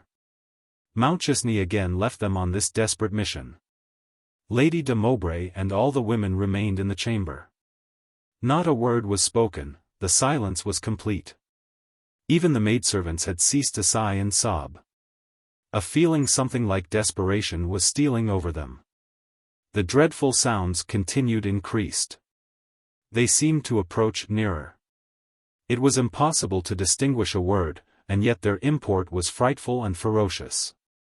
"Lord have mercy on us all," exclaimed the housekeeper, unable to restrain herself. The maids began to cry. After an absence of about 5 minutes, Mr. Mountchesney again hurried in, and leading away Lady de Mowbray, he said, "You haven't a moment to lose. Follow us." There was a general rush, and following Mr. Mountchesney they passed rapidly through several apartments, the fearful noises every moment increasing, until they reached the library, which opened on the terrace. The windows were broken, the terrace crowded with people, several of the mob were in the room, even Lady de Mowbray cried out and fell back. "Come on," said Mr. Mountchesney. "The mob have possession of the castle. It is our only chance." "But the mob are here," said Lady de Mowbray, much terrified. "I see some Mowbray faces," cried Sybil, springing forward, with a flashing eye and glowing cheek. "Bamford and Samuel Carr, Bamford, if you be my father's friend, aid us now. And Samuel Carr, I was with your mother this morning, did she think I should meet her son thus?" "No, you shall not enter," said Sybil, advancing. They recognized her, they paused. "I know you, coachman, you told us once at the convent that we might summon you in our need. I summon you now." "Oh, men, men," she exclaimed, clasping her hands. "What is this? Are you led away by strangers to such deeds? Why, I know you all. You came here to aid, I am sure, and not to harm. Guard these ladies, save them from these foreigners. There's Butler, he'll go with us, and Godfrey Wells. Shall it be said you let your neighbors be plundered and assailed by strangers and never tried to shield them? Now, my good friends, I entreat, I adjure you, Butler, Wells, coachman, what would Walter Gerard say, your friend that you have so often followed, if he saw this?" "Gerard forever!" shouted coachman. "Gerard forever!" exclaimed 100 voices. "'Tis his blessed daughter," said others, "'tis Sybil, our angel Sybil. Stand by Sybil Gerard." Sybil had made her way upon the terrace, and had collected around her a knot of stout followers, who, whatever may have been their original motive, were now resolved to do her bidding. The object of Mr. Mountchesney was to descend the side step of the terrace and again the flower garden, from whence there were means of escape. But the throng was still too fierce to permit Lady de Mowbray and her companions to attempt the passage, and all that Sybil and her followers could at present do was to keep the mob off from entering the library, and to exert themselves to obtain fresh recruits. At this moment an unexpected aid arrived. "Keep back there. I call upon you in the name of God to keep back," exclaimed a voice of one struggling and communing with the rioters, a voice which all immediately recognized. It was that of Mr. Saintless. "Charles Gardner, I have been your friend. The aid I gave you was often supplied to me by this house. Why are you here?" "For no evil purpose, Mr. Saintless. I came as others did, to see what was going on." "Then you see a deed of darkness. Struggle against it. Aid me and Philip Warner in this work, it will support you at the judgment. Tressel, Tressel, stand by me in Warner. That's good, that's right. And you too, Devontree, and you, and you. I knew you would wash your hands of this fell deed. It is not Mowbray men who would do this. That's right, that's right. Form a band. Good again. There's not a man that joins us now who does not make a friend for life." Mr. Saintless had been in the neighborhood, and the news of the visit of the mob to the castle reached him. He anticipated the perilous consequences. He hastened immediately to the scene of action. He had met Warner the handloom weaver in his way, and enlisted his powerful influence with the people on his side. The respective bands of Sybil and Mr. St. Lys in time contrived to join. Their numbers were no longer contemptible, they were animated by the words and presence of their leaders, St. Lys struggling in their midst, Sybil maintaining her position on the terrace, and inciting all around her to courage and energy. The multitude were kept back, the passage to the side steps of the terrace was clear. "Now," said Sybil, and she encouraged Lady de Mowbray, her daughters, and followers to advance. It was a fearful struggle to maintain the communication, but it was a successful one. They proceeded breathless and trembling, until they reached what was commonly called the grotto, but which was in fact a subterranean way excavated through a hill and leading to the bank of a river where there were boats. The entrance of this tunnel was guarded by an iron gate, and Mr. Mountchesney had secured the key. The gate was opened. Warner and his friends made almost superhuman efforts at this moment to keep back the multitude. Lady de Mowbray and her daughters had passed through, when there came one of those violent undulations usual in mobs, and which was occasioned by a sudden influx of persons attracted by what was occurring. And Sybil and those who immediately surrounded her and were guarding the retreat were carried far away. The gate was closed, the rest of the party had passed, but Sybil was left, and found herself entirely among strangers. In the meantime the castle was in possession of the mob. The first great rush was to the cellars. The bishop himself headed this onset, nor did he rest until he was seated among the prime bins of the noble proprietor. This was not a crisis of corkscrews. The heads of the bottles were knocked off with the same promptitude and dexterity as if they were shelling nuts or decapitating shrimps. The choicest wines of Christendom were poured down the thirsty throats that ale and spirits had hitherto only stimulated. Thomas was swallowing Burgundy, Master Nixon had got hold of a batch of Tokay. While the bishop himself seated on the ground and leaning against an arch, the long perspective of the cellars full of rapacious figures brandishing bottles and torches alternately quaffed some very old port and some Madeira of many voyages, and was making up his mind as to their respective and relative merits. While the cellars and offices were thus occupied, bands were parading the gorgeous saloons and gazing with wonderment on their decorations and furniture. Some grimy ruffians had thrown themselves with disdainful delight on the satin couches and the state beds, others rifled the cabinets with an idea that they must be full of money, and finding little in their way, had strewn their contents, papers and books and works of art over the floors of the apartments. Sometimes a band who had escaped from below with booty came up to consummate their orgies in the magnificence of the dwelling rooms. Among these were Nixon and his friends, who stared at the pictures and stood before the tall mirrors with still greater astonishment. Indeed, many of them had never seen an ordinary looking-glass in their lives. "'Tis nature," said Master Nixon surveying himself, and turning to Juggins. Many of these last grew frantic, and finished their debauch by the destruction of everything around them. But while these scenes of brutal riot were occurring, there was one select but resolute band who shared in none of these excesses.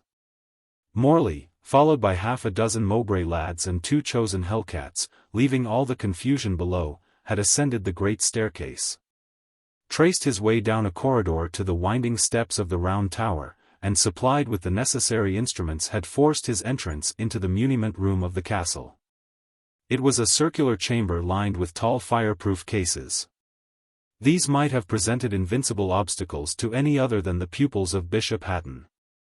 As it was, in some instances the locks, in others the hinges, yielded in time, though after prolonged efforts, to the resources of their art. And while Dandy Mick and his friends kept watch at the entrance, Morley and Devil's Dust proceeded to examine the contents of the cases, piles of parchment deeds, bundles of papers arranged and docketed, many boxes of various size and materials, but the desired object was not visible. A baffled expression came over the face of Morley. He paused for an instant in his labors. The thought of how much he had sacrificed for this, and only to fail, came upon him, the votary of moral power in the midst of havoc which he had organized and stimulated. He cursed Baptist Hatton in his heart. "The knaves have destroyed them," said Devil's Dust. I thought how it would be. They never would run the chance of a son of labor being lord of all this. Some of the cases were very deep, and they had hitherto in general, in order to save time, proved their contents with an iron rod. Now Morley, with a desperate air, mounting on some steps that were in the room, commenced formally rifling the cases and throwing their contents on the floor. It was soon strewn with deeds and papers and boxes which he and devil's dust the moment they had glanced at them hurled away. At length, when all hope seemed to have vanished, clearing a case which at first appeared only to contain papers, Morley struck something at its back. He sprang forward with outstretched arm, his body was half hid in the cabinet, and he pulled out with triumphant exultation the box, painted blue and blazoned with the arms of Valence. It was neither large nor heavy. He held it out to devil's dust without saying a word, and Morley, descending the steps, sat down for a moment on a pile of deeds and folded his arms. At this juncture the discharge of musketry was heard. "Hello," said devil's dust with a queer expression. Morley started from his seat. Dandy Mick rushed into the room. "Troops, troops. There are troops here," he exclaimed. "Let us descend," said Morley. "In the confusion we may escape. I will take the box," and they left the muniment room. One of their party whom Mick had sent forward to reconnoiter fell back upon them. "They are not troops," he said, "they are yeomanry, they are firing away and cutting every one down. They have cleared the ground floor of the castle and are in complete possession below. We cannot escape this way." "Those accursed locks," said Morley, clenching the box. "Time has beat us. Let us see, let us see." He ran back into the muniment room and examined the egress from the window. It was just possible for anyone very lithe and nimble to vault upon the roof of the less elevated part of the castle. Revolving this, another scout rushed in and said, "Comrades, they are here. They are ascending the stairs." Morley stamped on the ground with rage and despair. Then seizing Mick by the hand he said, "You see this window, can you by any means reach that roof?" "One may as well lose one's neck that way," said Mick. "I'll try. Off. If you land I will throw this box after you. Now mind. Take it to the convent at Mowbray and deliver it yourself from me to Sybil Gerard. It is light, there are only papers in it, but they will give her her own again, and she will not forget you." "Never mind that," said Mick. "I only wish I may live to see her." The tramp of the ascending troopers was heard. "Goodbye my hearties," said Mick, and he made the spring. He seemed stunned, but he might recover. Morley watched him and flung the box. "And now," he said, drawing a pistol, "we may fight our way yet. I'll shoot the first man who enters, and then you must rush on them with your bludgeons." The force that had so unexpectedly arrived at this scene of devastation was a troop of the yeomanry regiment of Lord Marney.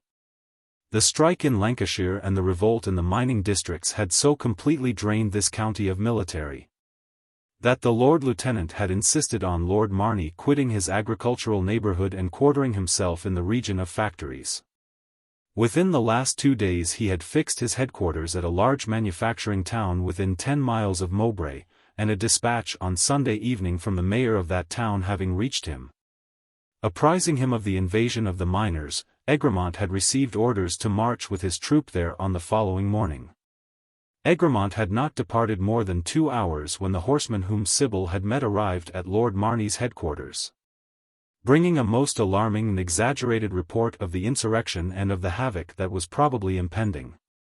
Lord Marney, being of opinion that Egremont's forces were by no means equal to the occasion, resolved therefore at once to set out for Mowbray with his own troop. Crossing Mowbray Moor he encountered a great multitude, now headed for purposes of peace by Walter Gerard. His mind inflamed by the accounts he had received, and hating at all times any popular demonstration, his lordship resolved without inquiry or preparation immediately to disperse them. The Riot Act was read with the rapidity with which grace is sometimes said at the head of a public table, a ceremony of which none but the performer and his immediate friends are conscious. The people were fired on and sabred. The indignant spirit of Gerard resisted, he struck down a trooper to the earth, and incited those about him not to yield. The father of Sybil was picked out, the real friend and champion of the people, and shot dead. Instantly arose a groan which almost quelled the spirit of Lord Marney, though armed and at the head of armed men. The people who before this were in general scared and dispersing, ready indeed to fly in all directions, no sooner saw their beloved leader fall than a feeling of frenzy came over them. They defied the troopers, though themselves armed only with stones and bludgeons.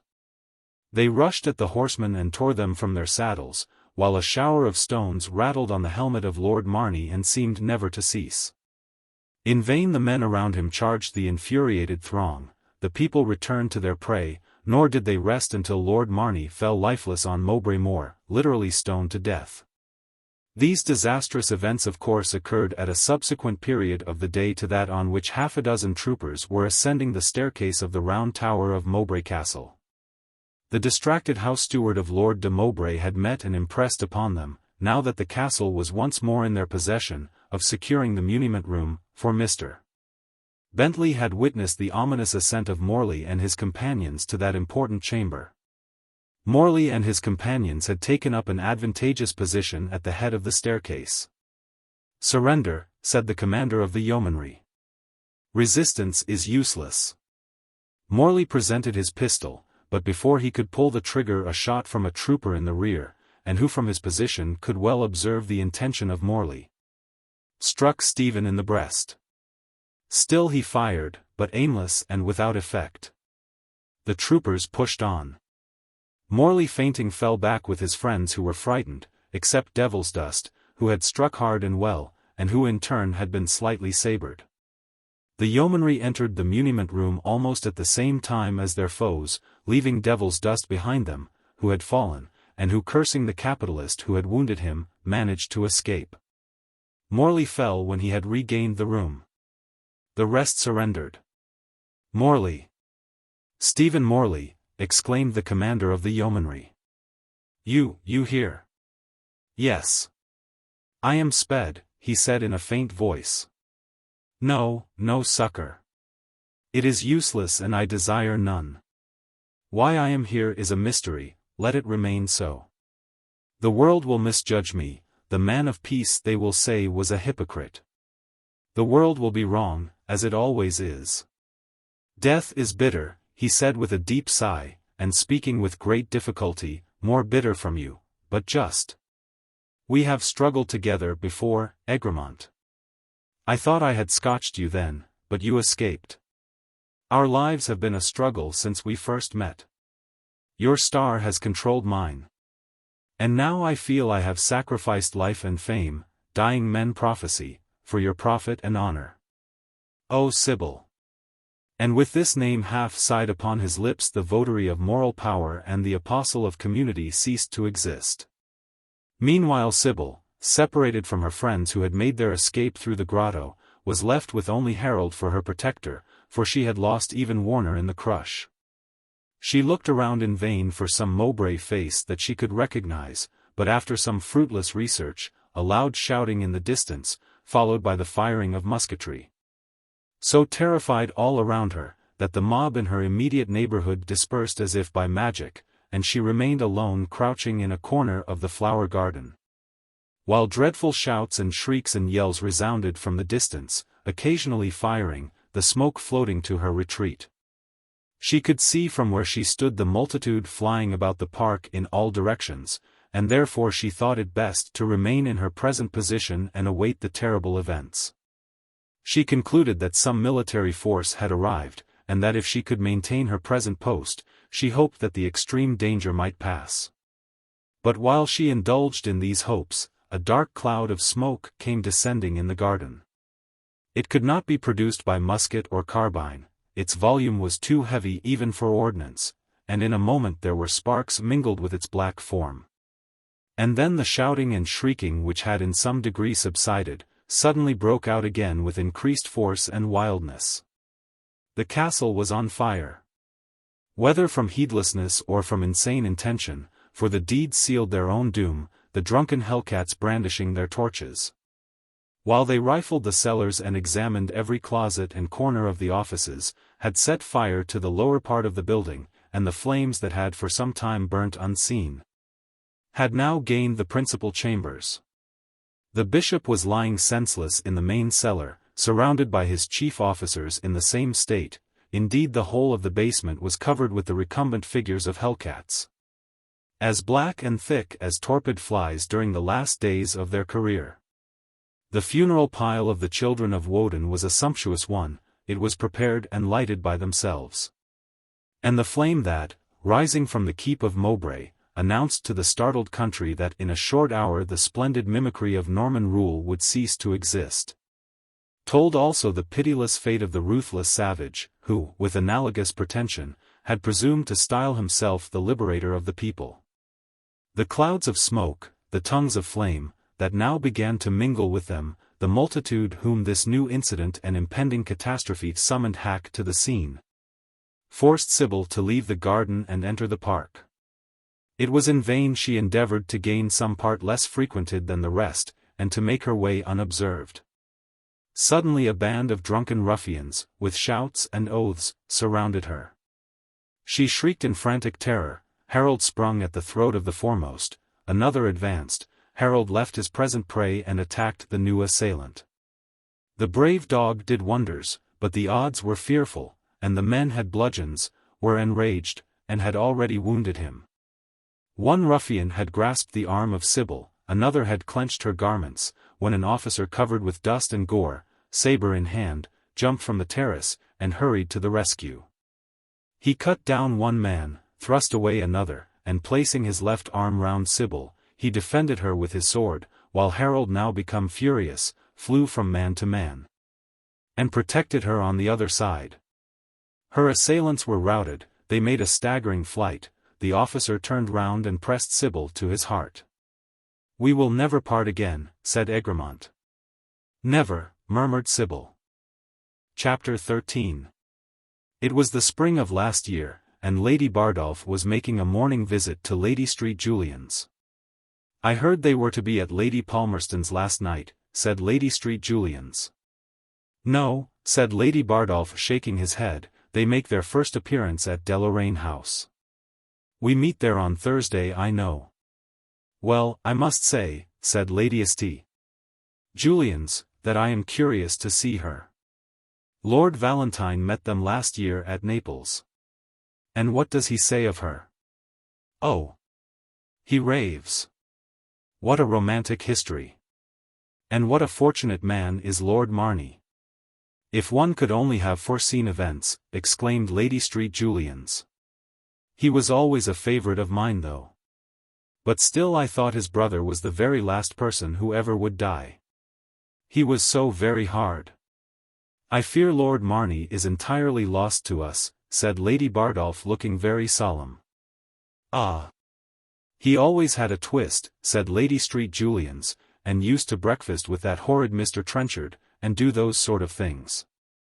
But still, with his immense fortune, I should think he would become rational." "You may well say immense," said Lady Bardolph. "Mr. Ormsby, and there is no better judge of another man's income, says there are not 3 peers in the kingdom who have so much a year clear." "They say the Mowbray estate is 40,000 a year," said Lady Street Julian's. "Poor Lady de Mowbray. I understand that Mr. Mountchesney has resolved not to appeal against the verdict." "You know he has not a shadow of a chance," said Lady Bardolph. "Ah! What changes we have seen in that family. They say the writ of right killed poor Lord de Mowbray, but to my mind he never recovered the burning of the castle. We went over to them directly, and I never saw a man so cut up. We wanted them to come to us at Firebrace, but he said he should leave the county immediately. I remember Lord Bardolph mentioning to me that he looked like a dying man." "Well, I must say," said Lady Street Julian's, rallying as it were from a fit of abstraction, "that I am most curious to see Lady Marney." The reader will infer from this conversation that Dandy Mick, in spite of his stunning fall, and all dangers which awaited him on his recovery, had contrived in spite of fire and flame, sabre and carbine, trampling troopers and plundering mobs, to reach the convent of Mowbray with the box of papers. There he inquired for Sybil, in whose hands, and whose hands alone he was enjoined to deposit them. She was still absent, but faithful to his instructions, Mick would deliver his charge to none other, and exhausted by the fatigues of the terrible day, he remained in the courtyard of the convent, lying down with the box for his pillow until Sybil under the protection of Egremont herself returned. Then he fulfilled his mission. Sybil was too agitated at the moment to perceive all its import, but she delivered the box into the custody of Egremont, who desiring Mick to follow him to his hotel bade farewell to Sybil, who equally with himself, was then ignorant of the fatal encounter on Mowbray Moor.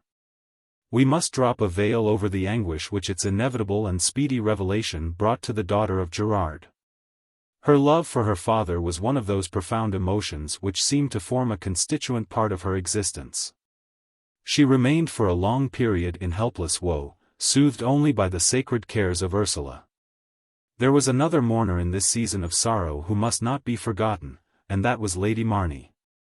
All that tenderness and the most considerate thought could devise to soften sorrow and reconcile her to a change of life which at the first has in it something depressing were extended by Egremont to Arabella. He supplied in an instant every arrangement which had been neglected by his brother, but which could secure her convenience and tend to her happiness. Between Marney Abbey, where he insisted for the present that Arabella should reside, and Mowbray, Egremont passed his life for many months, until by some management which we need not trace or analyze, Lady Marney came over one day to the convent at Mowbray and carried back Sybil to Marney Abbey, never again to quit it until on her bridal day, when the Earl and Countess of Marney departed for Italy, where they passed nearly a year, and from which they had just returned at the commencement of this chapter. During the previous period, however, many important events had occurred. Lord Marney had placed himself in communication with Mr. Hatton, who had soon become acquainted with all that had occurred in the muniment room of Mowbray Castle. The result was not what he had once anticipated. But for him it was not without some compensatory circumstances. True, another, and an unexpected rival, had stepped on the stage with whom it was vain to cope, but the idea that he had deprived Sybil of her inheritance, had ever, since he had become acquainted with her, been the plague spot of Hatton's life, and there was nothing that he desired more ardently than to see her restored to her rights, and to be instrumental in that restoration. How successful he was in pursuing her claim, the reader has already learnt. Dandy Mick was rewarded for all the dangers he had encountered in the service of Sybil, and what he conceived was the vindication of popular rights. Lord Marney established him in business, and Mick took Devilsdust for a partner. Devilsdust, having thus obtained a position in society and become a capitalist, thought it but a due homage to the social decencies to assume a decorous appellation. And he called himself by the name of the town where he was born. The firm of Radley, Mowbray, and Company, is a rising one, and will probably furnish in time a crop of members of Parliament and peers of the realm. Devilsdust married Caroline, and Mrs. Mowbray became a great favourite.